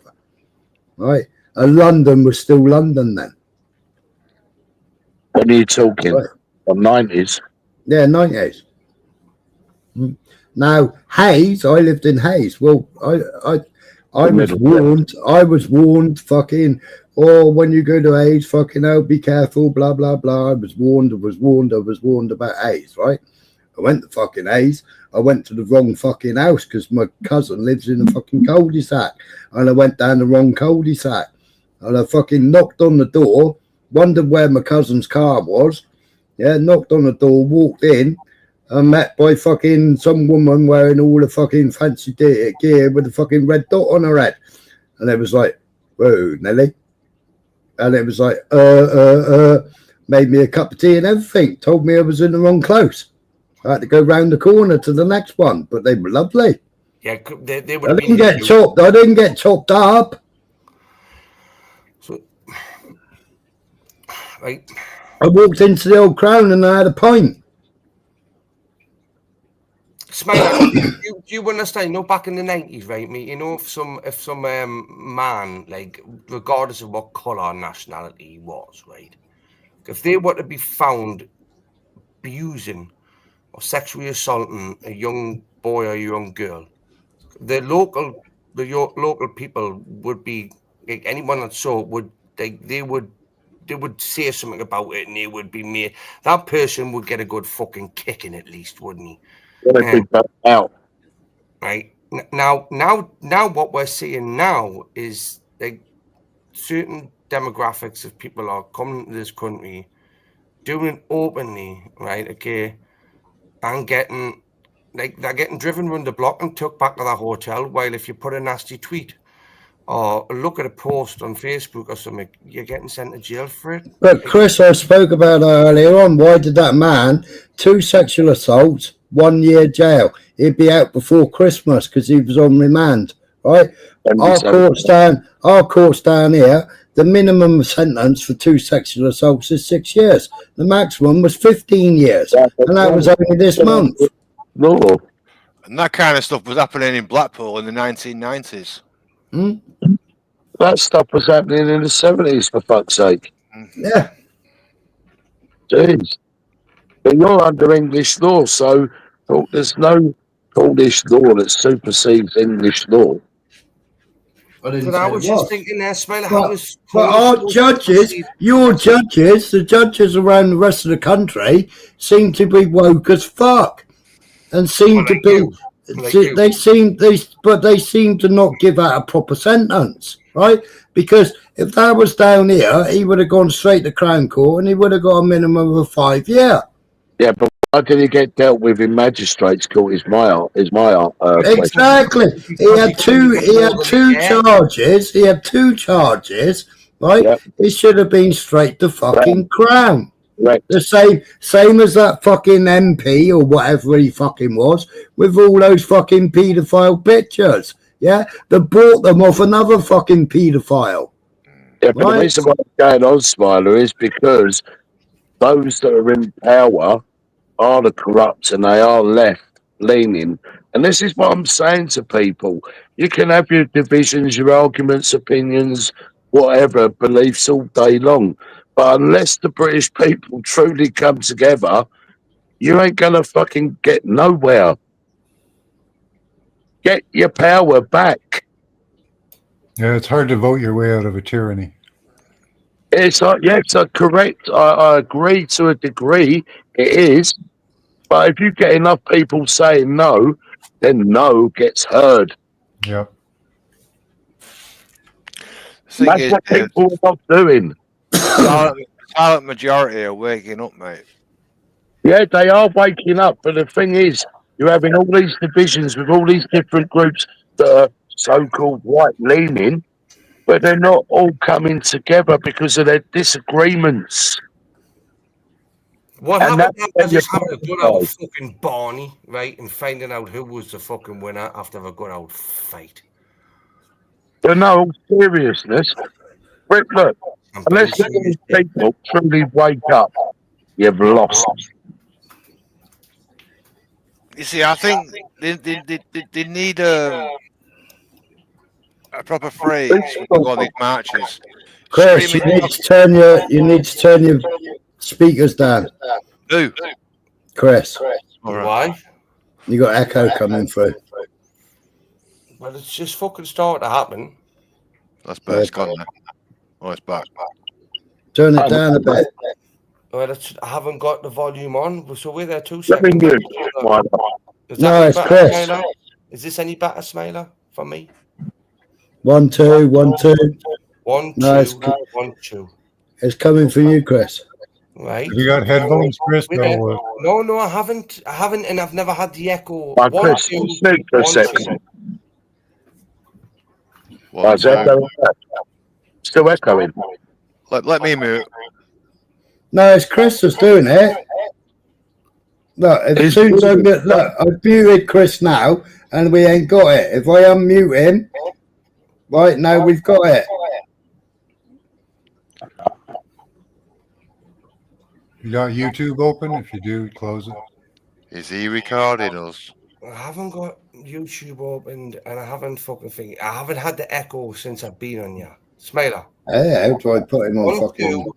Smiler. 1 2 1 2. Right, don't speak, Chris. 1 2 1 2. Right, it's all right now, Chris. It's bearable. Is this your way of trying to get me to fucking fuck off, Smiler? No. Yeah. There was a horrible fucking echo coming through with you.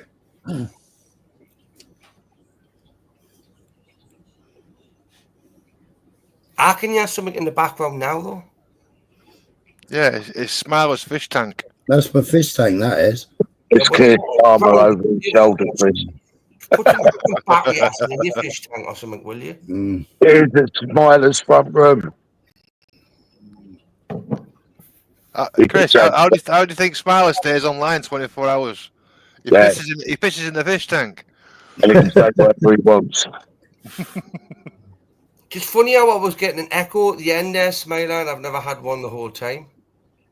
Yeah, your line's being tapped, Chris, because you're too far right. Listen, it happened last time, Chris. You started getting. Right. If the earth was flat, I'd fall off the fucking end of it, right? Okay. Chris, you're not far right at all. No, you're not. I've already established this, Smiler. I'm not far right. You're just right. I'm right to centre. You're just right. I'm always right. I thought what is right? What is right and what is wrong? Well, what I see is right and what you see is wrong. Who is Chris Ketzerast?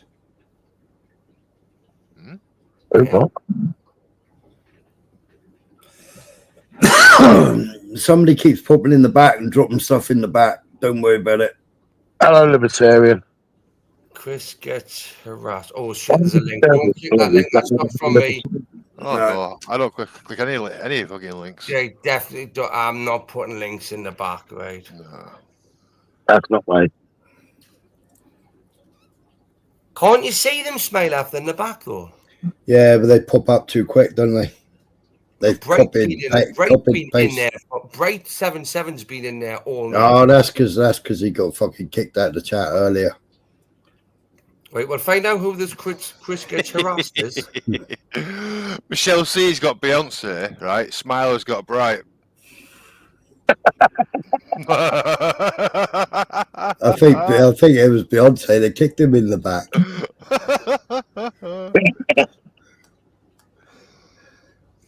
That's being Como. You see, times are fucking hard in Como.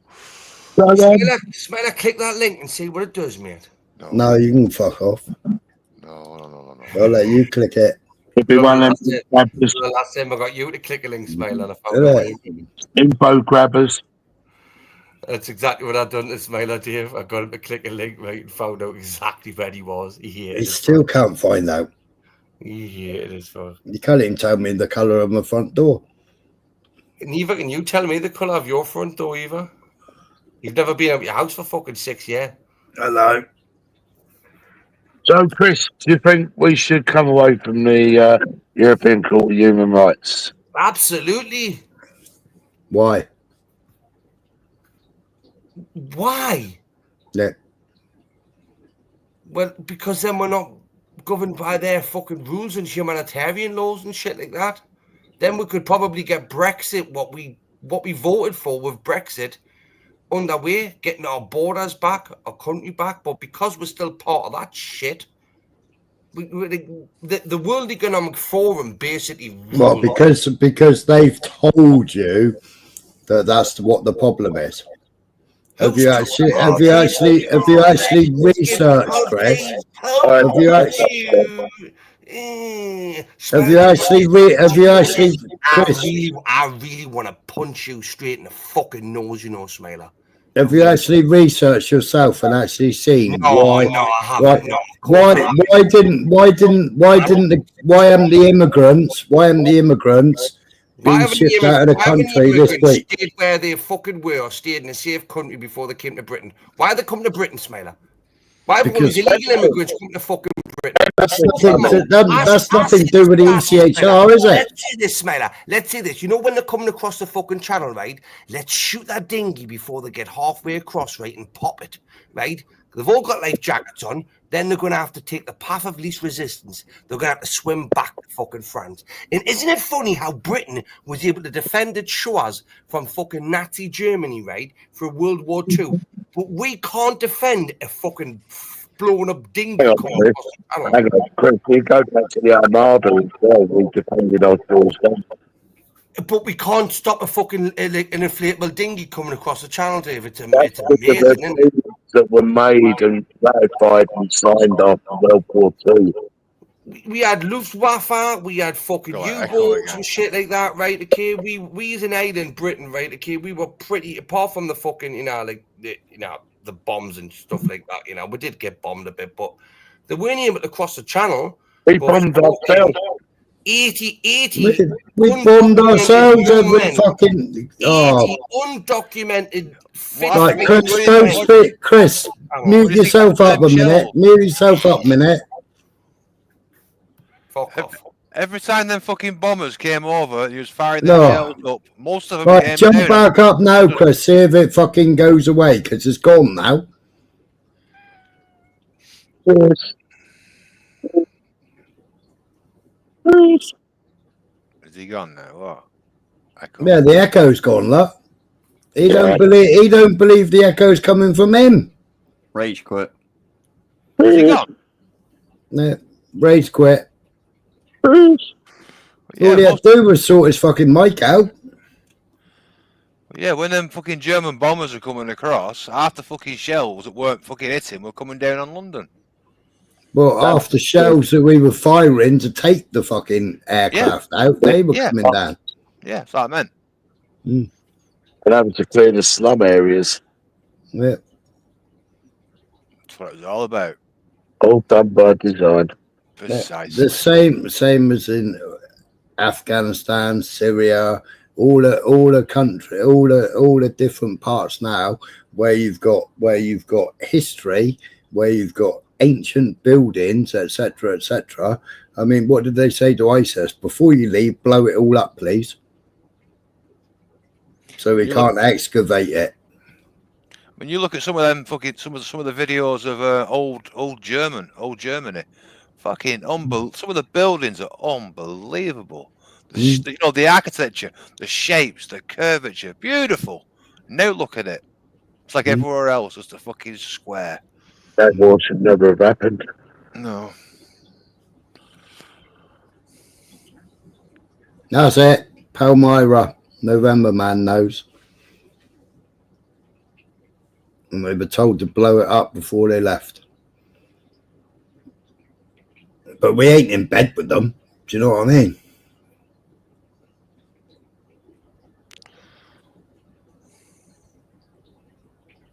Where's Chris coming back? I don't know. Chris. I think he's got the but I mean, it's obvious the fucking echo was coming from him, and it did that last time with him as well. And last time he turned his speakers down on his laptop, and the echo went.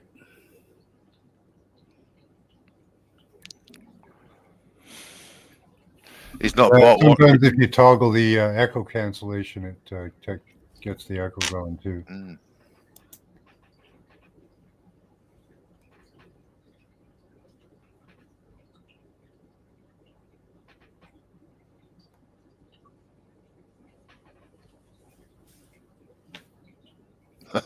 Lefty rage. Lefty rage.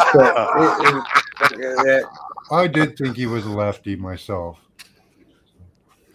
He's full fucking lefty. Yeah. You know, he hadn't watched none of the stuff I've been putting up fucking before he turned up. No. You know, but if you speak the truth about Trump, then he gets butter. Speak the truth about the government, he gets butter. But would you agree, though, that what Trump's speech was about Europe and Britain, I think he was spot on.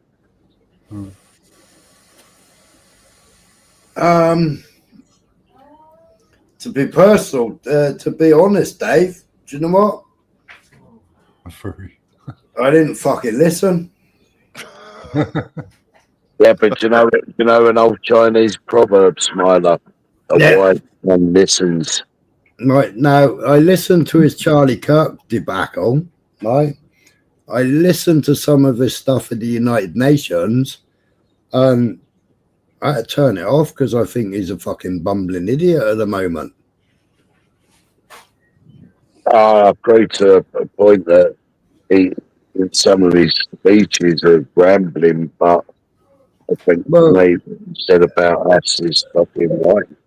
Right, it's first 4 years yeah, we was like, fucking hell, wow, you know, this man can stand on a fucking stage, he can spit bars, yeah, and he don't need any pieces of paper, he don't need no fucking auto cue.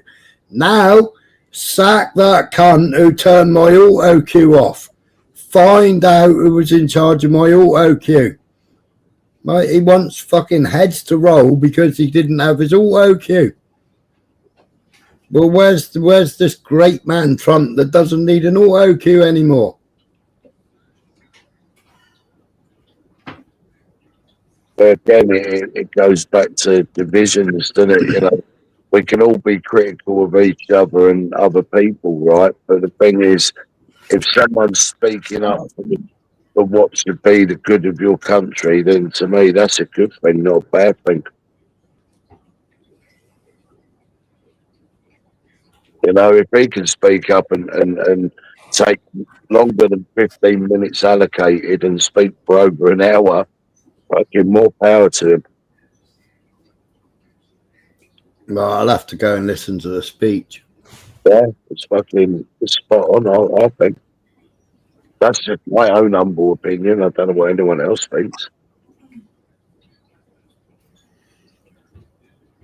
It's not hard to point out what's wrong in Western countries if that's what he's doing. Yeah. Max. But what's he doing to his own country? He's fucking his own country up. Before we had the online safety bill, he already had the online safety bill. Oh, we got C2. Yeah, but weren't under Biden? No, it was under Trump. Tusk. What's it called? My old Tosca? Michael. It's called Tosca or something. I showed videos of it on here. Yeah. And they had it before we did. Right, and I mean, they're using the Charlie Kirk to go for fucking everybody's rights. Damn right. They're using it to their power. It's a complete setup. It's a fucking fit up job. Of course it is. It's staged. Yeah. Just like the shooting of the hero, staged. Yeah, exactly, Ulek. He talked about Europe buying fucking gas and oil from Russia, but he didn't say we bought 970 billion in uranium from Russia.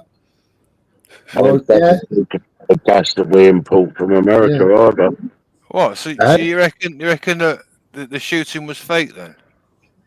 The shooting was organised. Yeah.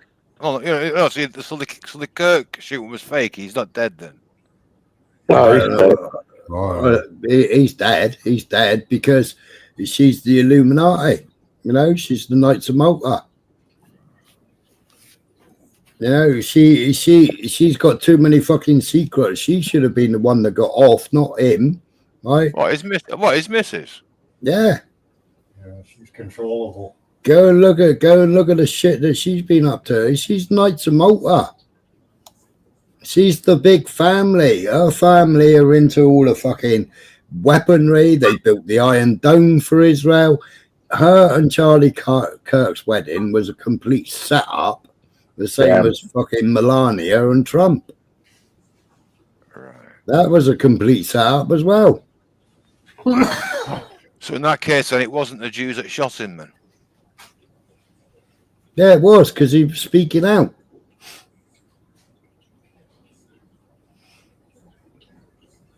But would she not have stopped that from happening, though?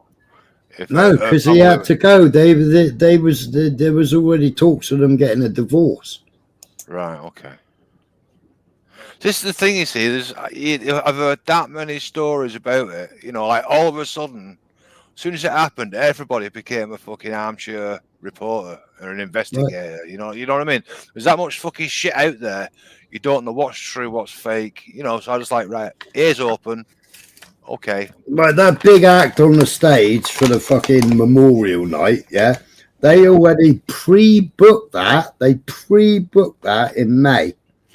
They pre-booked that night in May. Okay. That was pre-booked. Right? It was pre-booked that night. And now the story goes he was shot from behind with a low caliber 22. All right, now she gave the Illuminati hand signal. She wears the fucking Knights of Malta. She wears the fucking 33 degree. Right, her family fucking created and fucking basically built the Iron Dome for Israel. Mm-hmm. The massive weapons industry. She was involved in fucking child smuggling. Right. Did you not know all that? No, I'll have a look into it. You know what I mean? Yeah, the organization she was with. What was it? A Christian organization? For, Yeah. Yeah. Yeah. I can't remember what it was called now. Yeah. Romanian Angels, something like that it was called. I'll have a butcher's at it anyway. You know, but like I say, you know, there's that much shit fired out there. You could go down this fucking route, that route, this route, that. Do you know what I mean? So well, you have to these days. Yeah, so I'm open-minded. You know, I won't make any fucking decision on it. I'll go to learn and listen. Ears open, mouth shut, sort of thing. If you know what I mean.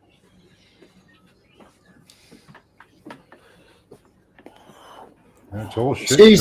She's known Trump nearly all her life. I don't know. I honestly don't know. Both of them both work for Trump.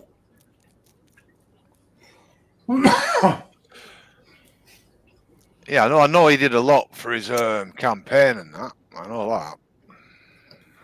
Well, Charlie Kirk's family. Yeah, they were the architects of Trump Towers. Oh, yeah. Well, I'll find you a little clip. Fucking hell. You're like a little encyclopedia, you fucker. Someone mentioned He is. family. He really is, yeah.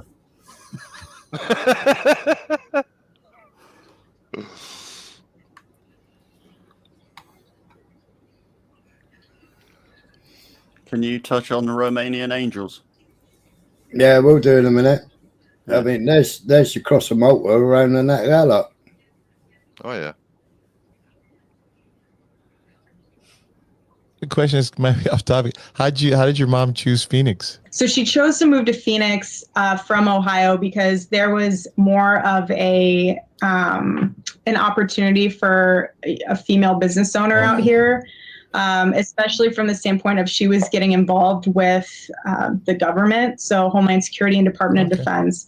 And so she had other business partners that were out here that were already in that industry, even one that was a mentor of hers. So it was really convenient to be able to come all together in one place to really have that. But my father ended up moving out here as well because my grandparents had a home out in Sun City. And so it took a little bit to get everyone out here. It took several years, but by that time, everyone was out here. So we had a little bit more family than just us.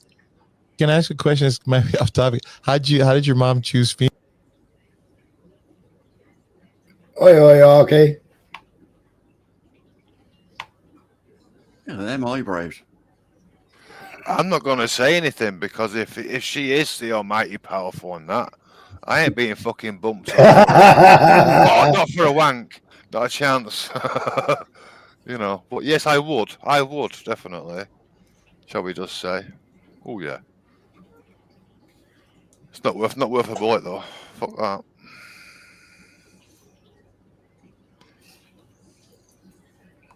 Well, yeah, I'll have to have a look into her. Definitely. What kind of fucking sickness is this, man? Oh. Oh. Right, if you're not married, you can walk around with fucking one eye. If you're married, you walk around with two eyes. I think that was the right way round. Well, that's gamer fuck then, isn't it? With his eyes. What was it called again? Fucking Yeah, that's what I thought. Leprosy. the ghost. They're called the Ghost of Guardia. Right. And this was a thing called Blissful Adventures. Now these women, because she's not married. No, that's right. Yeah, because she's not married, she gets one eye. When she's married, she gets two eyes. Fucking. Les dames, elles peuvent regarder avec un œil seulement? Oui. Pas les deux? Non. Pourquoi? So they walk around like that. It was fucked up, man. That's weird. That is weird. Yeah. No, it's not weird. It's fucked up. Yeah, some mobile glory hole, isn't it? Not too much. But one of them truck stops. It's the fucking Type goes to. Sorry, Type. No, it is fucking wrong. Definitely wrong.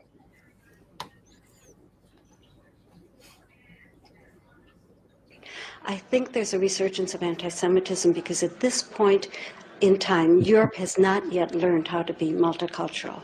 And I think we're going to be part of the throes of that transformation, which must take place. Europe is not going to be the monolithic societies that they once were in the last century. Jews are going to be at the center of that. It's a huge transformation for Europe to make.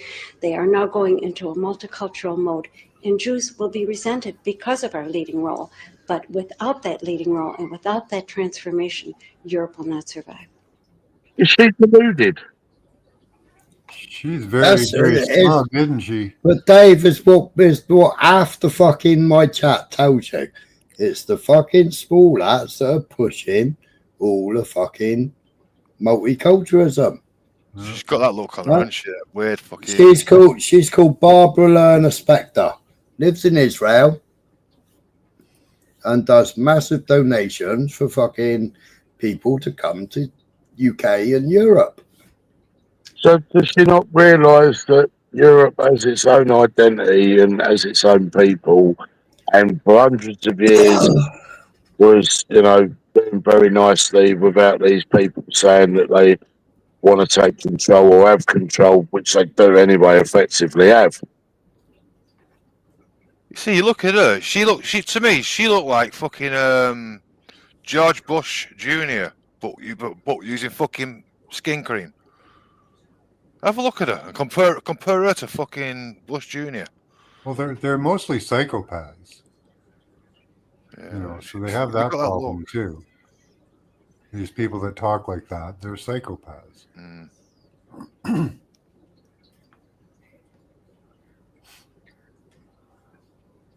I just see all of us as being in the middle of two fucking sides that are going at it with each other, and they're causing all the fucking world problems.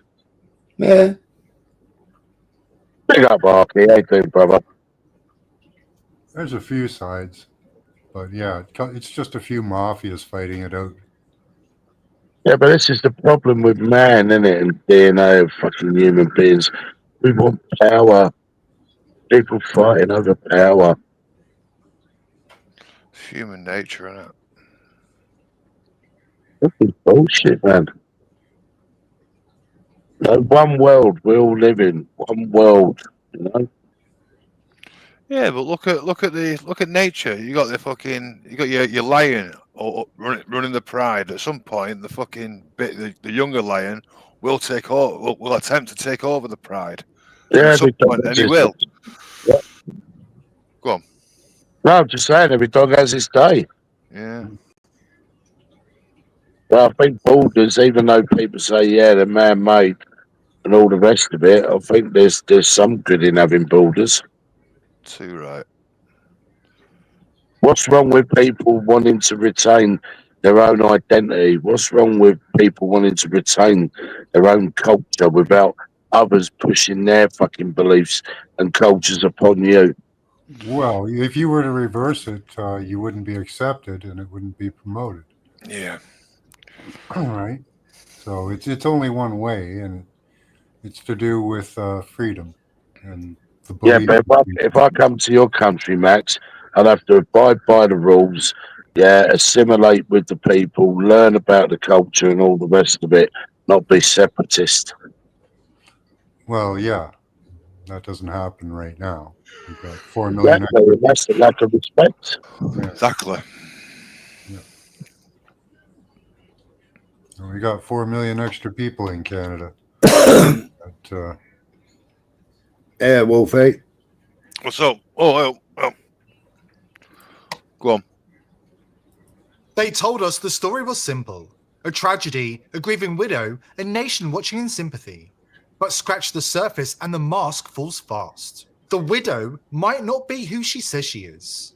Evidence is emerging that she was groomed, trained, and positioned in place, not to mourn, but to inherit. Behind her polished smile and professional public performances lies a pipeline of children moved across borders, fortunes rerouted offshore, and influence funneled straight into the hands of her handlers. This isn't a love story, it's a transfer of power, and the files we just uncovered prove it. Stay with us, because by the end of this video, you'll understand why this operation had to stay hidden, and why they're willing to kill to protect it. Before we dive in, let me just tell you about an important service that lets you protect your privacy from the deep state. Our partner VP.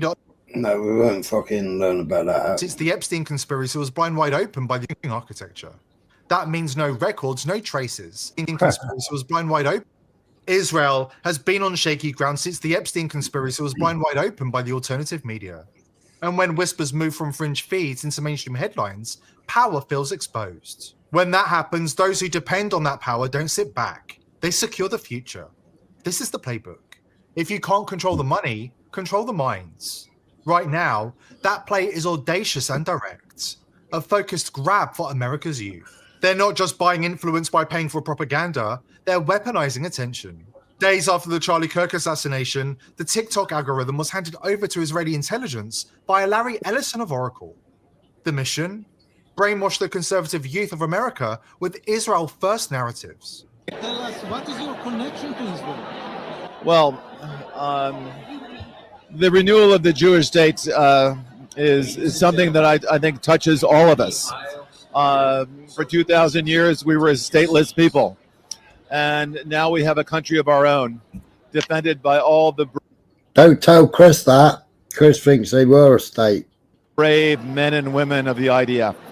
So anything we can do to support them who, devote their lives for preserving the state of Israel, keeping the people safe, and allowing our state to continue in sometimes in very, very difficult situations. I have been to Israel. I have been to the border. I have spent time to the people who govern the state of Israel. And I feel a deep emotional connection to the state of Israel and the Israeli people. So we've actually acquired a number of Israeli companies. We have 2 CEOs at Oracle. One's name is Safra Katz, and she was born in Israel. So again, we love the country of Israel, and we'll do everything we can to support the country of Israel. But hijacking the narrative on American social media wasn't enough for the handlers and their globalist backers. They set their sights on Turning Point USA, the influence machine built by Charlie Kirk, a man many believed could one day lead the country. Kirk's refusal to toe their line made him dangerous. He kept pounding an American first drum, even as establishment power shifted away from the movement that put him on stage. So the plan moved from persuasion to possession. When Kirk turned down a $150 million offer to recast his platform as a mouthpiece for Israel First talking points, the globalist elite didn't fold. They executed the contingency. Erica Kirk liked to present herself as an everyday hero. To her audience, she was the face of faith, family, and service. But long before the hashtags and photo ops, accusations were already circulating. Accusations that her so-called ministry in Romania was a front for trafficking children across borders. Back in the early 2000s, Erica worked as a model and casting director. Soon after, she reinvented herself as the head of the Romanian Angels, an NGO operating in Constanta, Romania, a city infamous as a trafficking hub. On paper, her group partnered with the US military and placed children into adoption. But locals told a different story. That kids were being taken, not protected, and funneled straight into networks supplying Israel and private islands with very young orphans. 2012 wins Miss Arizona competes in Miss USA, a pageant owned by ... Trump. Okay, want to know something really weird? So she had said in a podcast that she had never competed in pageants and had never done any modeling before, until one day she receives an invitation in the mail to become a model and start doing pageants. And the pageants that she started doing were Miss USA pageants owned by Trump. So she modeled for Trump. She was one of Trump's pageant girls. But did you know that she was also a casting director at the same time that she was doing all of this stuff for Trump? Now, she doesn't specify on her website if she worked as a casting director for Trump, but around the time that she was claiming to be a casting director, she also owned a ministry that was working with the U.S. military in Romania. The area in Romania where she was operating this ministry had a bunch of locals accusing these evangelical ministries of kidnapping children and trafficking them out of the country. These children were being found in the UK, and Israel, and were also being sent to undisclosed private islands. Locals demanded authorities look into it, but they never did. Now, Charlie Kirk really wanted the Epstein files released, but did his wife? Prior to marrying Charlie Kirk, she was a multi-millionaire on her own, and since his passing, she's also amassed all of his wealth, plus an additional at least $5 million in donations. She's currently considered the most powerful woman in the United States, with mega fans begging her to run as vice president in 2028. And then came 2018. Erica traveled to Israel, where what she described as a job interview became something else entirely, a date with Charlie Kirk. To the public, it looked like romance. To those following the trail, it looked like the next stage of an assignment that was planned years in advance. Let's talk about their first date, because it was actually a job interview. Back in 2018, 2 years after Donald Trump had started working with Charlie Kirk had hosted a Turning Point USA opening event for one of the offices that they had opened. And Erica and Charlie Kirk were introduced to each other. Charlie Kirk instantly thought that she was beautiful, but thought that she was really smart. And allegedly, one of their mutuals had suggested that Charlie Kirk hire Erica. I'm assuming it was Donald Trump or someone on his team, because Donald Trump had signed on to work with Charlie Kirk, and Erica was already one of Donald Trump's employees. So it would make the most sense for Donald Trump and his team to encourage Charlie Kirk to hire Donald Trump's employees. Anyways, Charlie Kirk DM'd Erica, invited her for a job interview. The job interview ended up turning into a date. A quick warning to anybody ready to attack us for exposing this. Know this. We have every file, every piece of evidence, and it runs deep. If we're pushed, we won't hold back. We will release it all. We know all about the disappearances of Louisa Malencu and Alexandra Makasanu and countless others. But for now, we have to ask, was Charlie Kirk another victim of an Israeli intelligence honeypot operation? Whenever there is a false flag and the official narrative makes no sense at all, there's one question you have to ask. Who benefits? Follow the profits, follow the power, and the picture sharpens. After the break, we connect those dots and reveal the files that expose a dangerous history the architects are literally killing people to keep covered up. Why now? Why did they not do all this before? Exactly. Well, why did they not explain all this fucking shit before? Only after he got shot, and all of a sudden, you know, it might be true. Don't get me wrong, but if they're that caring, why did they not release this information previous to it all? Why they knew about it? And it's like him saying, "Wolf, it's like we've got all this and this and this and this. Yeah, bring it." It's bollocks. It's bollocks. If you knew this shit, you're using this now as a lefty narrative shit. Is what it is. You know, it might be real, but I don't know. It's real. They've got the evidence. But the thing is, Smiley, if they've had all this evidence all this time, why have they sat on it? Yeah, why did they sit? Why did they sit on it? Exactly. You know what I mean? Why why did they sit on it for so long in Rotherham? Why did they sit on it for so long in Telford? Because they're part of it. They're part of it. They're all part of it. You know, scapegoating. That's what it is. Yeah. Now they're going to chuck out one of their own now to save the rest of the fucking bacon. But her investigation on the Romanian angels all went down and just got swept under the carpet. Right. So everything got swept away. That's what money does. That's what rubbing shoulders. Best mate with Trump, isn't it? But why is it all these channels before? If they knew all this fucking information previously before they got shot, why did they not bring it out now to silence and shut them down? Only once they've been shot, it's like it's the new algorithm jump. Oh, we're gonna jump on this bandwagon sort of thing. It suits. Yeah, it suits now. You know, we can speak about it now.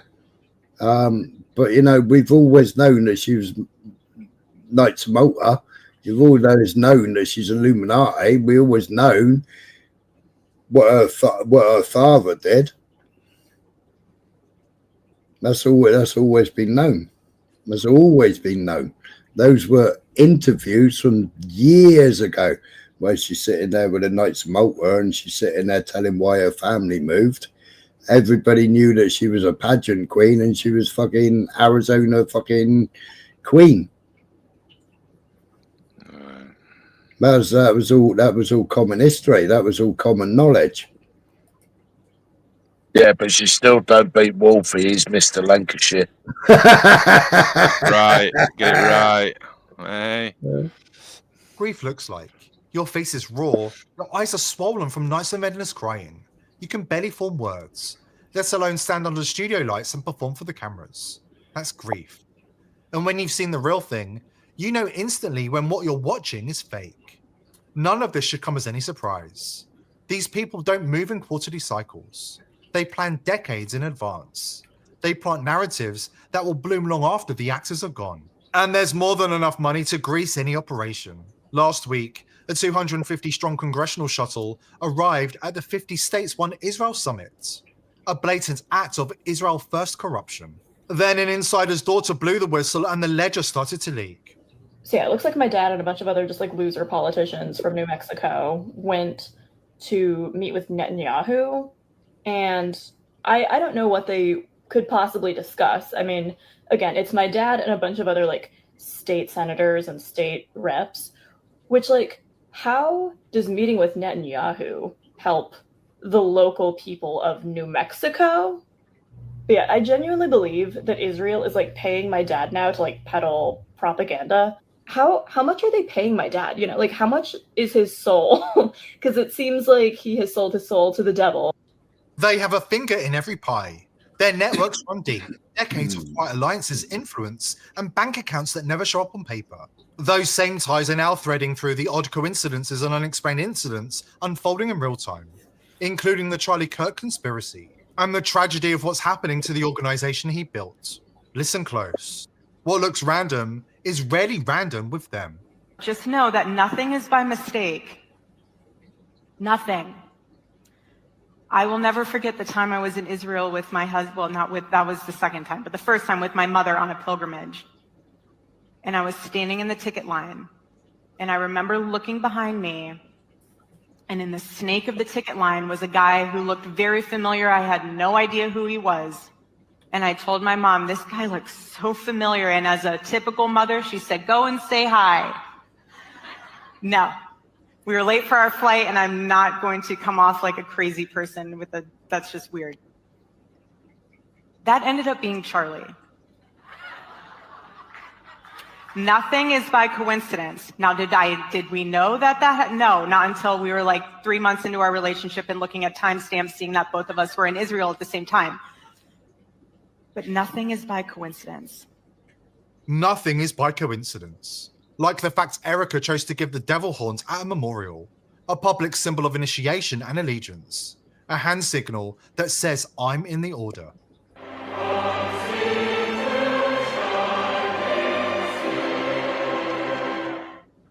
Its shape recalls the horns of Baphomet, turning a casual pose into a ritual badge flashed in plain sight, yet hidden from the uninitiated. Then there's the fact that her family's backstory makes less sense than Barack Obama's CIA fabricated official record. Major news profiles describe her as raised by a single mother in Arizona, but that's just the cover story. Erica Kirk talking about how her mother, when they moved to Arizona, why they moved to Arizona, because her mother works for the Department of Homeland Security. Hey, can I ask a question? It's maybe off topic. How did your mom choose Phoenix? So she chose to move to Phoenix from Ohio because there was more of an opportunity for a female business owner out here, especially from the standpoint of she was getting involved with the government, so Homeland Security and Department of Defense. And so she had other business partners that were out here that were already in that industry, especially from the standpoint of she was getting involved with the government, so Homeland Security and Department of Defense. She was getting involved with the government. Then there's her family's connections to ancient elite orders and her father's connections to Israel. These are ties that run deep, reaching into defense contracts and even the very construction of the IDF's Iron Dome system. Erica Kirk's no grieving saint. She's wired into the machine. Knights of Malta? Spot on. She flashed that Black Cross pendant in her first widow clip, same one every sovereign military order knight wears, and her family's donated heavy to Catholic orders forever. Freemason angle's subtler. Her dad, Kent Francefay, wasn't just Raytheon. He chaired their Israel division, funneled billions in Iron Dome cash while Charlie's old man designed Trump Tower. Yeah, but also the bunker levels nobody admits exist. Erica? Inherited 23 million at 25 from a trust. Come on, that's not beauty queen money. That's Mossad's slush fund. She started Everyday Heroes as cover, funneled donations straight to pro-Israel NGOs. And that G-ring? Not grief. Grand Lodge symbol, worn by 33rd degree insiders.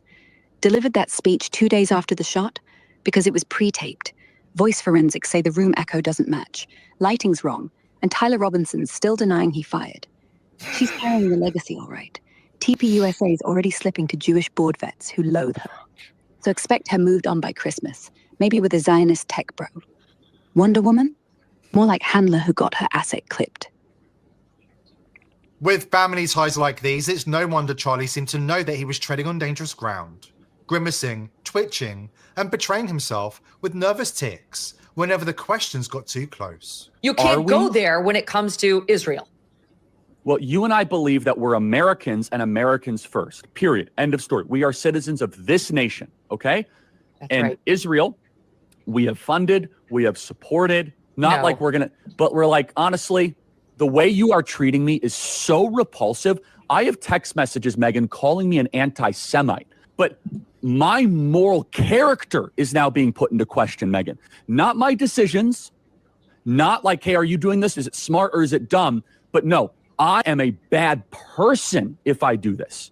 And I could go, I mean, you saw it, Megan. It was trending on Twitter, thousands of tweets and text messages. It's offensive to those of us who have been out there defending them in many instances against critics on our own side. This is dangerous ground. And I know some people are going to be upset. But that's the point of alternative media, saying what others won't. And trust me, people do know the truth. Take Tucker Carlson. At the Charlie Kirk Memorial, he slipped it past the censors with a parable, an analogy about Jesus Christ, silence for speaking truth, cut down not by accident but by design. In his words, guys in a room eating hummus decided the solution was simple: just kill the messenger. A quiet hint, but a powerful one, and it didn't go unnoticed. Ultimately, he was a Christian evangelist, and it actually reminds me of my favorite story ever.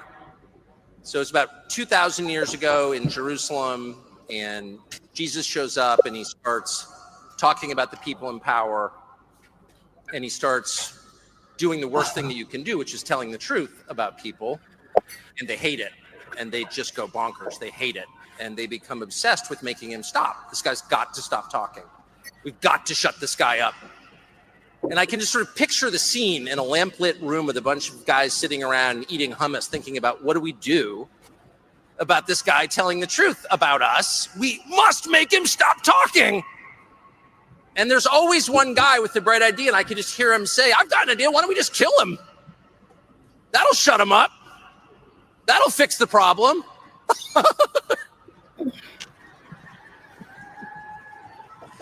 It doesn't work that way. It doesn't work that way. Everything is inverted. This isn't just a story, it's a call to action. Share it, question everything, and remember, together, we are stronger than the silence they want to keep us in. Here at the People's Voice.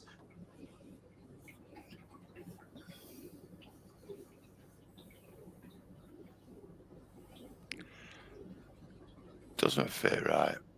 Don't know. Well, to say, Smiler, right? When you first put this video on, I thought you was giving Wolfie the choice between who would you have, the man in the beard or the blonde?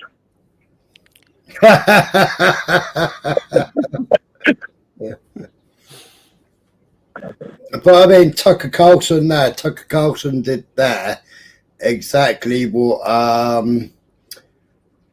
what was he called? The fucking Ricky Gervais. What Ricky Gervais did at Golden Globe Awards when he called all the speedophiles out.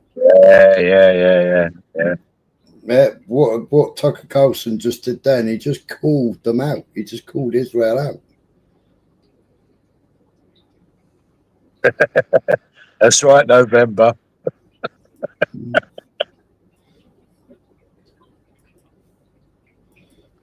But that wasn't the devil symbol, though. I've heard that before several times now. It's not. It's having the thumb in is the devil symbol. She's got the thumb out. It's love, apparently. Yeah, that's the love symbol. But it's not the devil symbol like they were trying to say. Yeah, but you know what I mean? It's fucking. You can put shit together, Smiley. You can put shit together. I'm not saying it's wrong. Don't get me wrong, but you can put shit together in such a way and manipulate stuff to make shit fit with anything, you know. Well, it's the same as all the numerology that they come out with, isn't it? You know, I mean, they've come out with snake eyes, haven't they? They come out, you know, 1998 movie, Snake Eyes, Nicolas Cage, yeah. The politician was called Charles Kirkland. He was shot in the neck. Yeah. It was on the 10th. It was on the 10th of September. Yeah. No, it's all Masonic, November Man. You know, it's all coincidence. It's the same as you know. There was things about 9/11 before 9/11. You know, years ago. You know, the Twin Towers before even the Twin Towers came down. The Twin Towers were already in the drawings and were already going to fall down by an aeroplane, right? The same as the Titanic. There was a book written about the Titanic, like 20, 30, 40 years before the Titanic was even built. That it was going to sink by an iceberg. Time travel in the future. Somebody making money on it all. There you go. Like just like Back to the Future.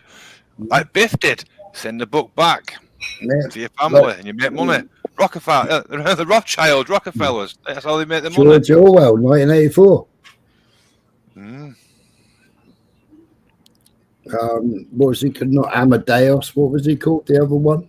Nostradamus. Nostradamus, that's the one. Amadeus. Amadeus. I was thinking of Wolfie and his fucking Old Spice, wasn't I? Yeah, we haven't done But I mean, isn't that a coincidence? Charlie Kirkland shot in the neck, 10th of September. Yeah, Smilo, you could say the same thing about the Simpsons. Look how many. Yeah, exactly. Yeah, but the Simpsons are written by the CIA, aren't they? They got to say the loud part. They got to say the loud part out loud. You know, and like I think me and Michelle were talking about it on the live last time. You know, they've always said the loud part out loud. You've had what's that fucking Yes, November. Dustin Hoffman, you know, he was in Contagion or whatever the film was called, and it was a virus. And you know, hey, he's a corporate too. Yeah. You know, so you all like the COVID shit. It's all in his place. Hey, oh, who's that in the background? Is that you, Smilo? No, it might be Max. Might be Max's wife. Oh, apologies, Max. Sorry. But Da Vinci, I mean, look at his stuff. You know, he's another one who you can look at and say how he's predicted this and predicted that. Tesla. Yeah, Nikola Tesla, another one. But who had all Nikola Tesla's stuff? Trump. The American. No, Trump's dad had it all. Trump's dad all had Nikola Tesla's patent stuff. I still believe that Tesla invented Wi-Fi. Very honestly, I'll tell you why. Because he actually worked on and developed transmitting electricity from one point A to point B through the air. But it was through the ether, and that was already available anyway. You know, which? Eh?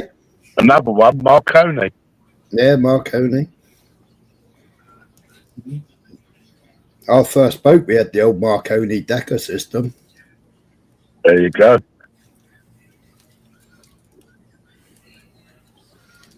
And Tesla, weapon of mass destruction. Yeah. The tower he built. And they reckon by 2028, time travel will be available to us all.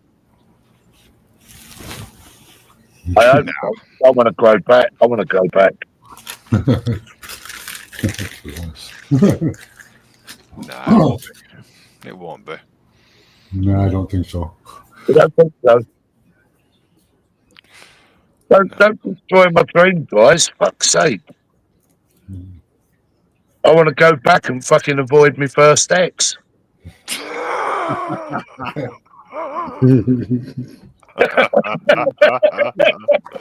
You'll never convince yourself. Wants to go back and cock block himself.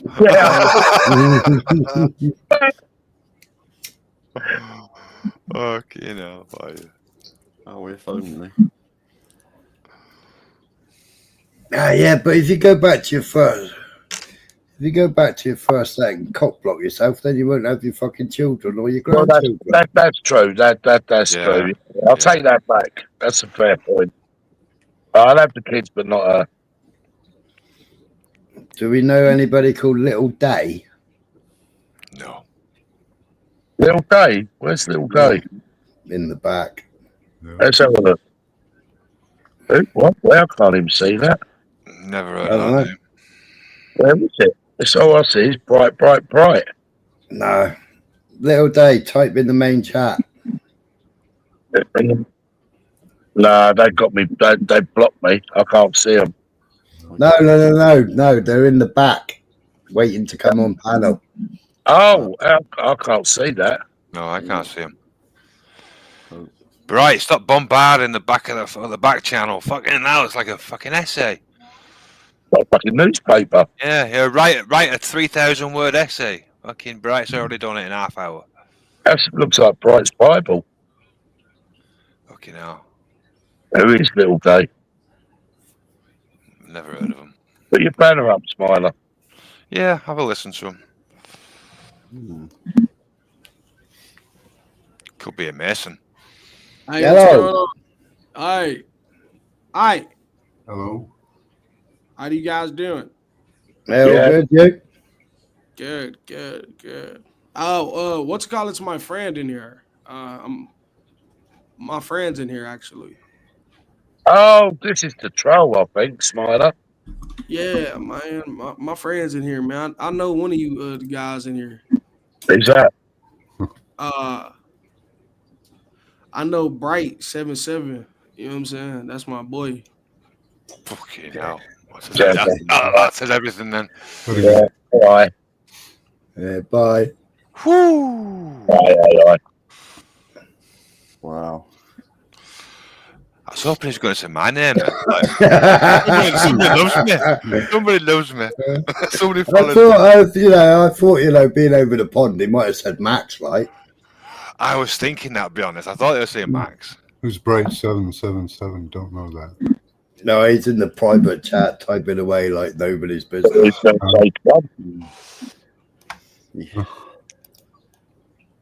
can. You need ... .. to understand. Oh, fucking hell. ... in the splash. As well as looking at the image through a mirror and stood on your head, and you might understand what he's written.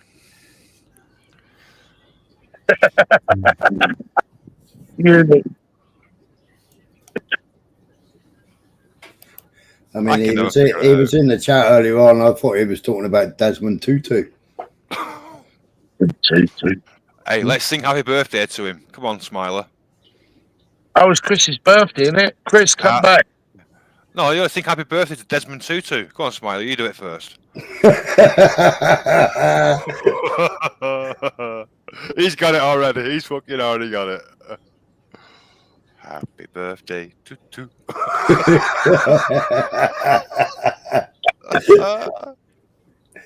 Where did I see that now? Fucking hell. Oh.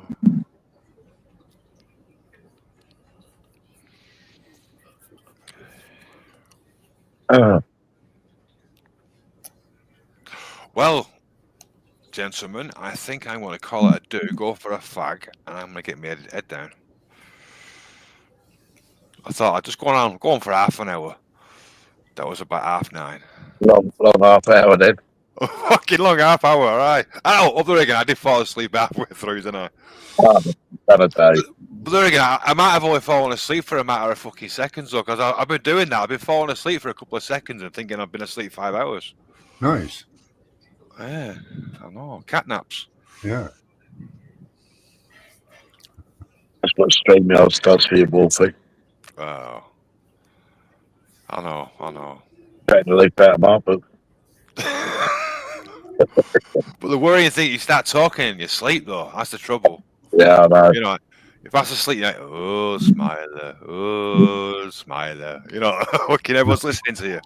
You've already had a fucking cat nap. Like I was saying, though, I don't know, because you started debating with Bricky, and the next bit, but he was going on for that fucking long. It might have been 2 minutes, 10 minutes, I don't know. Yeah, it's a good time to get bed down then. Yeah. Yeah, Chris, it goes on for fucking hours. Well, there's no way I was asleep for 2 hours. Fucking hell. Not a chance. It's a shame he rage quit. I was still waiting for him to answer my question why I'm a lefty. Well, you are sitting on the left on the panel. Yeah. Yeah. I suppose, well, I am on the right if you got the right way round. It's mirrored, isn't it? Yeah, I'm on the True. side. Well, like I said before, I'll believe you're a lefty when I see you on a couple of Burks. Then I'll say he's a fucking lefty. They won't let me up. They won't let me up there. I stopped listening a long time ago. I blocked them, unsubscribed. I just can't be doing with it. Even they sound racist and anti-Semite. There's talking about other things and non-stop politics all the time, and very selective on the stories you cover. You know, if there's something scandalous on your side, but you don't cover it, but you'll find that similar scandal on the opposite side and jump on the bandwagon for it. To me, that's just fucking very selective. You know, yeah, that's not for me. But crack on, you know, do what you're doing. But didn't he say though in one of his lives about cracking people's skulls and giving them a good hiding or something? I saw that on Bagman had done it, and he put a video out, didn't he, about Niggy or something. Had said about we're gonna have to fucking give him a kicking or something. Yeah, go back to the place. Yeah, I was like, oh, Give her a kicking. Go on, you say, Dave. Go on. Well, I fucking remember now, but I remember that. What about giving them a good old kicking like the good old days or something? Yeah. Oh, J.O.J. J.O.J's still a little fucking boy. No, Niggy. Niggy got fucking, he's an old man walking around with a walking stick. Yeah, we're talking about a good old days, Smiler. Yeah, but he couldn't kick nothing. He just fucking knocked his walking stick over and he'd fall over. I like Nicky, even though we have totally different political beliefs and views, but JOJ's just different gravy, isn't it? The only thing I got against Niggy is what he said about the fucking corgis and the fucking dogs and shit on my panel. Well, that was JOJ, weren't it? And Niggy fucking bigged him up. Oh, yeah, he bigged him up, yeah, but didn't actually say it, but bigged him up so he condoned it, yeah. Yeah, like I said, I just unsubscribed and blocked. I don't need the only way to do it is to block. That way you don't get bombarded with that all the fucking posts and shit like that. I don't fucking need it. Fuck off. Not interested.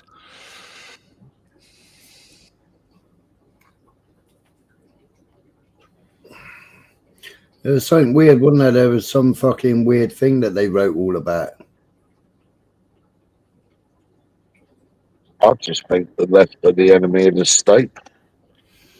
If I was to say I was a stereotype, Smiler, what would you describe yourself as? I don't know. I'm a Cornish nationalist, Ulick.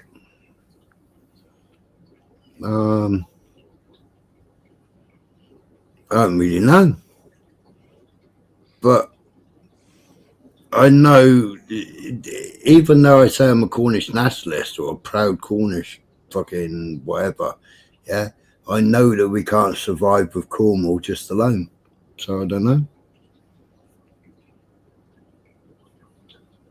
Well, you could go back to the good old days and become part of Wessex again. What, Wales?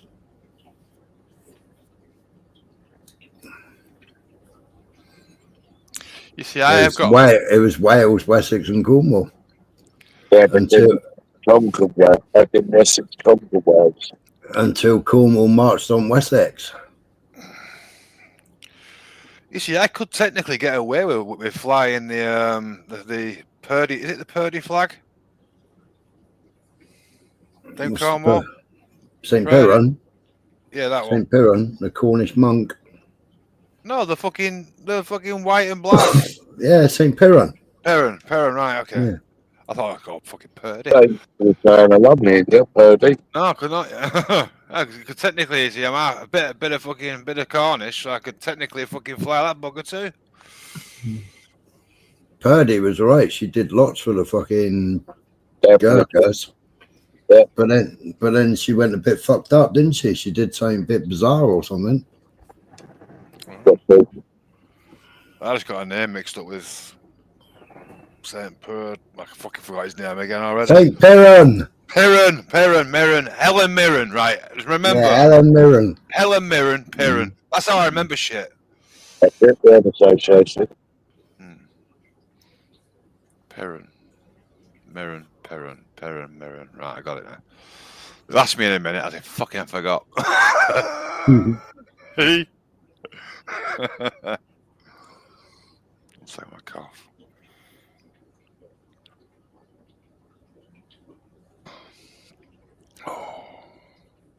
Some say he was born in Cornwall. Some say he was born in Ireland. I don't fucking know. Some say he was born in Devon. Yeah.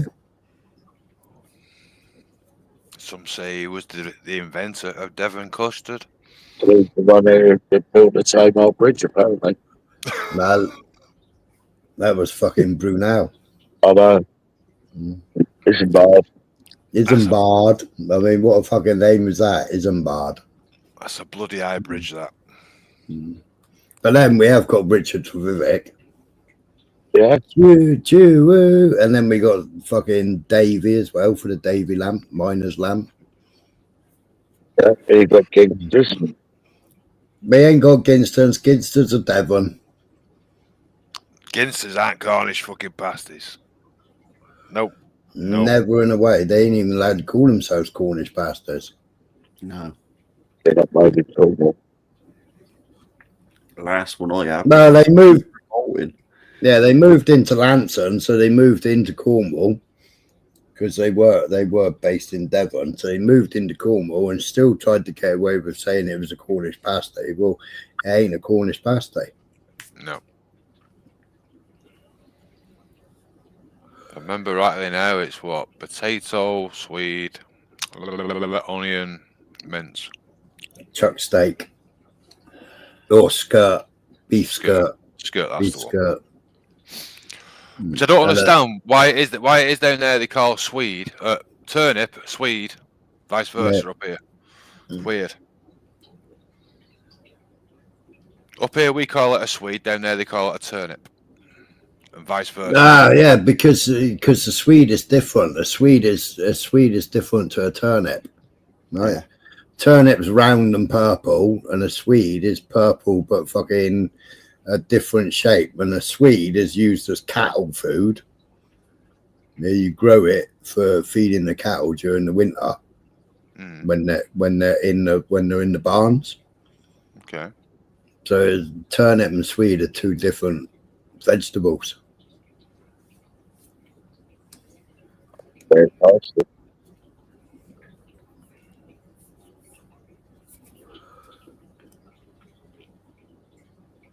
That means my fucking old man was lying to me. Yeah. No, I've seen one of the, some of the women fucking putting swede in fucking Cornish pasty. Yeah. Calling it turnip. Swede and tater is nice. They're carrots. Sure they have. No carrots in it. No. No, I'm not about pasty. I'm about just looking carrot and swede. Oh. Yeah. Well, nice. Bit black pepper, bit butter, chopped up. You know, I could just eat a big fucking pasty now. Come to think about it. Yeah, but you're traditionally known as pie in Lancashire. Right. So on your left is a turnip, on your right is a swede. Swede, yeah. Yeah.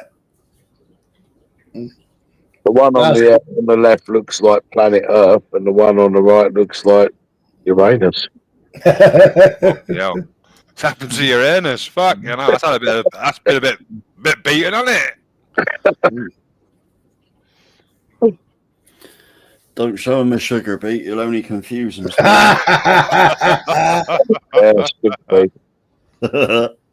Poor beetroot. Nah, I fucking love beetroot, mate. I think vinegar chopped up.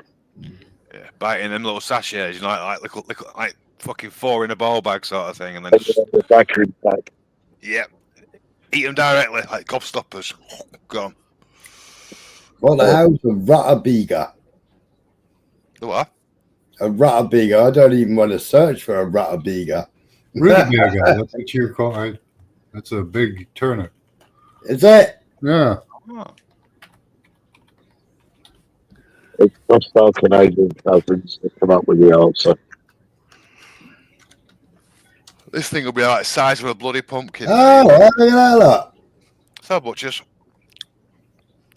Oh, Yeah, jeez. everything you're talking about, I've never heard that name before. There's a turnip. That's a turnip. Yeah. It's just an Irish turnip. Well, sweet. Well, is it, but they say it's cross between a turnip and a cabbage, they say. Is a turnip a hybrid then, is it? I guess so. Good. Yeah. Oh, there's a new hybrid fruit in the supermarket. M&S and Waitrose. I forget the name of it, but it looks like a grape. £3 a punnet. I can't remember the fucking name of them. What the hell's a kohlrabi? Yeah, well, as we've been discussing, you know, Israel and stuff like that, I thought you might want to put a cold rabbi up there. A cold rabbi. Yeah.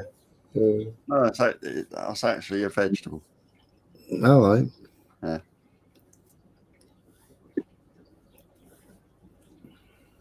It's a strange looking thing. Fucking cucumbers got me in fucking Poland. Did you say cucumber? Yeah, do us a favour, babe. Go out in the garden and get some cucumbers and all for the fucking dinner, will you? Yeah, right. So I'm standing there in the fucking garden now, looking at fucking in the vegetable patches, looking for these fucking cucumbers. And I'm standing there going, where the fucking hell's the cucumbers? Then I can see courgettes. I can see everything. Well, I'll grab some courgettes, I'll grab some tomatoes, I'll grab some fucking radishes. Where the fucking hell's the fucking cucumbers? I can see these prickly fucking things. Well, they're courgettes. Not courgettes. Fucking, what they called? Those fucking, when they pickle them? Gherkins. They're gherkins, they are. Mm-hmm. All right, so I'm standing there and I'm like, fucking, and my missus comes out on the patio and goes, have you got them yet? And I'm like, no. I said, I can't see no cucumbers. And she said, what? I said, I can't see none. And she said, the green ones. And I said, well, I can see courgettes. I can see gherkins. Well, that was it. That fucking all of them pissed themselves. That's them, just bring them in. And I'm like, well, what? They're going to taste fucking horrible. What's she going on about? Fucking went in and every fucker in the house was laughing at me in the kitchen. All laughing at me. That's a real cucumber, not those fucking cucumbers you buy in England. Never in a million years. What, the furry? No, they're prickly. Oh, yeah, not like the English cucumbers. They're not smooth and bent. They're like prickly. What, sharp prickly? Yeah. Right. Yeah, prickly legs and prickly little feet on them. You know, like. I was just thinking about the wife. That was all. A bit of excitement, sort of thing. Yeah, smooth ones are hybrids, aren't they? Yeah. Yeah. Real cucumber. Proper traditional cucumbers. They got spiky bits all over them. Still the same inside then, and all that kind of stuff. And just No, totally different. Totally fucking different altogether. Yeah, that's a real cucumber. Yeah. Oh, fucking hell. Yeah, so how was I supposed to know that's a fucking cucumber? I thought it was a fucking gherkin. Yeah, I'd say I was a fucking gherkin, personally. But that's what you make gherkins out of. Cucumbers. You know what? I don't know why. I was fucking picturing this fucking, like, cucumber, but all fucking furry, with prickles on, like fucking spikes and shit. No, it's a gherkin, isn't it? It's a cucumber. I know. I'm saying it looks like a gherkin, though, doesn't it? Yeah. Yeah, Well, you catch them when they're little and you make little gherkins. Yeah. It's mad, isn't it? It's fucking strange. Ooh.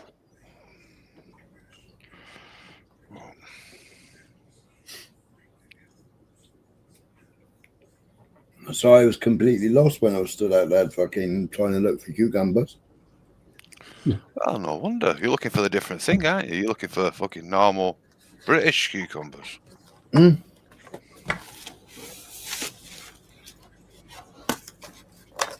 I wasn't looking for no fucking gherkin.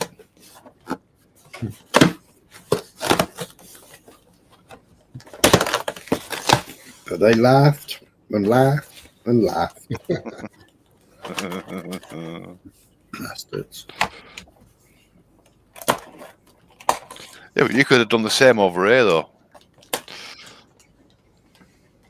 What with? Cucumber. Yeah. They had no idea what Oh, the fucking no, they already knew what our cucumbers were like. All fucking GMO fucking hybrid shit.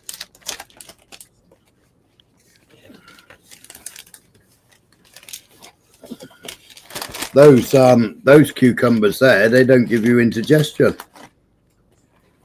Our cucumbers, they always give me fucking indigestion. Huh? Yeah. I can eat the white and the seeds, but I can't eat the skin. If I eat the skin in a sandwich, fuck me, man. Jesus, I've never had that problem at all. Never.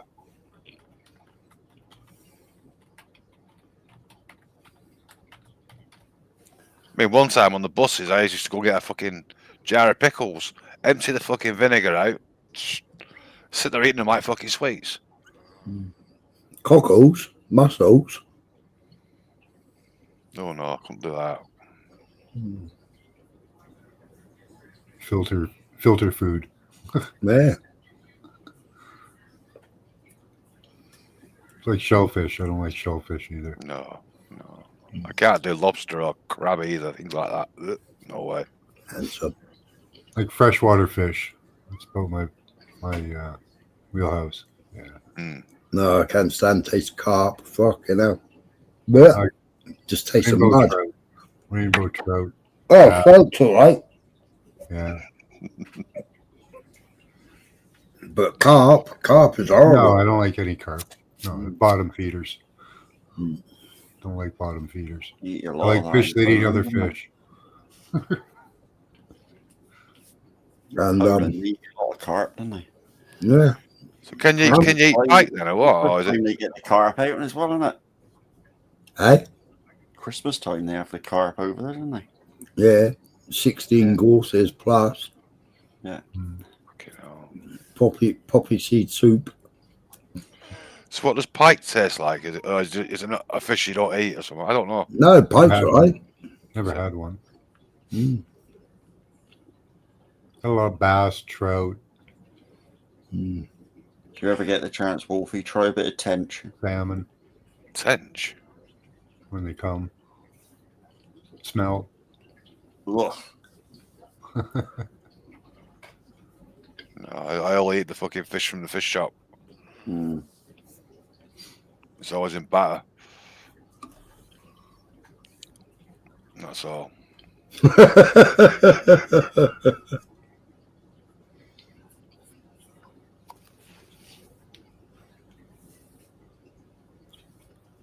We used to eat raw scallops on the boat.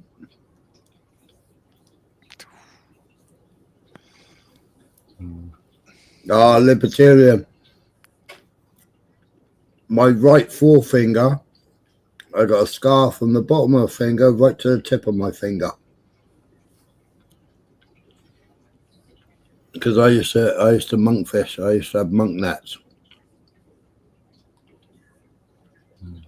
And I was on the boat with Jimmy, and he was telling a joke. I just cut the tail off, cut the cheeks out, because I used to save all the cheek meat and have the cheek meat for myself.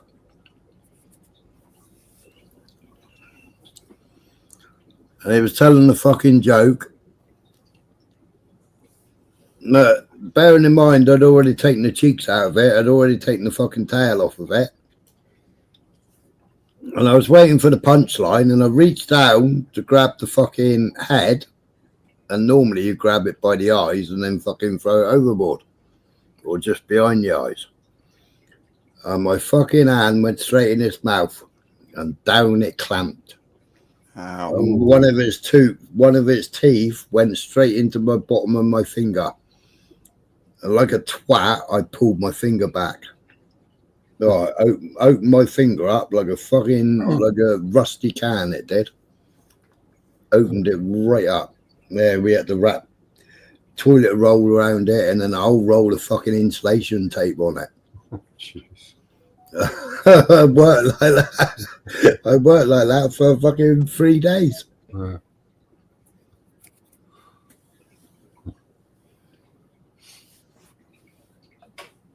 Yeah, we was on conga gear and on 3-day lie down on nets.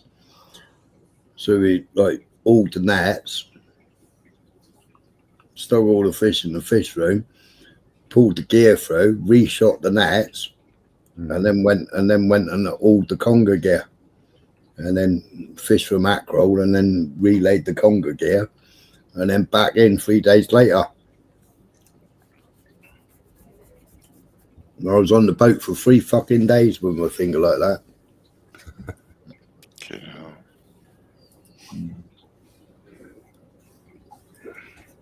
They almost healed by the end of 3 days. Oh no, it was right down to the bone. It was. Handling nets and stuff. Bit of vinegar first, then fucking seal it fucking shut, then tape the bastard. Oh, it's mad. It was blood. Bastard. Told him never tell me a joke ever again.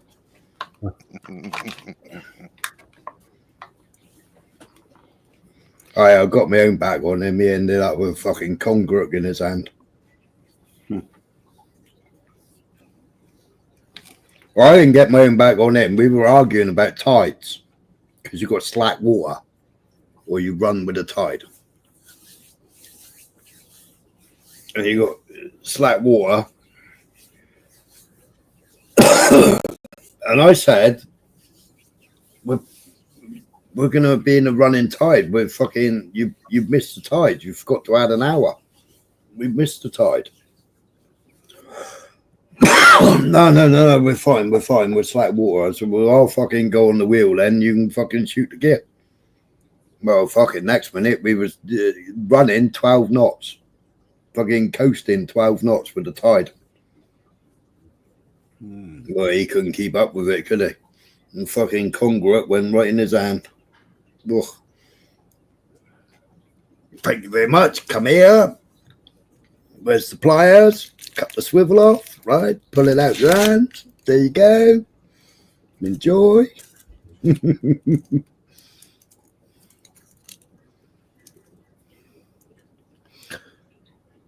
Yeah, but monkfish. I mean, you got scampi and chips, or you got monkfish and chips. I'd rather have monkfish and chips than I would have scampi.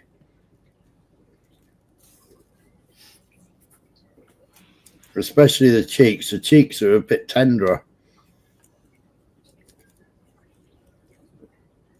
Because obviously we used to get good money for tails.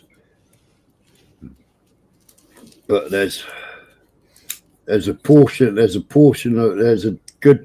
of food in the monkfish cheeks. Is it? Yeah.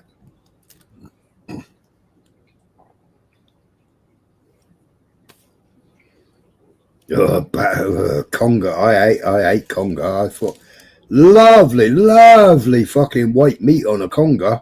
But what you smell when you gut it is what you smell when you taste it. Whoa. Whoa. It is fucking disgusting. Shark. I like shark. Yeah, shark's nice. Shark steaks. Tastes a bit chickeny though. Shark does. It's just a bit stronger than chicken, but not as much as turkey, if you know what I mean. Yeah, I'd never eat eel again. Right, I'm off. Good night, everybody. Right, Thanks See you later, mate. Good one. Take care, everybody. All right, good night. Yeah. Peace out. Have a good one, guys. Thanks. Talk to you later. All right, Max. You take it easy, mate. I think Dave's crashed out. Or on the phone.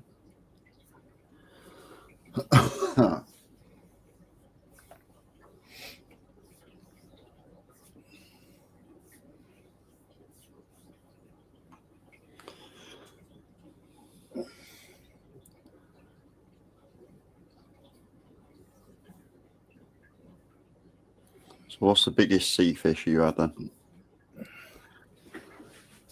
Biggest sea fish? I don't know. Meaning what? Well, any type of fish out in the boat. Well, biggest fish we've had on the boat. Yeah. Blue shark, I suppose.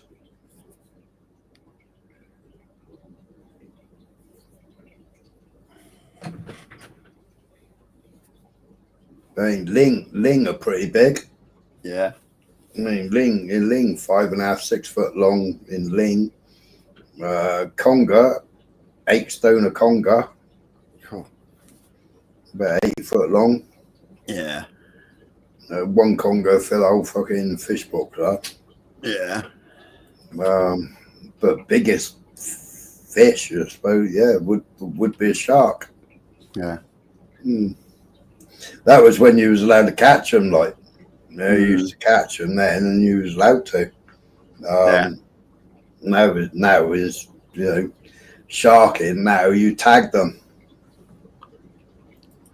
Oh, you got to tag them and put it back, have you? Yeah. Yeah, back in the day when we was commercial fishing, yeah, they used to give us tags. And then you fill out a book and then submit it like at the end of the month if you caught any sharks. Rainbow trout's all right and brown trout's all right, Hewlett. Salmon's better though.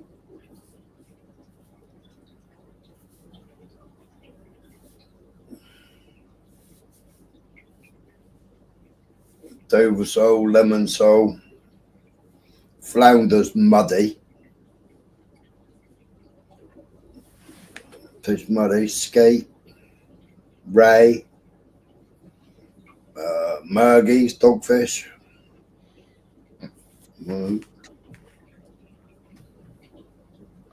Yeah, well, mergies, we used to call that rock salmon.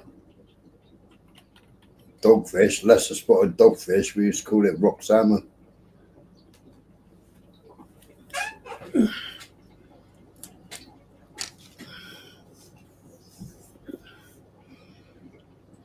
Halibut. Cod, obviously. We used to get cod, ling, whiting. What's the fucking flat fucking thing with a fucking thumbprint on it called again? Megrim soles. No, Megrim soles. Yeah. Yeah, they say it's a thumbprint of Moses or thumbprint or something. Oh, yeah. Mm.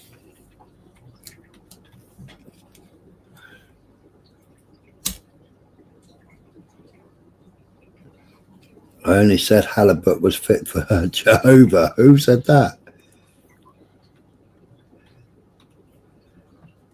Yeah, ling's lovely. Ling's like cod. Most of the time you're eating ling instead of cod. Pollock, obviously.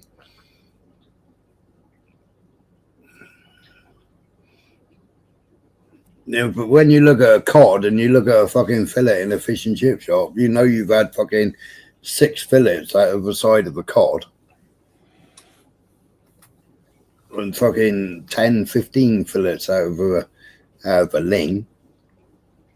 The skin's the same as well on a ling as it is on or the scales. The scales on a ling is as similar to the scales on a cod. So you'd never know the difference. It's still the same white flaky meat. They're dabbed.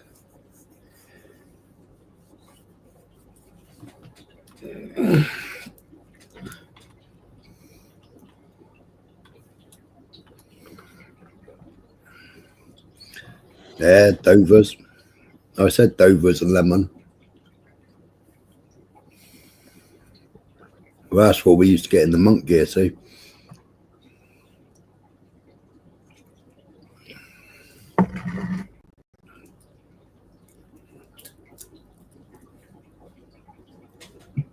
It's a net, long line, and then mackerel.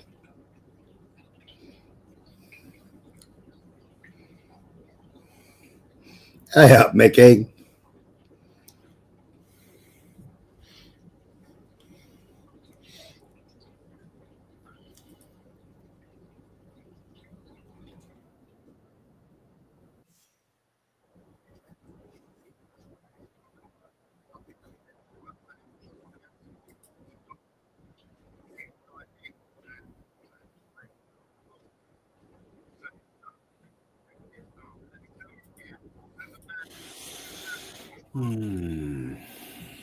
What's John Looney saying? John Looney's going mad at Keir Starmer. Really? Yeah.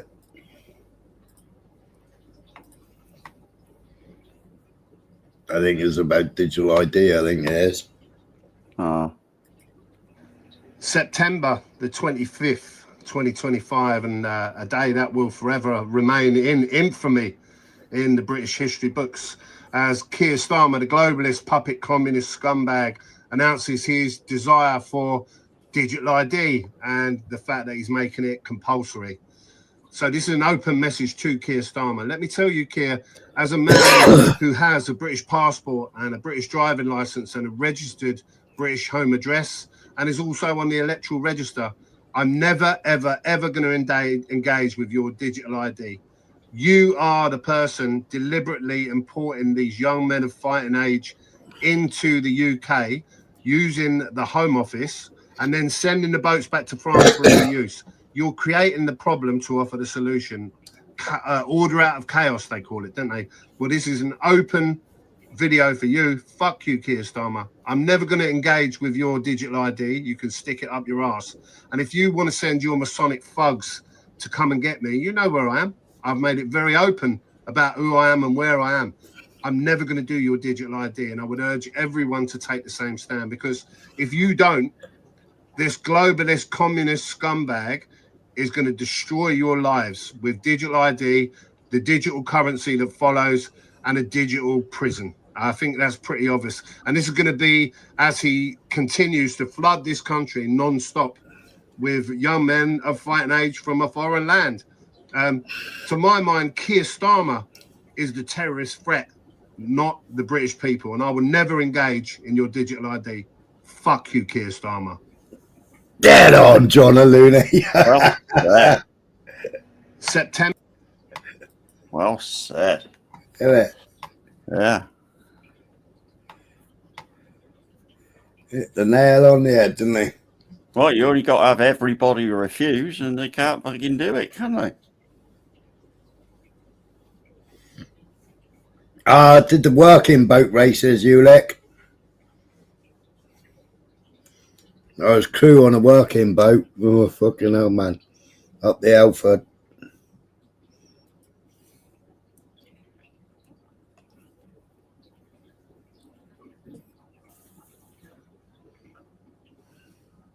I won't follow that. You've got more chance of finding me in Disneyland, innit?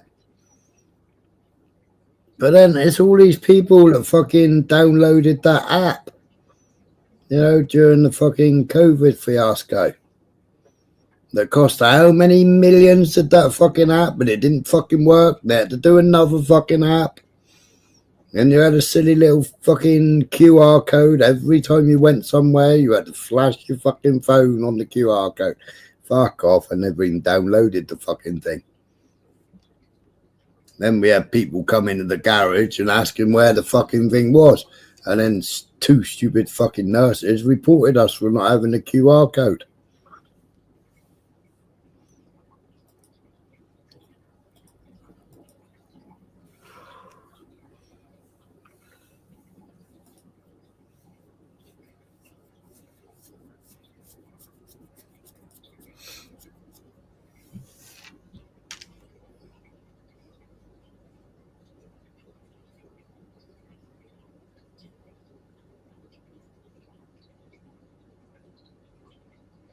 Oh, this was matey. This was matey. The whole world is laughing at the UK. The whole world is laughing at the UK. This is air traffic control. You're cleared for takeoff. Flight attendants, prepare for takeoff, please. The Home Office is investigating a small boat migrant after he appeared to celebrate getting refugee status in Britain by going on holiday to Afghanistan. The man, known as Usama online, arrived on a dinghy in 2022 and made a claim for asylum on the grounds his home city of Kabul was too dangerous.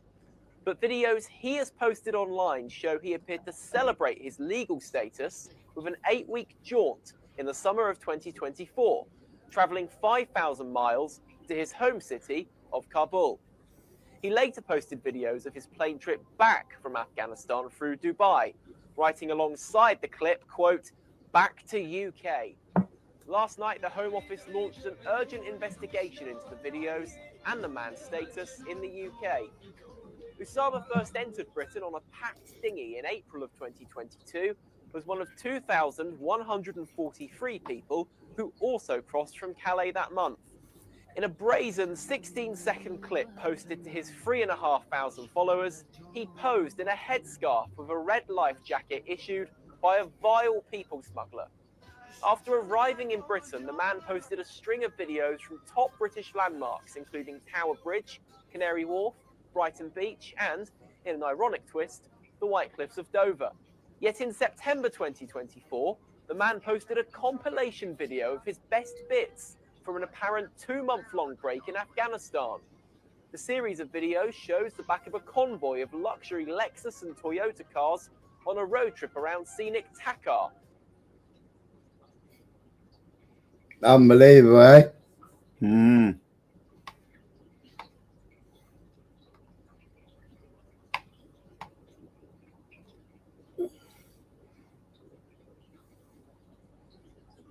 Ridiculous, isn't it?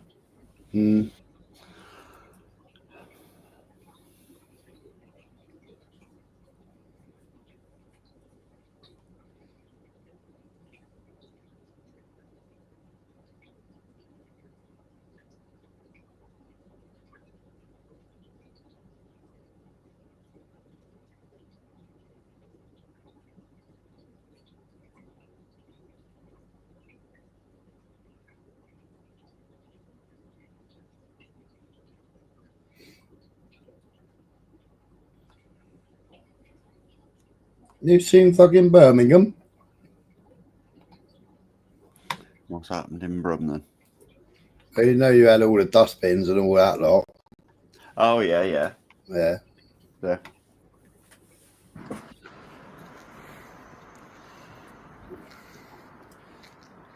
If you think this is bad, wait till you see this.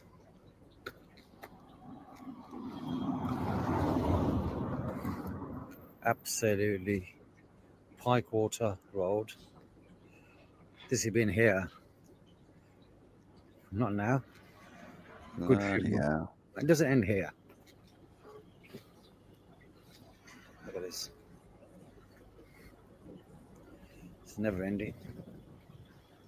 And across the road, we've got trash cars, rubbish, scrap cars, and again, look at this.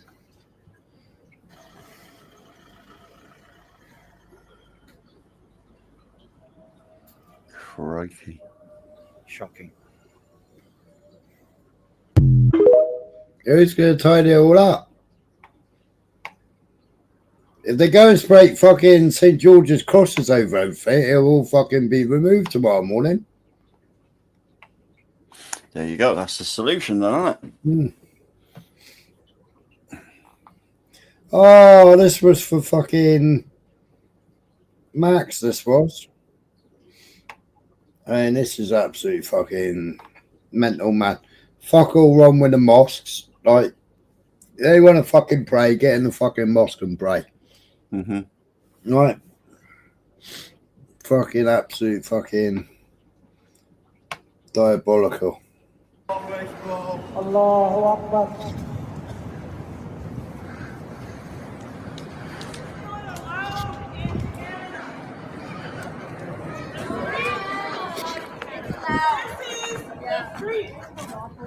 Leave her. This is a roadway. Leave her. This is a road. No, he's wearing fucking Taliban fucking headband there. A roadway for emergency service. Not Taliban, fucking Hamas. He's wearing a Hamas headband, isn't he? If we have fire or whatever, you're not allowed here. I'm a resident here.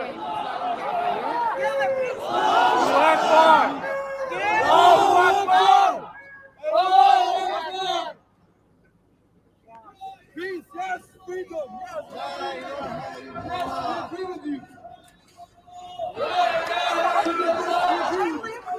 Hey, you go fucking touch her. Don't fucking touch me. Don't touch her. You're the one who's touching her. Don't touch her. Don't move where I'm walking. And you don't come and harass us and ask me this bullshit. And this roadway is against the law to block. In Canada, it's against the law. Are you It's not engaged. Yes. It's not engaged.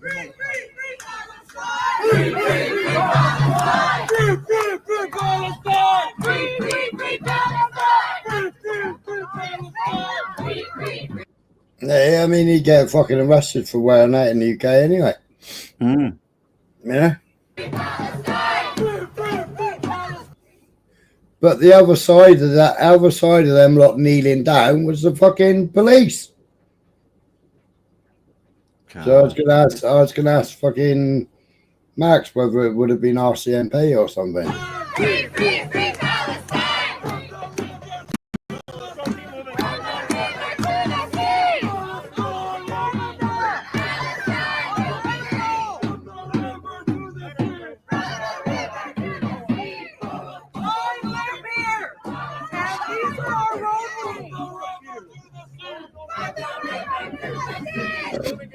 These are our roadways for safety and to get to our jobs and to go to the TTC. I would love to accompany you so you're safe. Let's go.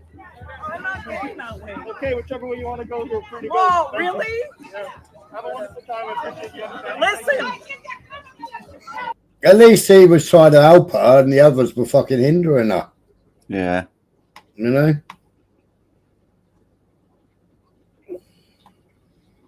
No, it's Ontario, I think.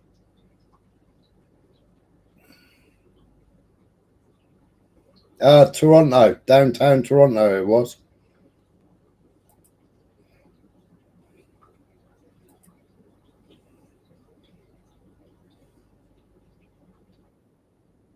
What else we got in the news?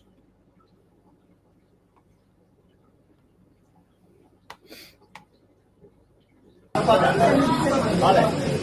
One moment, un momento, un momento. No, ahora. Saca a los niños para afuera, lleva. Vale, llevar a los niños para afuera, venga. Vale. One moment, un momento. Un momento. Ahora.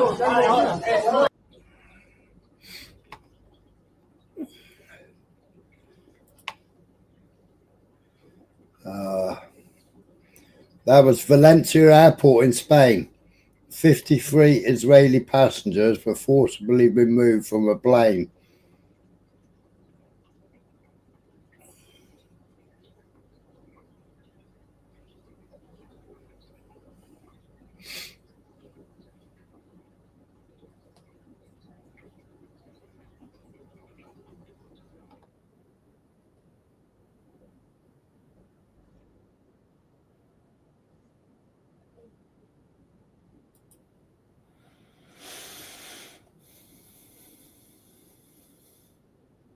Oh yeah, Erica Kirk. Yeah, so it's been buried.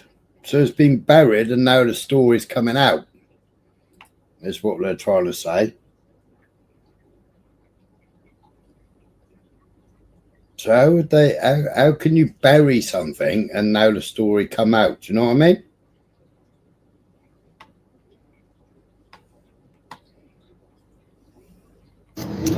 Yeah, so Republicans in Israel might have shot themselves in the foot with this Charlie Kirk thing, because Erica Kirk's story is coming out and the Republicans are freaking out over it. So if you don't know what's going on, Charlie Kirk's wife won Miss Arizona, a beauty pageant, when she was, I think, 17. She had never contested before. Someone just told her, hey, you could be a beauty pageant. And guess what company she worked for? Guess who she worked for as in the beauty pageant? Donald Trump. Right after she won the beauty pageant, she ended up creating a Christian ministry that works with children and went to go work with the Romanian government. So now you have all these conservatives on TikTok and on Twitter asking, what kind of power does a 17-year-old have to create a Christian ministry to go work with the Romanian government, to go for orphans? Now, here's a funny thing. At the same time that her ministry was in Romania working with the Romanian government, Romania went through a massive case of children missing. So the Romanian government kicked her, like her Christian organization that was in Romania to help Christian babies. The Romanian government told her to get the fuck out the country because something just doesn't add up. Because her ministry is linked with too many children going missing. So now, I swear, go on TikTok, go on Twitter right now, search Erica Kirk. That's all you'll see. Everyone is talking about how the fuck she was 17. She won a beauty pageant under Trump's agency. And then right after she won the beauty pageant, she went to Romania, started working with children. Children started going missing, and the Romanian government kicked her out.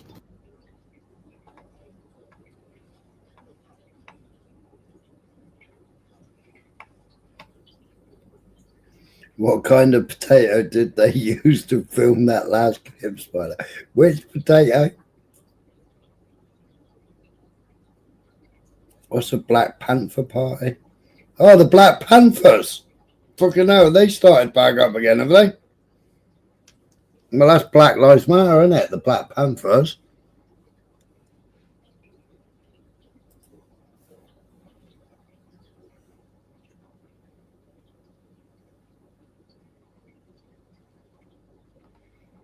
What are they calling Trump? I'm going to have to go and watch his speech. Did you watch his speech, did you?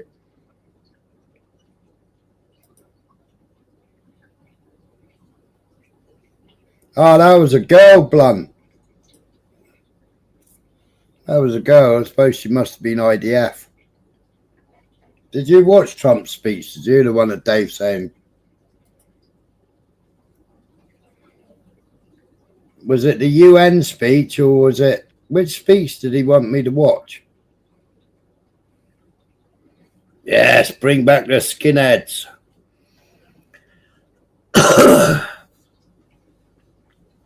Can be a bit of ox blood, red and yellow laces, bleached jeans. We was only talking about last night.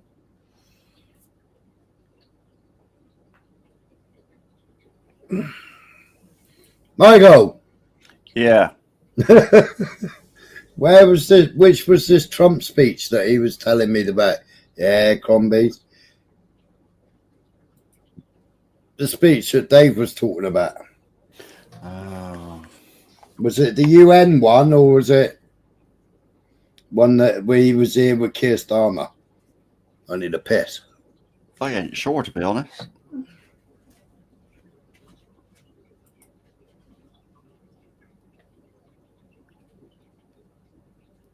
Was it the UN one?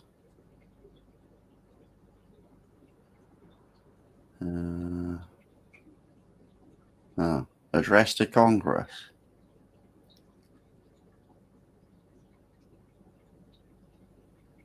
It was his address. Oh, address to the UN. Yeah.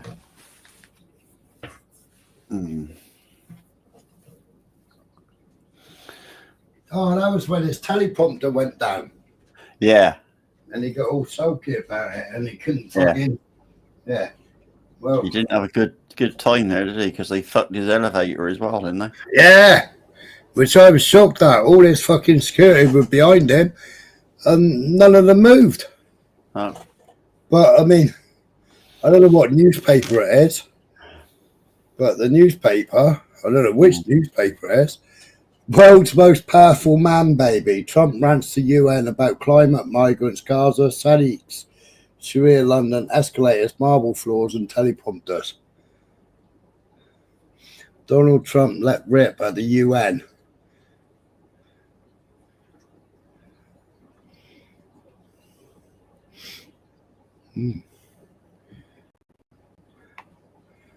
So he had a proper rant, did he? Oh, yeah.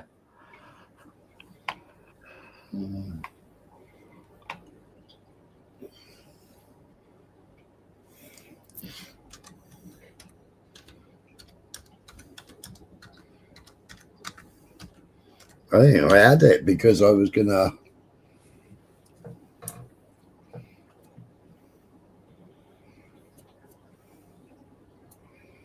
the General Assembly speech.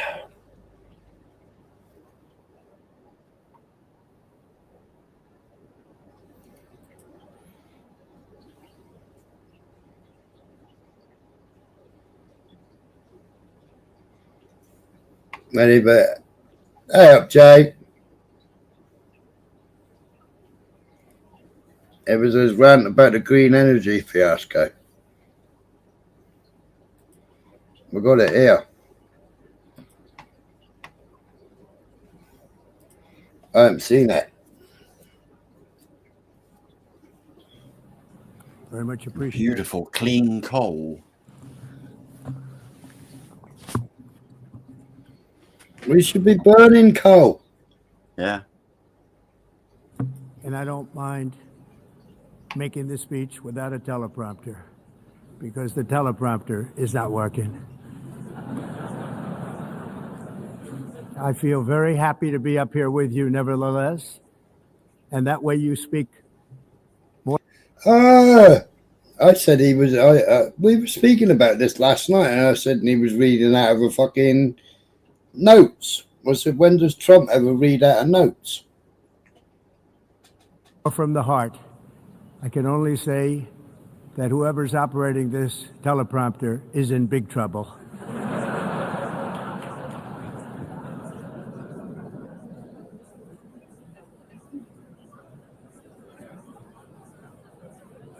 Well, that was a fucking joke, wasn't it? Did he mean it seriously? Hard to tell, isn't it, with him? Isn't it? I mean, the fucking escalator's packed up already.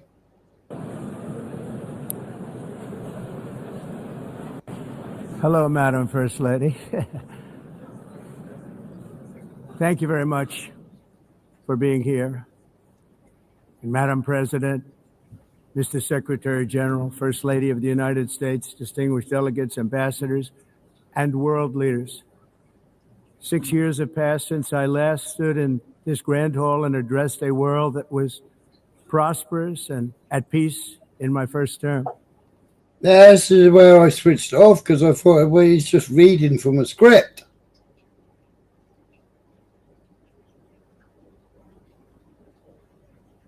I thought I've never ever seen him fucking stand and read something written. Since that day, the guns of war have shattered the peace I forged on 2 continents. An era of calm and stability gave way to one of the great crises of our time. Oh, it's this way he fucks up and calls them Algeria. And here the or Albania. I don't know which way round it was. United States, 4 years of weakness, lawlessness, and radicalism under the last administration delivered our nation into a repeated set of disasters. 1 year ago, our country was in deep trouble, but today, just 8 months into my administration, we are the hottest country anywhere in the world, and there is no other country even close. America is blessed with the strongest economy. That's right. I started debunking everything he said, didn't I? The price has all gone up. The strongest borders, the strongest military, the strongest friendships, and the strongest spirit of any nation on the face of the earth. This is indeed the golden age of America. We are rapidly reversing the economic calamity we inherited from the previous administration, including ruinous price increases and record-setting inflation. Inflation like we've never had before. Under my leadership, energy costs are down, gasoline prices are down, grocery prices are down, mortgage rates are down, and inflation has been defeated. The only thing that's up is the stock market, which just hit a record high. In fact, it hit a record high 48 times in the last short period of time. Growth is surging, manufacturing is booming. The stock market, as I said, is doing better than it's ever done. And all of you in this room benefit by that, almost everybody. And importantly, workers' wages are rising at the fastest pace in more than 60 years. And that's what it's all about, isn't it? In 4 years of President Biden, we had less than $1 trillion of new investment into the United States. In just 8 months since I took office, we have secured commitments and money already paid for $17 trillion. Think of it, 4 years, less than $1 trillion, 8 months, much more than $17 trillion is being invested in the United States, and it's now pouring in from all parts of the world. We've implemented the largest tax cuts in American history and the largest regulation cuts in American history, making this once and again the best country on earth to do business. And many of the people in this room are investing in America, and it's turned out to be an awfully good investment during this 8-month period. No, we just given you 150 billion. If it wasn't scripted, the camel wouldn't go to Israel. Man. Period. In my first term, I built the greatest economy in the history of the world. We had the best economy ever, history of the world. And I'm doing the same thing again, but this time it's actually much bigger. And with all this, mates, it's easy to fucking flood the stock market, isn't it? I mean, George Soros did it to the fucking pound, didn't they? Killed the pound. And even better, the numbers far surpass my record-setting first term. On our southern border, we have successfully repelled a colossal invasion. And for the last 4 months, and that's 4 months in a row, the number of illegal aliens admitted and entering our country has been 0. Hard to believe. Because if you look back just a year ago, it was millions and millions of people. What? So without the wall, they've had 0 immigrants over the border. They didn't even have that when he was in power last time and he was building the wall. People pouring in from all over the world, from prisons, from mental institutions, drug dealers. All over the world they came. They just poured into our country with the ridiculous open border policy of the Biden administration. Our message is very simple. If you come illegally into the United States, you're going to jail or you're going back to where you came from, or perhaps even further than that. You know what that means? I want to thank the country of El Salvador for the successful and professional job they've done in receiving and jailing so many criminals that entered our country. And it was under the previous administration that the number became record-setting, and they're all being taken out. We have no choice. And other countries have no choice because other countries are in the exact same situation with immigration. It's destroying your country, and you have to do something about it. On the world stage, America is respected again like it has never been respected before. You think about 2 years ago, 3 years ago, 4 years ago, or 1 year ago, we were a laughingstock all over the world. At the NATO summit in June, virtually all NATO members formally committed to increase defense spending at my request from 2% to 5% of GDP, making our alliance far stronger and more powerful than it was ever before. In May, I traveled to the Middle East to visit my friends and rebuild our partnerships in the Gulf and those valued relationships with Saudi Arabia, Qatar, and the UAE and other countries are now, I believe.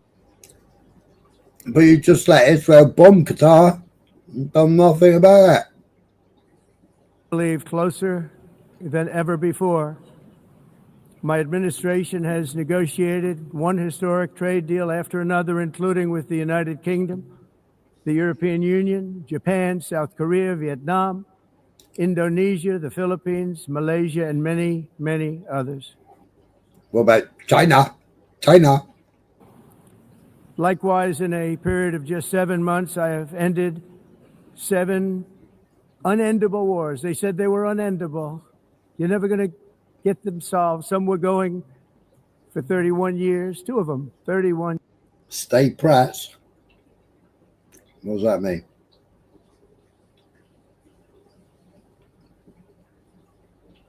Oh, stay press trousers, yeah. Think of it, 31 years. One was 36 years. One was 28 years. I ended 7 wars. And in all cases, they were raging with countless thousands of people being killed.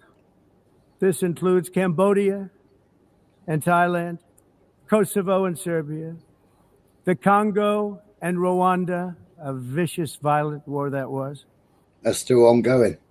Pakistan and India, Israel and Iran, Egypt and Ethiopia, and Armenia and Azerbaijan.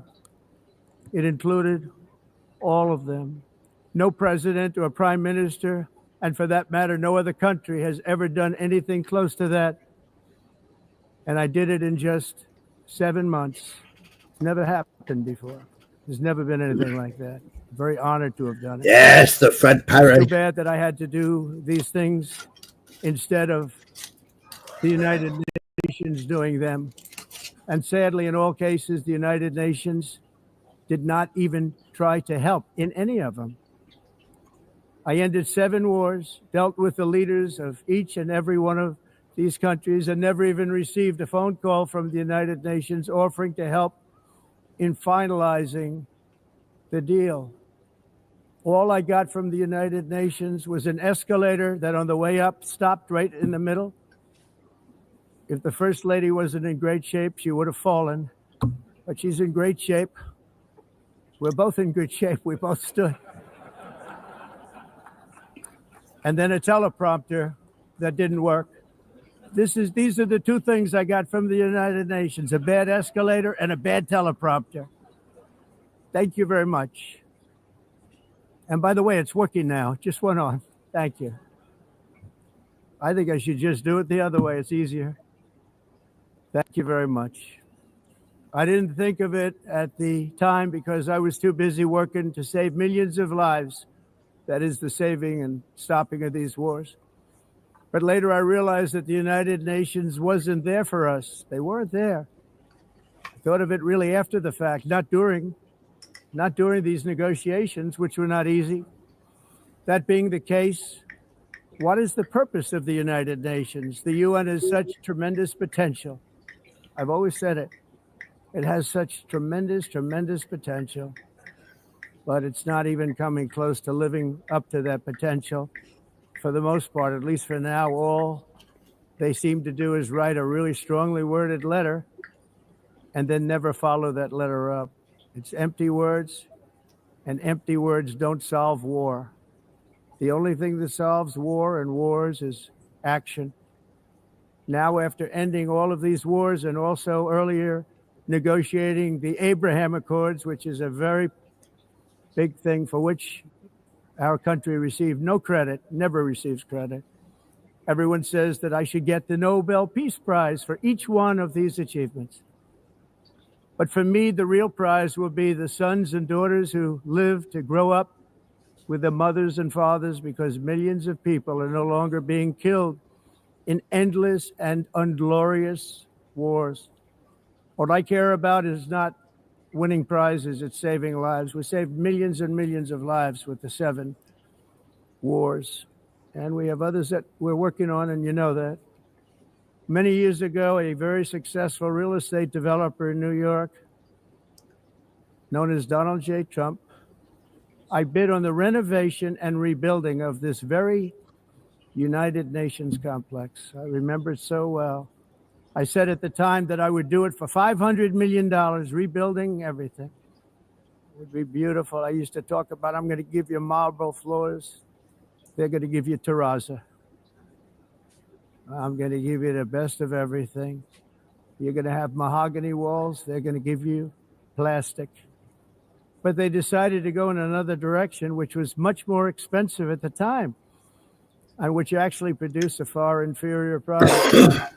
And I realized that they did not know what they were doing when it came to construction, and that their building concepts were so wrong, and the product that they were proposing to build was so bad and so costly. It was going to cost them a fortune. And I said, and wait till you see the overruns. Well, I turned out to be right. They had massive cost overruns and spent between $2 and $4 billion on the building and did not even get the marble floors that I promised them. You walk on terrazzo. Do you notice that? As far as I'm concerned, frankly, looking at the building and getting stuck on the escalator, they still haven't finished the job. They still haven't finished. That was years ago. The project was so corrupt that Congress actually asked me to testify before them on the tremendous waste of money, because it turned out that they had no idea what it was, but they knew it was anywhere between $2 and $4 billion as opposed to $500 million with a guarantee. But they had no idea, and I said it cost much more than $5 billion. Unfortunately, many things in the United Nations are happening just like that, but on an even much bigger scale, much, much bigger. Very sad to see. Whether the UN can manage to play a productive role, I've come here today to offer the hand of American leadership and friendship to any nation in this assembly that is willing to join us in forging a safer, more prosperous world. And it's a world that we'll be much happier with. A dramatically better future is within our reach. But to get there, we must reject the failed approaches of the past and work together to confront some of the greatest threats in history.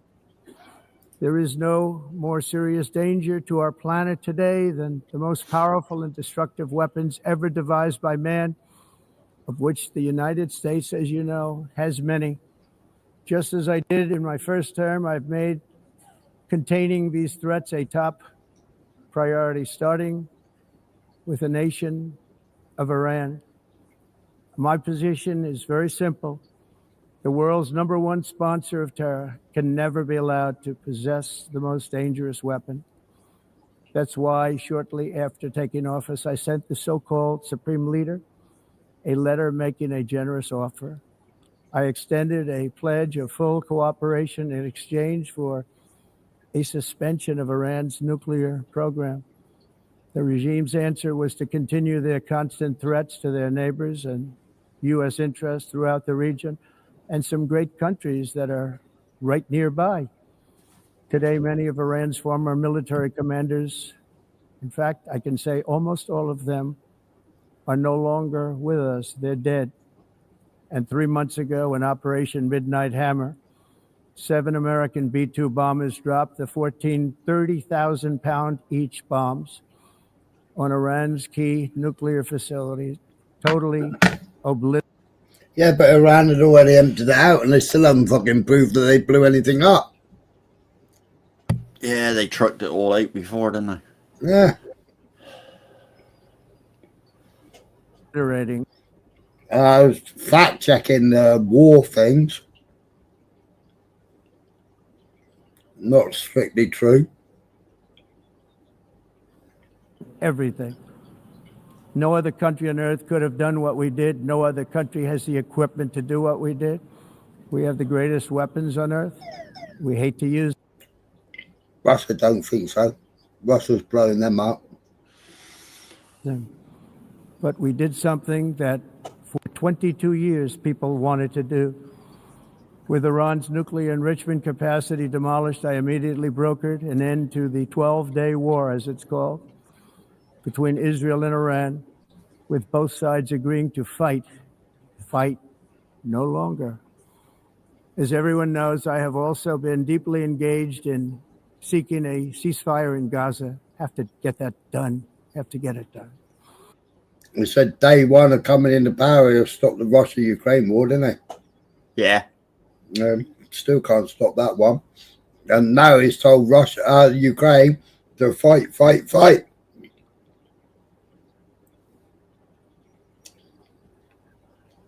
Because the United Nations is having to buy the weapons off America, isn't it? Yeah.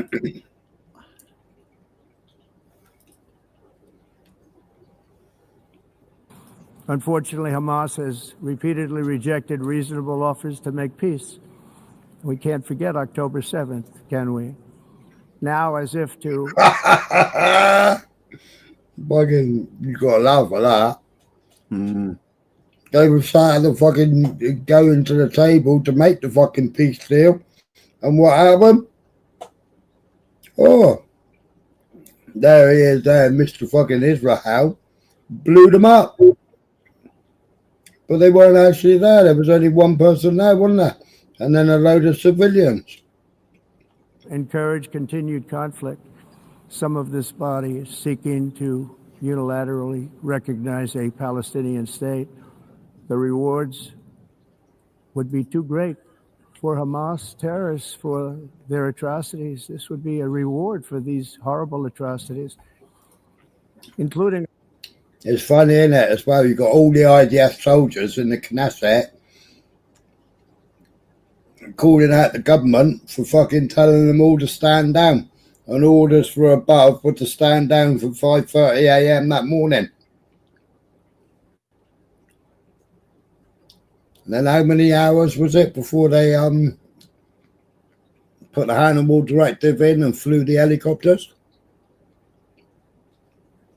October 7th, even while they refused to release the hostages or accept a ceasefire. Instead of giving to Hamas and giving so much, because they've taken so much, they have taken so much. This could have been solved so long ago. But instead of giving in... But every single peace deal, Netanyahu's breached.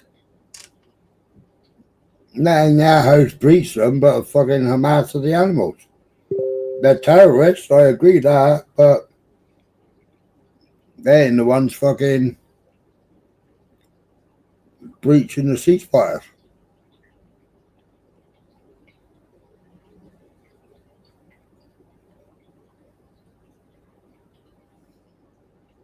to Hamas's ransom demands. Those who want peace should be united with one message: release the hostages now.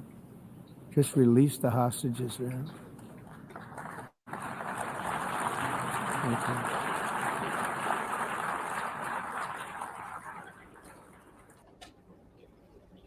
A strangler, strange little girl.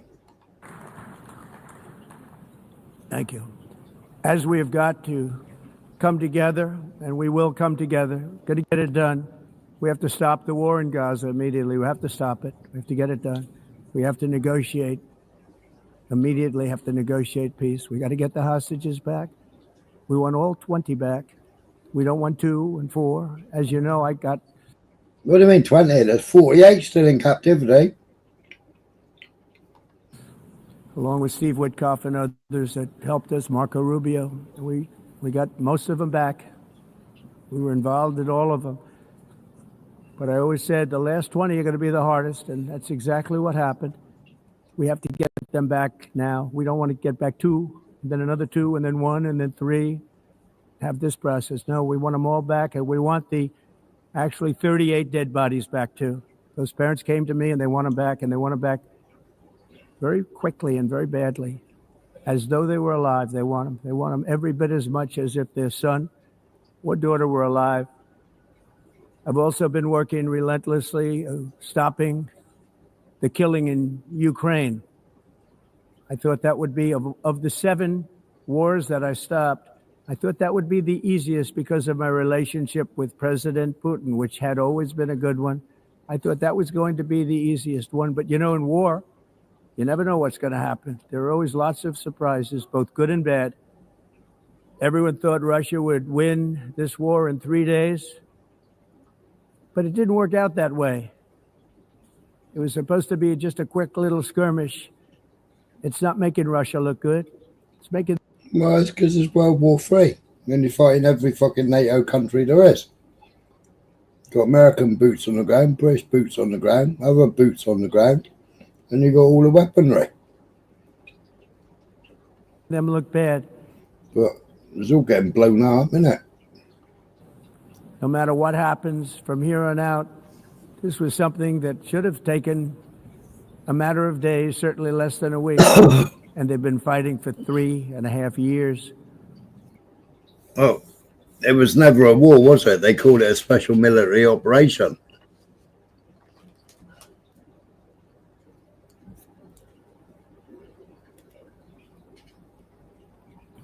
And killing anywhere from 5,000 to 7,000 young soldiers, mostly soldiers, on both sides, every single week. From 5,000 to 7,000 dead young people, and some in cities, much smaller numbers, where rockets are shot, where drones are dropped. This war would never have started if I were president. This was a war that should have never happened. It shows you what leadership is, what bad leadership can do to a country. Look what happened to the United States, and look where we are right now in just a short period of time. The only question now is how many more lives will be needlessly lost on both sides. China and India are the primary funders of the ongoing war by continuing to purchase Russian oil. But inexcusably, even NATO countries have not cut off much Russian energy and Russian energy products, which, as you know, I found out about 2 weeks ago, and I wasn't happy. And what's America buying from Russia? Think of it. They're funding the war against themselves. Who the hell ever heard of that one? In the event that Russia is not ready to make a deal to end the war, then the United States is fully prepared to impose a very strong round of powerful tariffs, which would stop the bloodshed, I believe, very quickly. But for those tariffs to be effective, European nations, all of you are gathered here right now, would have to join us in adopting the exact same measures. I mean, you're much closer to the city. We have an ocean in between. You're right there. And Europe has to step it up. They can't be doing what they're doing. They're buying oil and gas from Russia while they're fighting Russia.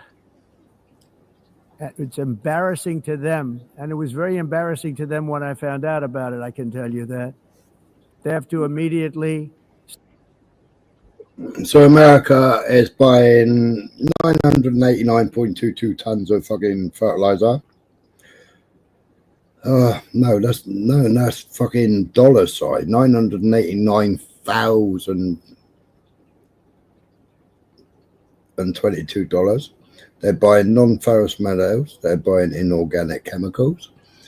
They're buying power generating machinery. They're buying cork and wood, feeding stuff for animals, transport equipment, manufacturers of metals, iron and steel, oil seeds and what's that? Fucking oleaginous. What's oleaginous? They're buying vegetables and fruit, electrical machinery and appliances, coffee, tea and cocoa, organic chemicals, crude rubber, cereals and cereal, scientific instruments, beverages. So they're buying all that, plus uranium or yellow cake.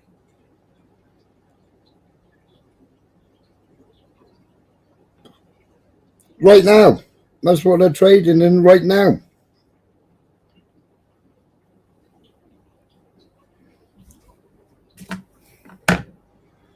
Don't get it. He contradicted himself. Cease all energy purchases from Russia. Otherwise, we're No yellow cake. all wasting a lot of time.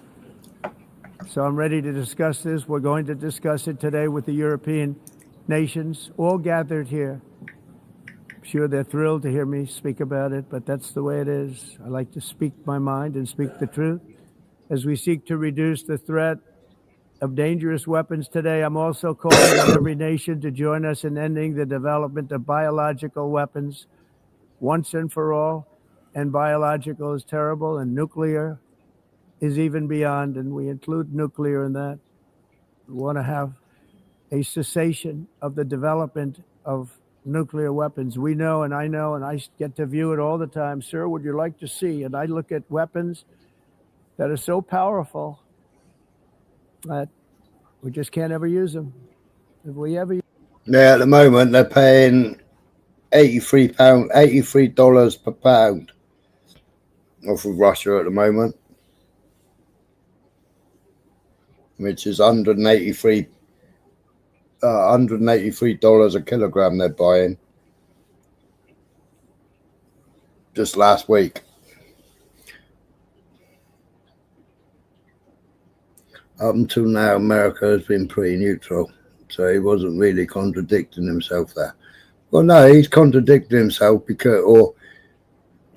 well, it is contradicting himself, isn't it?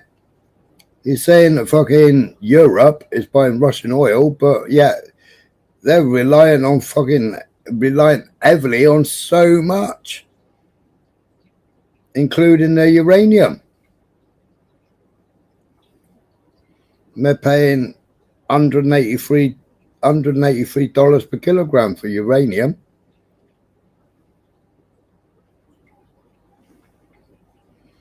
He was calling out EU because they actually draw a line in the sand. What are you going on, Urban?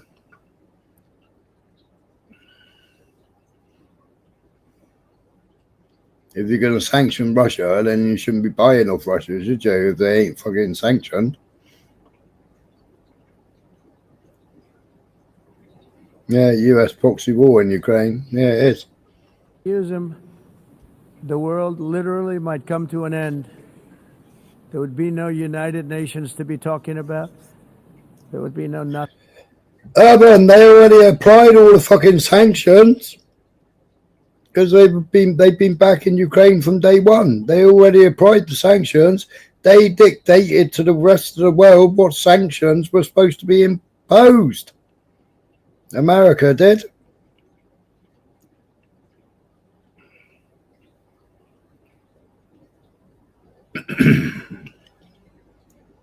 nothing.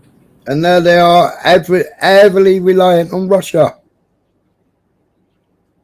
Just a few years ago, reckless experiments overseas gave us a devastating global pandemic. Yet despite that worldwide catastrophe, many countries are continuing extremely risky research into bioweapons and man-made pathogens. And you got, what's it called? DARPA, who was creating the bioweapon in the first place. Ralph Barrett and Peter Daszak. Fauci. What was it called? Warp speed, baby. Warp speed, baby. How much money do you need? Warp speed. This is unbelievably dangerous. To prevent potential disasters, I'm announcing today that my administration will lead an international effort to enforce biological weapons. That's another fallacy, Urban, because you wouldn't have to steal it from everywhere else.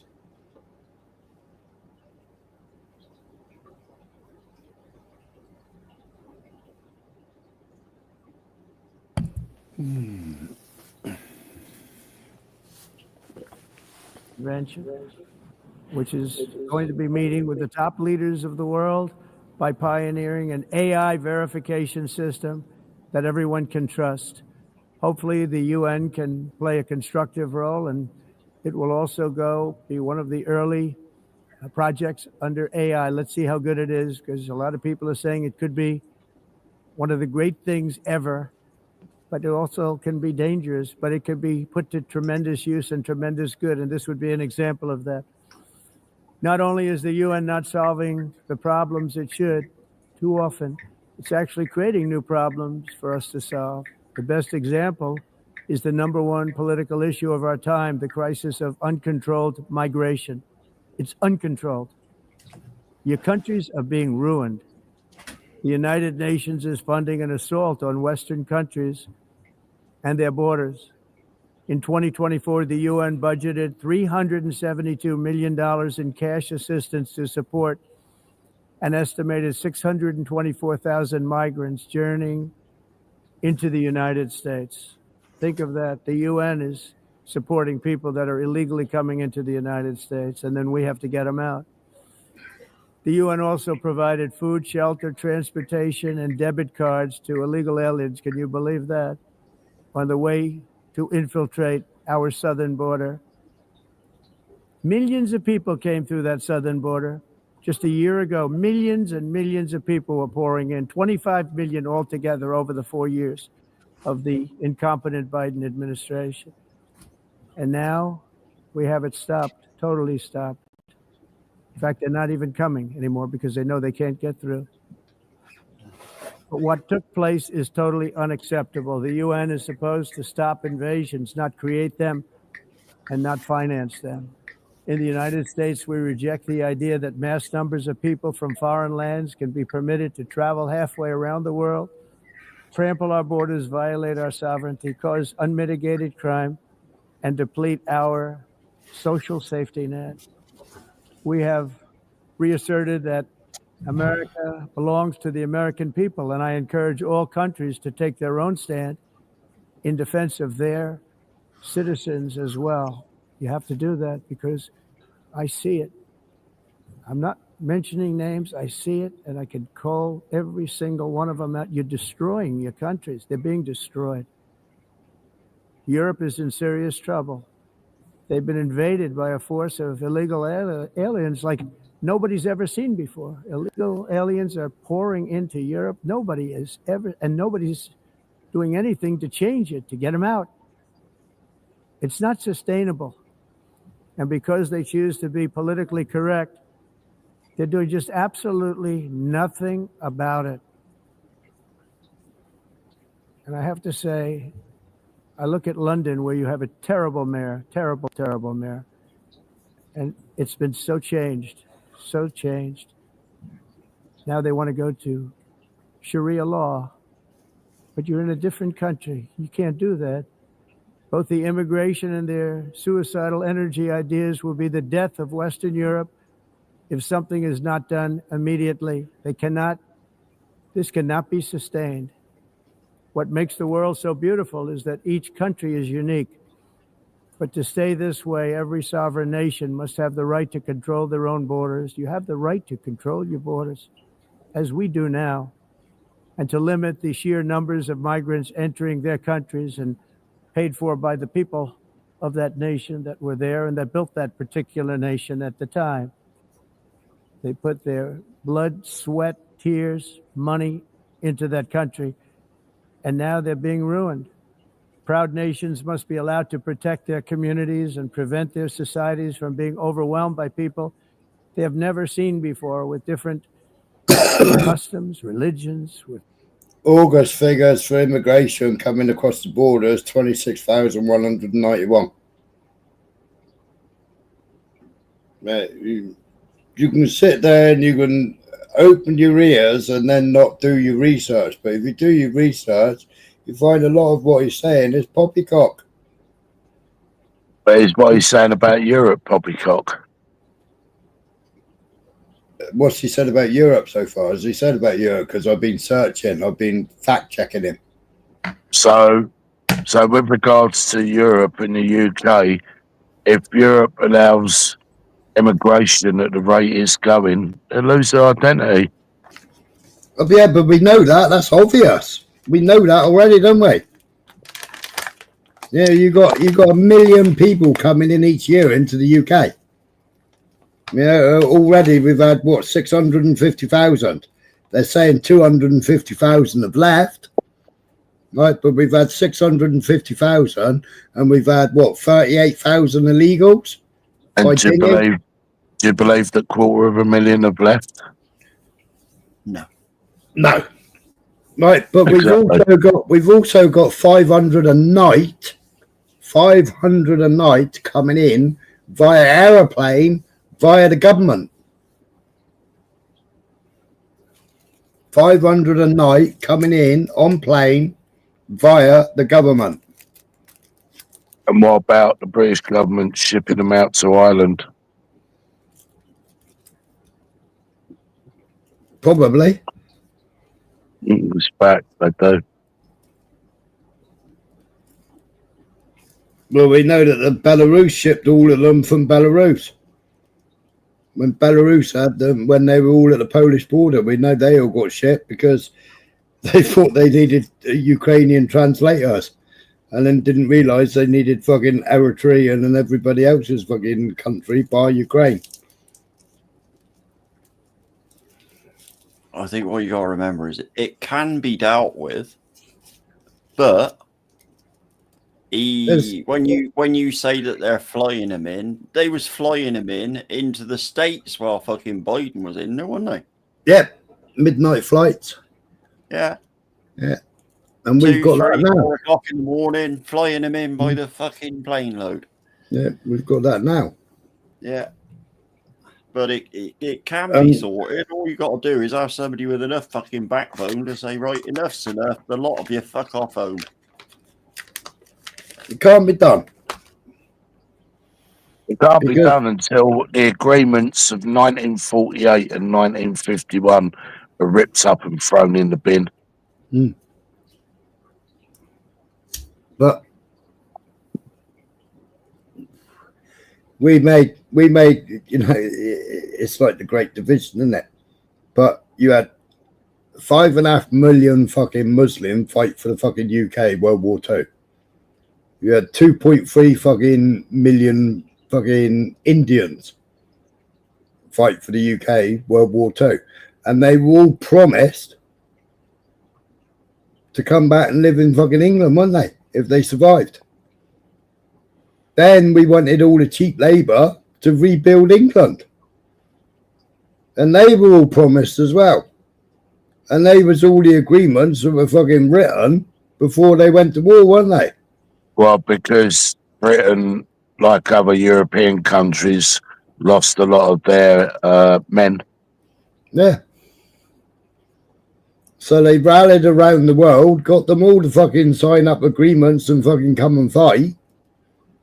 and promised them everything that they could have. Well, India at the time was still part of the English Empire, the British Empire. Well, it was a British India company. So they were still part of the British Empire anyway. So there was no agreements needed in place there for them to fight. And in actual fact, you had Punjabs on both sides of the divide. Yeah, the same as you had Jews fighting on both of the divide. So you had Punjabs that were fighting for the British and Punjabs that were fighting for the Germans. I think you had 20,000 Jews fighting for the UK. But we had Jews here well before World War II anyway. No, I mean actually went and fought for the UK. Yeah, but so did all the Commonwealth. Not the abstainers I'm talking about. I don't know what the population was on the what's it called? You know, so there's not one single person in that parliament that would ever stop it. Coming out the ECHR ain't never going to stop it. Coming out the ECHR is going to take all our fucking rights away. Mm-hmm. But how'd you arrive at that? It's going to take all our rights away. In what respect? The government aren't going to give us the same rights back. But what rights have been taken away then? Well, they're taking away the ECHR. The ECHR, all these people that have been put in fucking prison for a mean tweet should be going to the ECHR. Right. So we're aligned to the ECHR. Yeah, but the ECHR has got nothing to do with Europe. No, but what is it then? It's the European Court of Human Rights. Yeah, the European Court. The European Court. But which court have they been using to stop these immigrants leaving the country in the last fortnight? None of them. London. Yeah, they have. High Court in London. What's the High Court in London done? They've been there. They blocked the fucking immigrants leaving the country by plane. What I'm saying to you is, so the European Court The High Court in London is blocking. The United Nations blocked all of Rwanda, even though Conservatives spent all that money on Rwanda. How fucking do with the ECHR? Why do you think it was done in London? What do you mean? Why do I think it was done in London? Because ECHR supersedes our laws. So you're aligned to the ECHR, Britain is. It was London. It was London that blocked it, not the ECHR that blocked it. Smile up. The ECHR is aligned, right, with our laws, right? So no matter what, our laws cannot supersede what is in place by the ECHR, because we're bound by it. That's why we've not got through Brexit. Nothing to do with why we ain't got Brexit. No, it is. Of course it is. The whole point of Brexit was to regain your sovereignty in your laws, and you haven't got that. We haven't got that.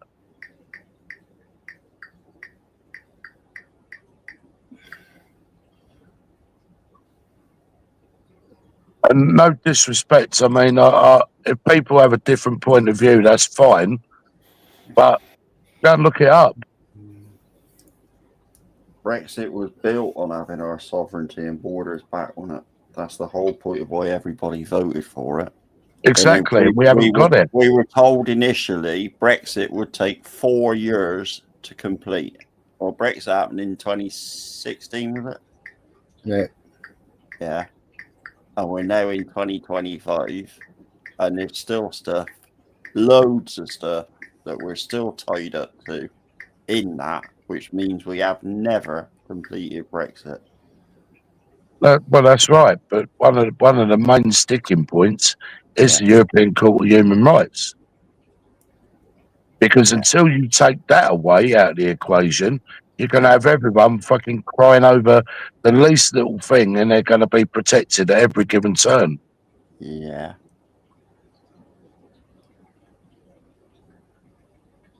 You cannot. What?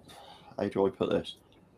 The European Court of Human Rights is a good thing. The European Court of Rights is a bad thing. But what you cannot do is have your cake and eat it. No, I understand that, but what I'm saying to you is, it's like this old adage, Michael, right? Yeah. If something ain't broke, don't fix it. So therefore, right, if you look at our rights as subjects of the crown, not citizens, but subjects of the crown, right? Then didn't we already have our rights? Why does it need to be meddled with? Yeah, exactly. Just Right, a bit. you tell me what ECHR has got to do with Brexit. Right. Go and look up what ECHR actually does and how it's aligned with our laws. European Court of Human Rights, yeah? Yes. Fundamental human rights. What's that got to do with Brexit? Right, Because leaving Europe, yeah, has nothing to do with ECHR.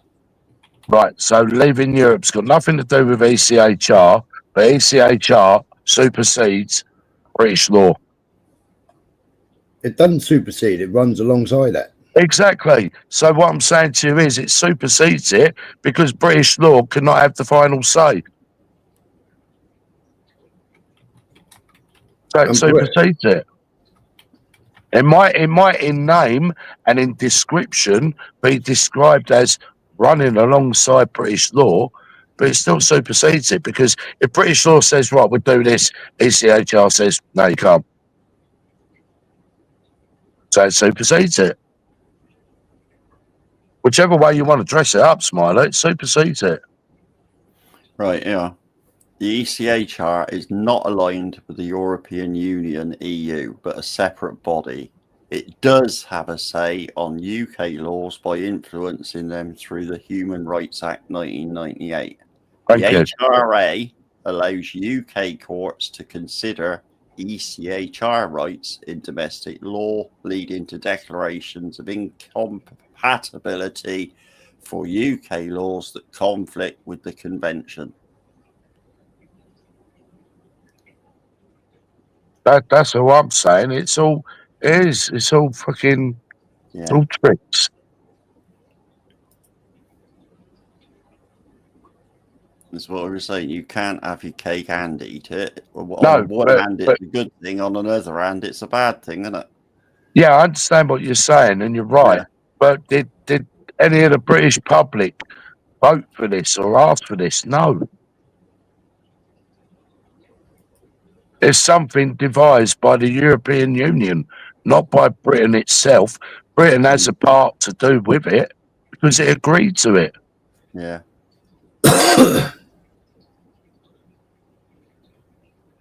And if you put into it, does the UK still have to abide by EU laws? No, it doesn't. No, but it does for the ECHR. Yeah, exactly. That's what I'm saying. That's my point. So irrespective of Brexit being done, Brexit hasn't been done. Yeah. And that's why until it's got rid of, and the 1951 Asylum Act has got rid of, and the 1948 Geneva Convention Act has got rid of, we ain't doing fuck all. No. And that's why as British subjects of the crown, which is what we are, we're all fucked. Yeah.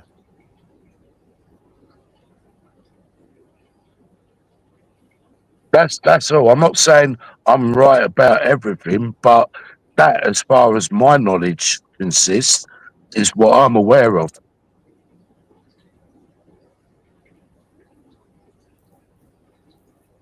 And it's not about who's right and who's wrong here and one-upmanship or anything like that, because I'm sure Smiler's researched loads of shit that I know fuck all about.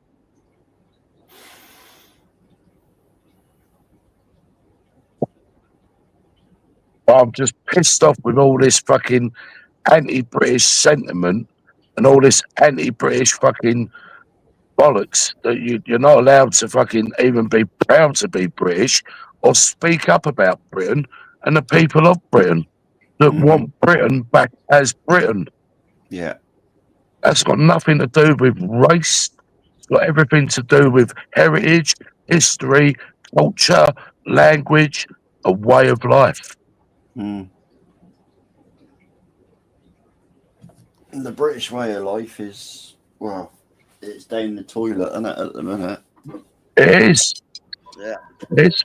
Right. So when you go before the ECHR, you got every single country, including Great Britain, at that. Churchill set the fucker up in the first place. It was Churchill who set the model for having the European Union in the fucking first place. Yeah. Because his reasoning or his excuse behind it was that this will end all wars. You know what I mean? That's what he was saying, basically. Right. They took away our Bill of Rights. Our Bill of Rights was taken away a long time ago. Blair took away rewrit our Bill of Rights, took our Bill of Rights away. Right? Our Bill of Rights have been fucking altered, changed, fucking everything else. Our Constitution's never been codified. Yeah, but you're talking about the Bill of you're talking about the Bill of Rights. Now, the Bill of Rights was covered under common law. It doesn't matter about common law, even though it still exists, because every act and statute that's passed through Parliament, it comes from common law, but also supersedes. You come out of the ECHR, they can make an act and statute tomorrow that fucks everybody up.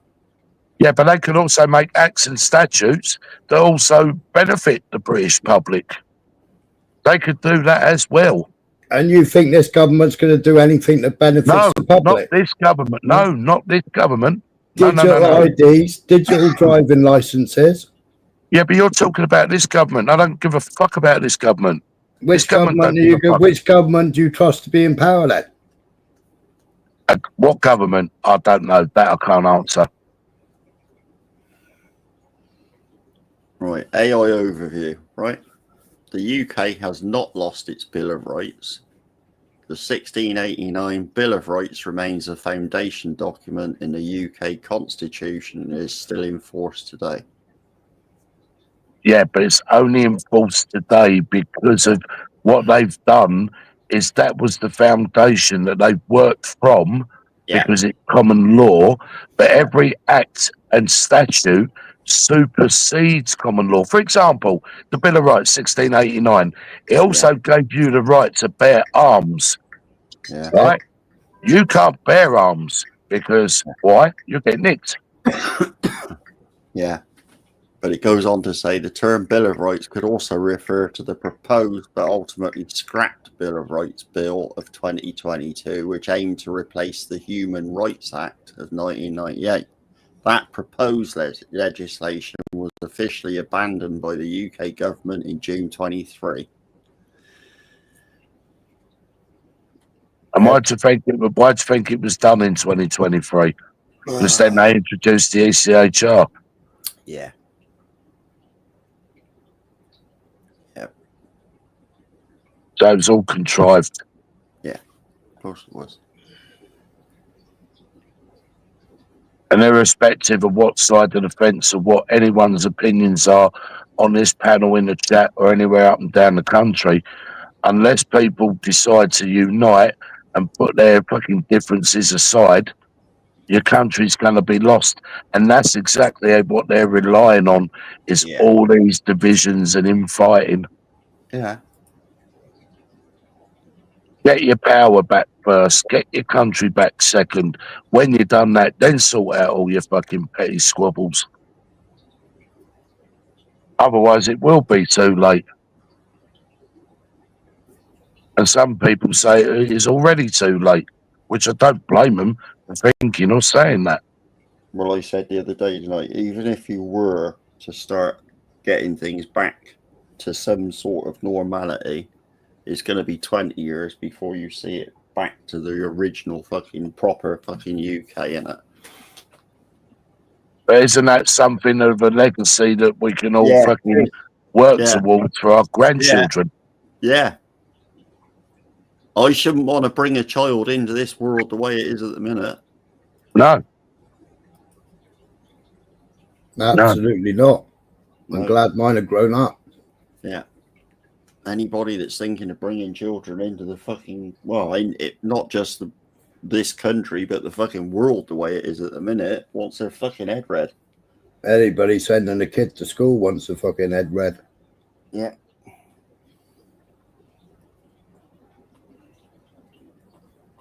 But as you say, you know, grandchildren and stuff like that, you got to think ahead. Yep. You need to leave them a decent fucking legacy, don't you? Exactly, decent future. And I agree with Mark Super. If enough people, Mark, say no, they have to listen.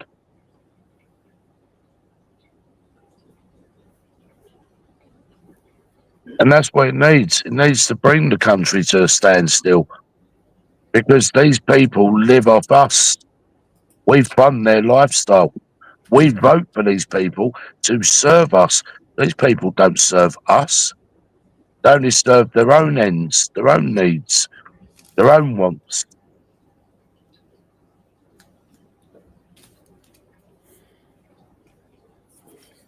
I want to talk about inheritance, Jay, because, you know,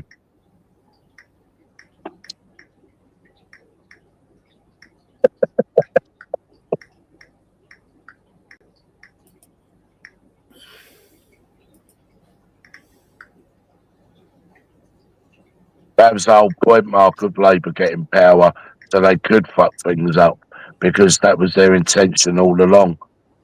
Get in power, get everything the way they want it, and leave the country in a fucking mess. And you've only got to look at their history, time and time again.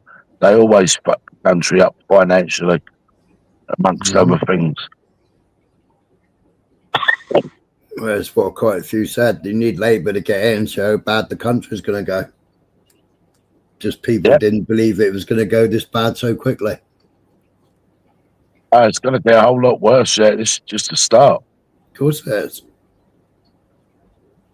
Well, yeah, it's a uni party. I mean, my vote's going to the gay hairdresser in Brighton next time. Sorry, Jay. I just think if we have Jay at the helm, he can eat our way out of trouble.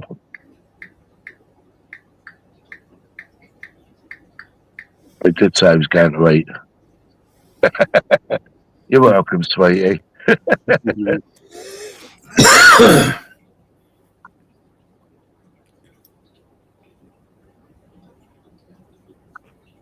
But I mean, you've got these different groups on the right, if we're going to use that, right? And they're all fucking fighting amongst each other, and it's all about who wants to be top dog. And it's like, forget about being top dog.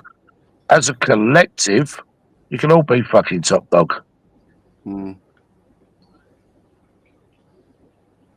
And all claim the glory for changing fucking the course of history rather than fucking going up against each other. I mean, what is there now? You've got reform in Parliament. You've got this new party advance. You've got UKIP. I mean, fucking hell, who else is out there? Is that you, Jay? Yeah, man, it's me. Yeah. Hello, Jay. Hello, future PM. Hello. I wondered if you wanted to polish. Well, I fucking need a polish because I can't have an haircut. You say that like you only gay. But the thing is, you got all the unions, right? They all stand together. They fight for themselves. You got the farmers fighting for themselves. You got everybody fighting for themselves, right? You got 100,000 before the end of the year. You got 100,000 NHS staff being sacked, right? But they all held the fucking government the unions held the government and got them all fucking pay rises. And now they need fucking big cuts in the NHS and they're going to be sacking them all. I know you're talking about that and we'll get onto that. That's brilliant. I love the conversation, by the way. Loving it. But did you hear about that? What's it called when you get asylum, yeah, got asylum from something like Afghanistan or something, yeah. Yeah, I played him going on holiday. I played it just now. 6-week holiday, yeah. Yeah, I played it just now. Yeah. Oh, did you saw the rest of the world fucking laughing at the UK. Yeah. Yeah. We're a joke, mate. There he is standing there and all his get up and go, fucking pointing at the White Cliffs of Dover, and then jets off to fucking Kakaku or wherever the fucking hell he came from. Well, something's in my mind at the minute, because when I was at school in 1985, they said there's a meteor going to go past the Earth very close in 2029. Yeah, and fuck me, are they talking about it now or what? Yeah, the aliens are sat on top of it, Jay. Yeah, they're fucking changing its trajectory, like giving it 15-minute bursts and that, I reckon. I just think crazy. I don't know what's going on, man. But just another thing to try and scare us. The comet has been up there for fucking donkey's years. Yeah. It was up there before you was at school. It was there when I was at school. Well, I remember Chernobyl, and I remember this asteroid, being talked about in 2029. So it just seems to be happening, man. Fucking hell. No, you ain't got nothing to worry about, Jay. It'll be 20,000 miles away. You want to see how much the government? You want to see how much? You want to see how much the government is spending on getting rid of space dust? Well, I mean, we got a load of junk floating around, ain't we, in orbit? A load of broken old space shit just fucking orbiting, isn't we? Yeah. Speak for yourself, lovey. Bake us a cake, Dave. You've got a load of junk flying about. Richard Branson's got about 4 shoe boxes. Well, there's 4 satellites the same size as shoe boxes that failed to fucking work. Oh, what? That he flew from fucking Yuki last year or the year before. You know? They thought they were going to fly from Yuki and start putting fucking satellites into fucking mid-orbit or whatever. And they never launched themselves. Oh, well, maybe next time, eh? After that disaster. Oh, he sacked it. Now he's teamed up with Elon Musk instead now. Yeah, I was going to say about the when Donald Trump and him fell out. Now green energy is the enemy, isn't it? Which it is sort of. But I like that algae one. You know, they're using algae to power shit. That's quite good. You not seen that now? No. What's that? Alternative energy things. Oh, There's one with an algae. It's a green algae, and it actually makes like power and that. That was one. Not knob cheese, is it? No, not knob cheese, man. It's knob cheese. Fuck it hell. Josh, Laura's not in the chat. Have you got 6 tits to use that? I know you got called 6 tits. Yeah. Yeah, fucking hell. But yeah, I think that's crazy. Like I say, the world's laughing at us. He's documenting that he's gone back on, home for a holiday. We're just a joke, innit? And what, 1,000 a day coming at the minute? You got 500 a night. You know what they do? So if you say, right, no more hotels here, they just put them in an estate that they just built. It'd be an estate full of fucking asylum seekers and that, you know what I mean? It's a numbers game. Went back to Kabul, didn't he, or something? Was it Kabul? Was it Afghanistan? Or something? Yeah, Kabul in fucking Afghanistan. Yeah. Yeah, flee a war-torn country and then go back on holiday to it. That's fucking real, that, isn't it? Yeah. Weird. Yeah. But I'm glad he's done it because it shows what fucking hypocrisy it all is. Yeah. I just think that no one can. It's not being funny. It was like, what was it, last was it last year or the year before? You had them all over here, and they were fucking back off home for Christmas and coming back. Yeah. Well, they got money now. Well, yeah, but And a British passport. Yeah. It's cheeky, isn't it? Yeah. Yeah, because they're allowed to get away with it, and that's why we are the laughing stock. Yeah. And yet there's other countries that treat their citizens much better than they treat our government treats us, you know? Well, yeah, I mean, we're only allowed 90 days as a British citizen. They've only just, I don't know if you've been across Dover lately, Dave, but they've only just made it so that if you're non-EU, you can go through the same gate as an EU person now.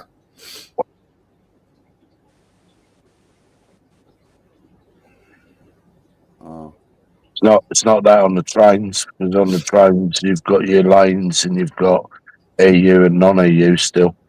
Yeah, I saw a thing the other day saying that at Dover now, if you're going across, and the same obviously over Calais, if you're going across now, then you can use the same booth as the EU booth. Every time I'm at Calais, I get stamped. You look, I see the old Elon Musk deploying for the 5G. Yeah, I see him all the time. And the space station, you can see that. Because the two kids and the ex-missus were all Polish, they could go through fucking one window and I had to go across the other window. Yeah. Couldn't even go through the same fucking window. I used to have to jump out the driving seat. She used to jump in the driving seat. She'd pull forward and then wait for me because I had to run to another fucking window. Fucking ridiculous. But apparently they've changed that last week or the week before. Last time I went on the train, they haven't.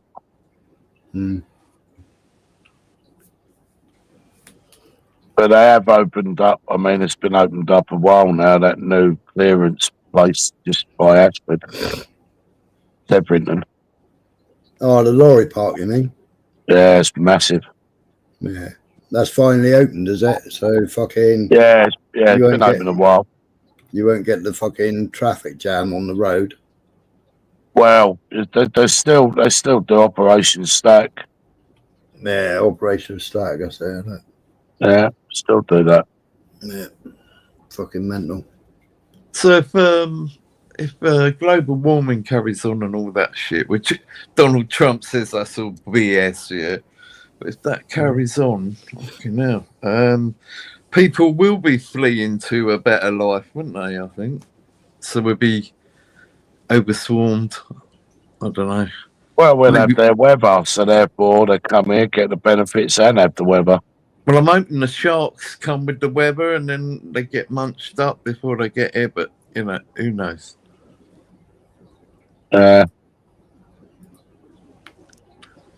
Well, if we put some fucking heaters in the channel and fucking warm, you know, went a bit geothermal, you know, then we could get a few fucking great whites in if it was a bit warmer.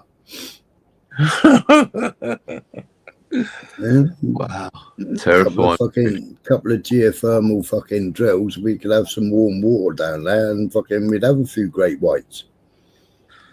But we only don't they? They like cold water, don't they? No, they like it a bit warmer. We get great whites over here in the warm weather. I'm never going to see again, to be fair, unless I really have to.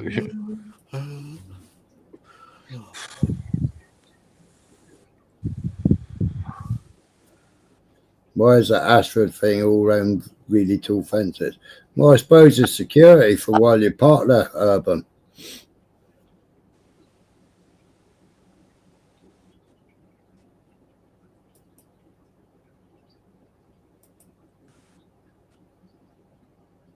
So, who would you have running the government? At the moment, I don't think there's anybody. I don't think there's anybody in Parliament that could fucking do the job. No. So let's pick some different people out of society to do it. Go on then.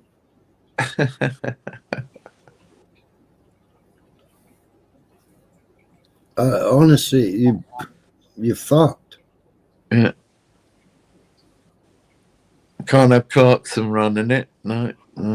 Clarkson, he's a mad cunt. But every single one of them is establishment, aren't they?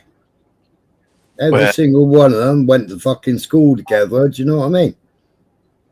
Yeah, Boris and what's his name? Starmer.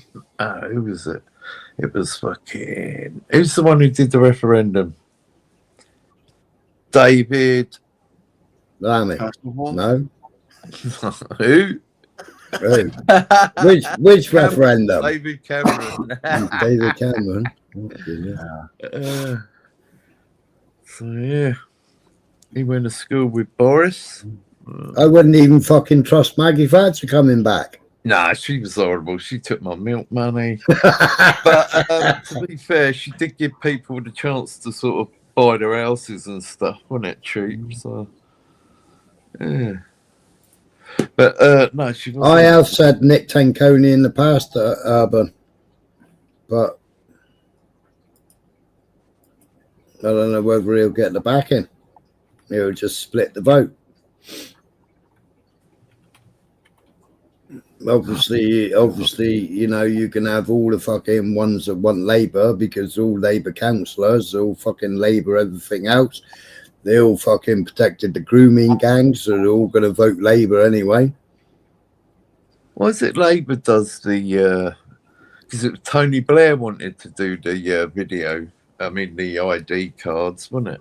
Well, it was Tony Blair's fucking project, wasn't it? It's fucking Tony Blair's family that fucking concocted the whole fucking fiasco.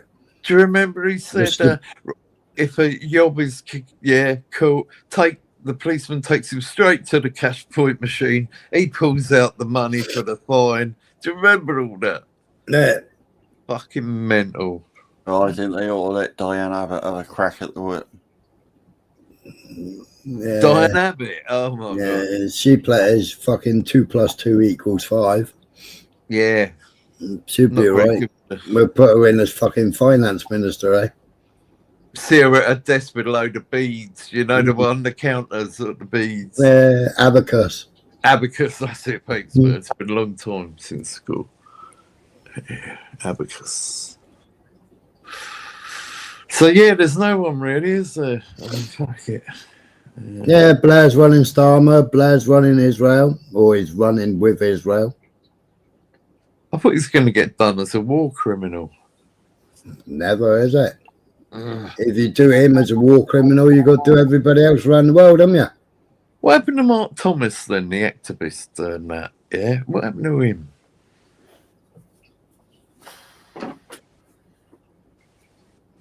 Who? You know one? Mark Thomas. No. All right, he was on Channel 4. He had his own show, and he was like an activist on that. It's quite good. Yeah. Type him in, mate. Mark Thomas.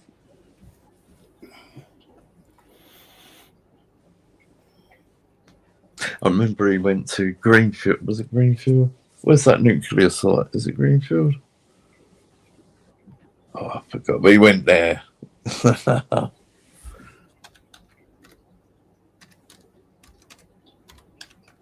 The Mark Thomas experience. Type that in.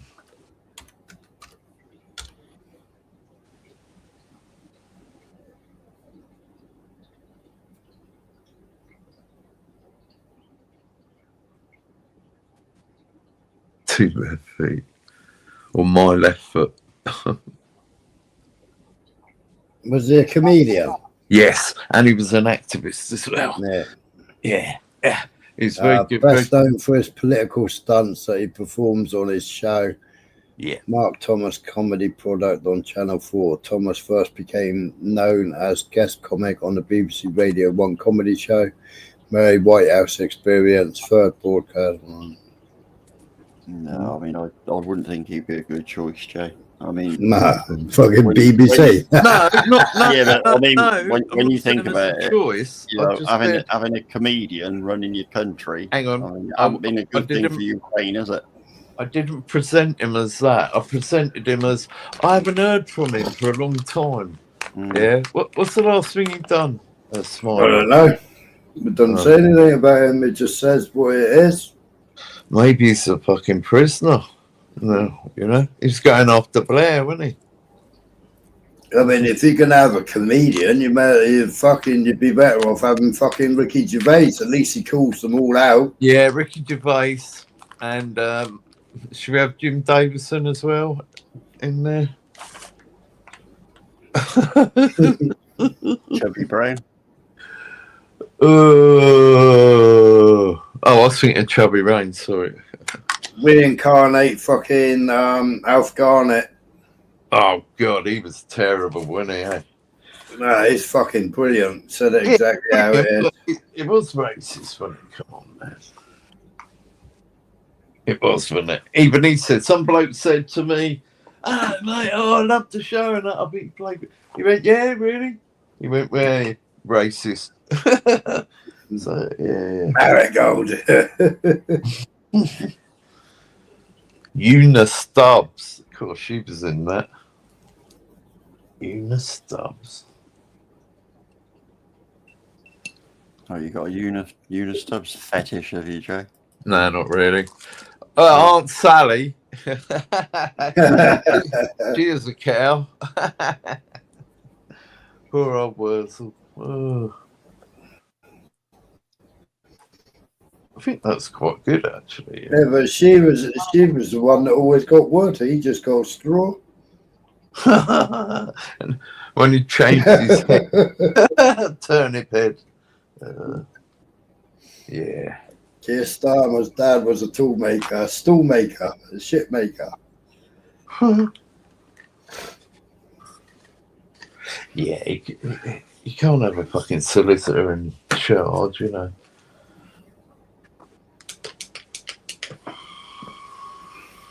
What, one that changes the laws to suit himself? Yes, that's one thing. Gets in power, does another, yeah. Fucking outraged the people, it has, hasn't it? More U-turns than a U-boat, yeah? Fucking hell. Then change the laws to stop his mates from getting prosecuted. Disgusting. And you were saying that other bloke that's popping his head out, that Manchester, is it Manchester Mayor or is it Liverpool Mayor? I can't remember. Andy Burnham. Yeah, you were saying he's a wrong un, yeah. Most people are in that fucking field of work, aren't they? I found out a housing officer was always in the fucking bookies and the pub, and yeah. I never know all this, you know. That's it, Mark. It is a big gravy train.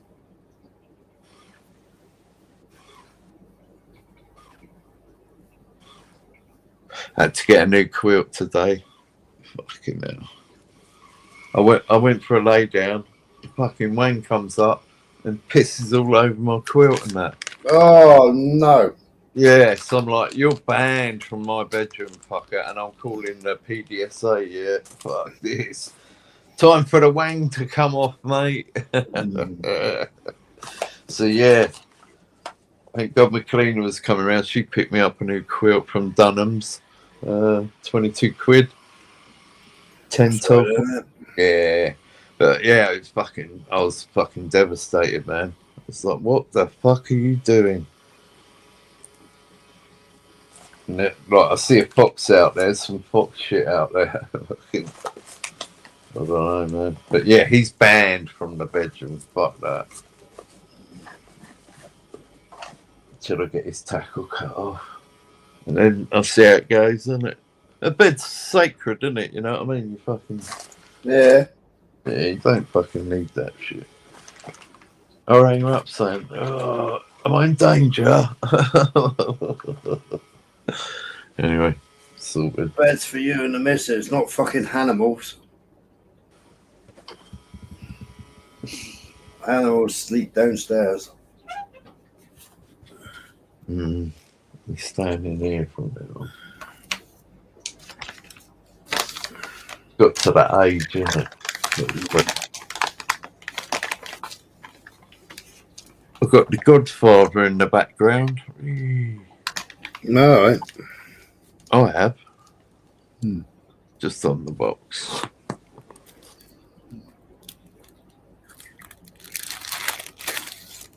So yeah, I think they're fighting for the last of the resources. So yeah, big problems ahead.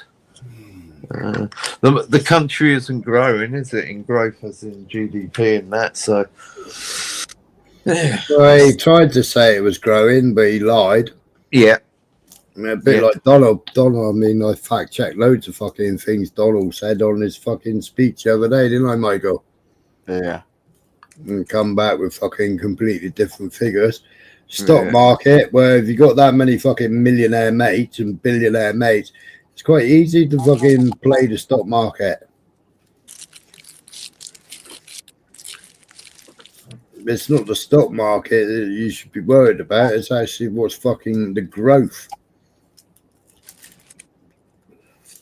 Oh, I watched the arrest of the guy who Nancy Pelosi's husband. Yeah, I've never seen the clip before, but it's a guy with a hammer. Yeah, Oh, yeah. he's holding it, and the old Bill come in. Yeah, and then he fucking does him, doesn't he? Goes do him with the hammer.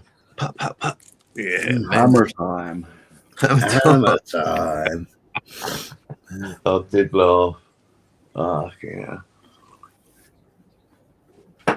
It's loads of things like what you call it? Let me give you a scenario. What ones are they called? Yeah, cop gets arrested for fucking, you know, I mean, lying about the story that happened. You know, shot the person in the back. That raised red flags straight away. And then they looked at his body cam and it was all lies. You know what I mean? So.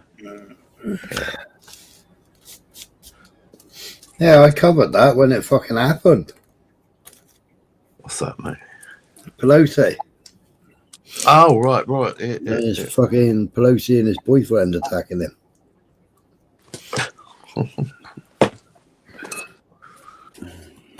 Right in chaps, I'm off to bed. Yeah. For a little while. Fucking hell, it's 4:30 in the morning. Yeah, I know. Well, it's been a very good life, mate. Very good life. Well, you only missed a bit first 5.5, 6 hours of it, Jay. Yeah.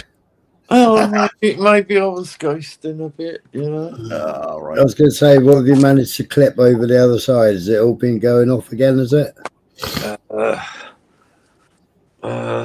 Not that I know. Oh, I right. think everybody's had a break or something. I don't know. Yeah. Oh, they're all on strike, are they? I don't know. I just think everybody's going to regroup in their groups here, but not really. Oh, give me a lighter, for fuck's sake. Got a little hole in my thumb. Yeah, I said thumb. Yeah, it's R4, Meggy.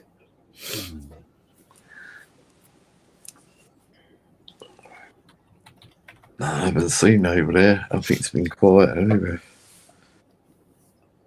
Another hour and a half and fucking... What's he called be up? Nuh-uh. Yeah.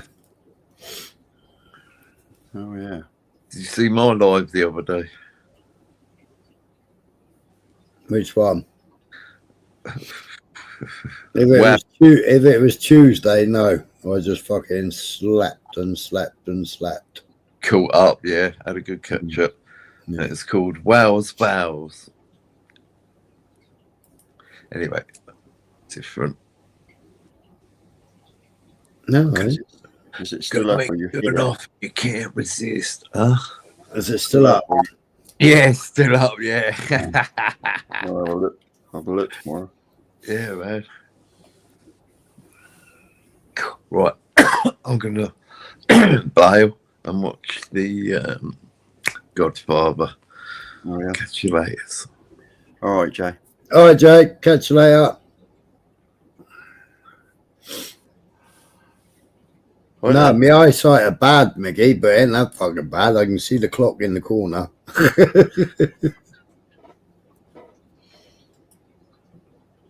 Right, you off as well? One to go. Yeah. I think Dave's crashed out. He was there 1 minute and next minute he's gone. Yeah, unless he's on the phone because he's muted, isn't he? Yeah. Mm. Yeah. Mm. Oh well. I'll see you all later. All right. I mean, catch you in a bit.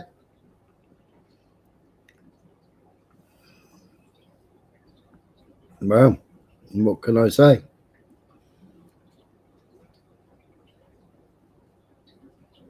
Oh, John boy. I was just about to bugger off, John.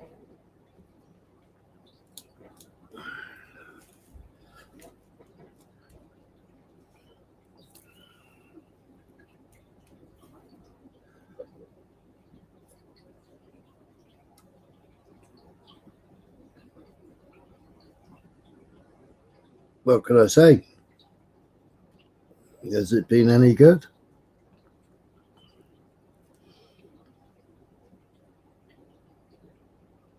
Covered a lot, didn't get very far. Hello, goodbye.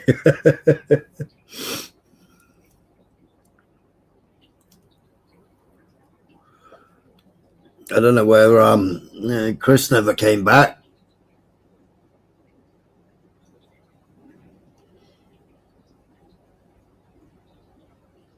All right, catch you later, Mark. I didn't realise how late it got. Time flew by.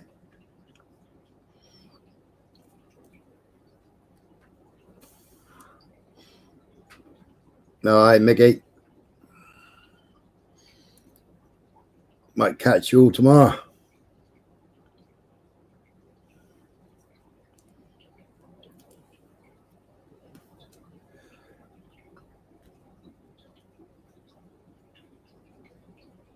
Maybe do one a bit earlier.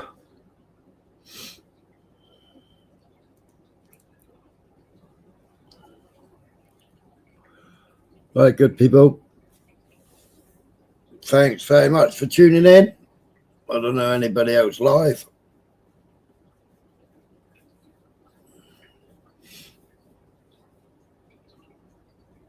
All right, catch you later, Urban.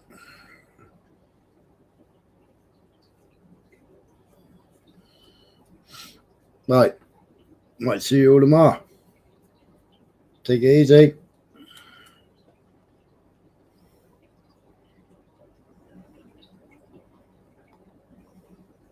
Night, Dave.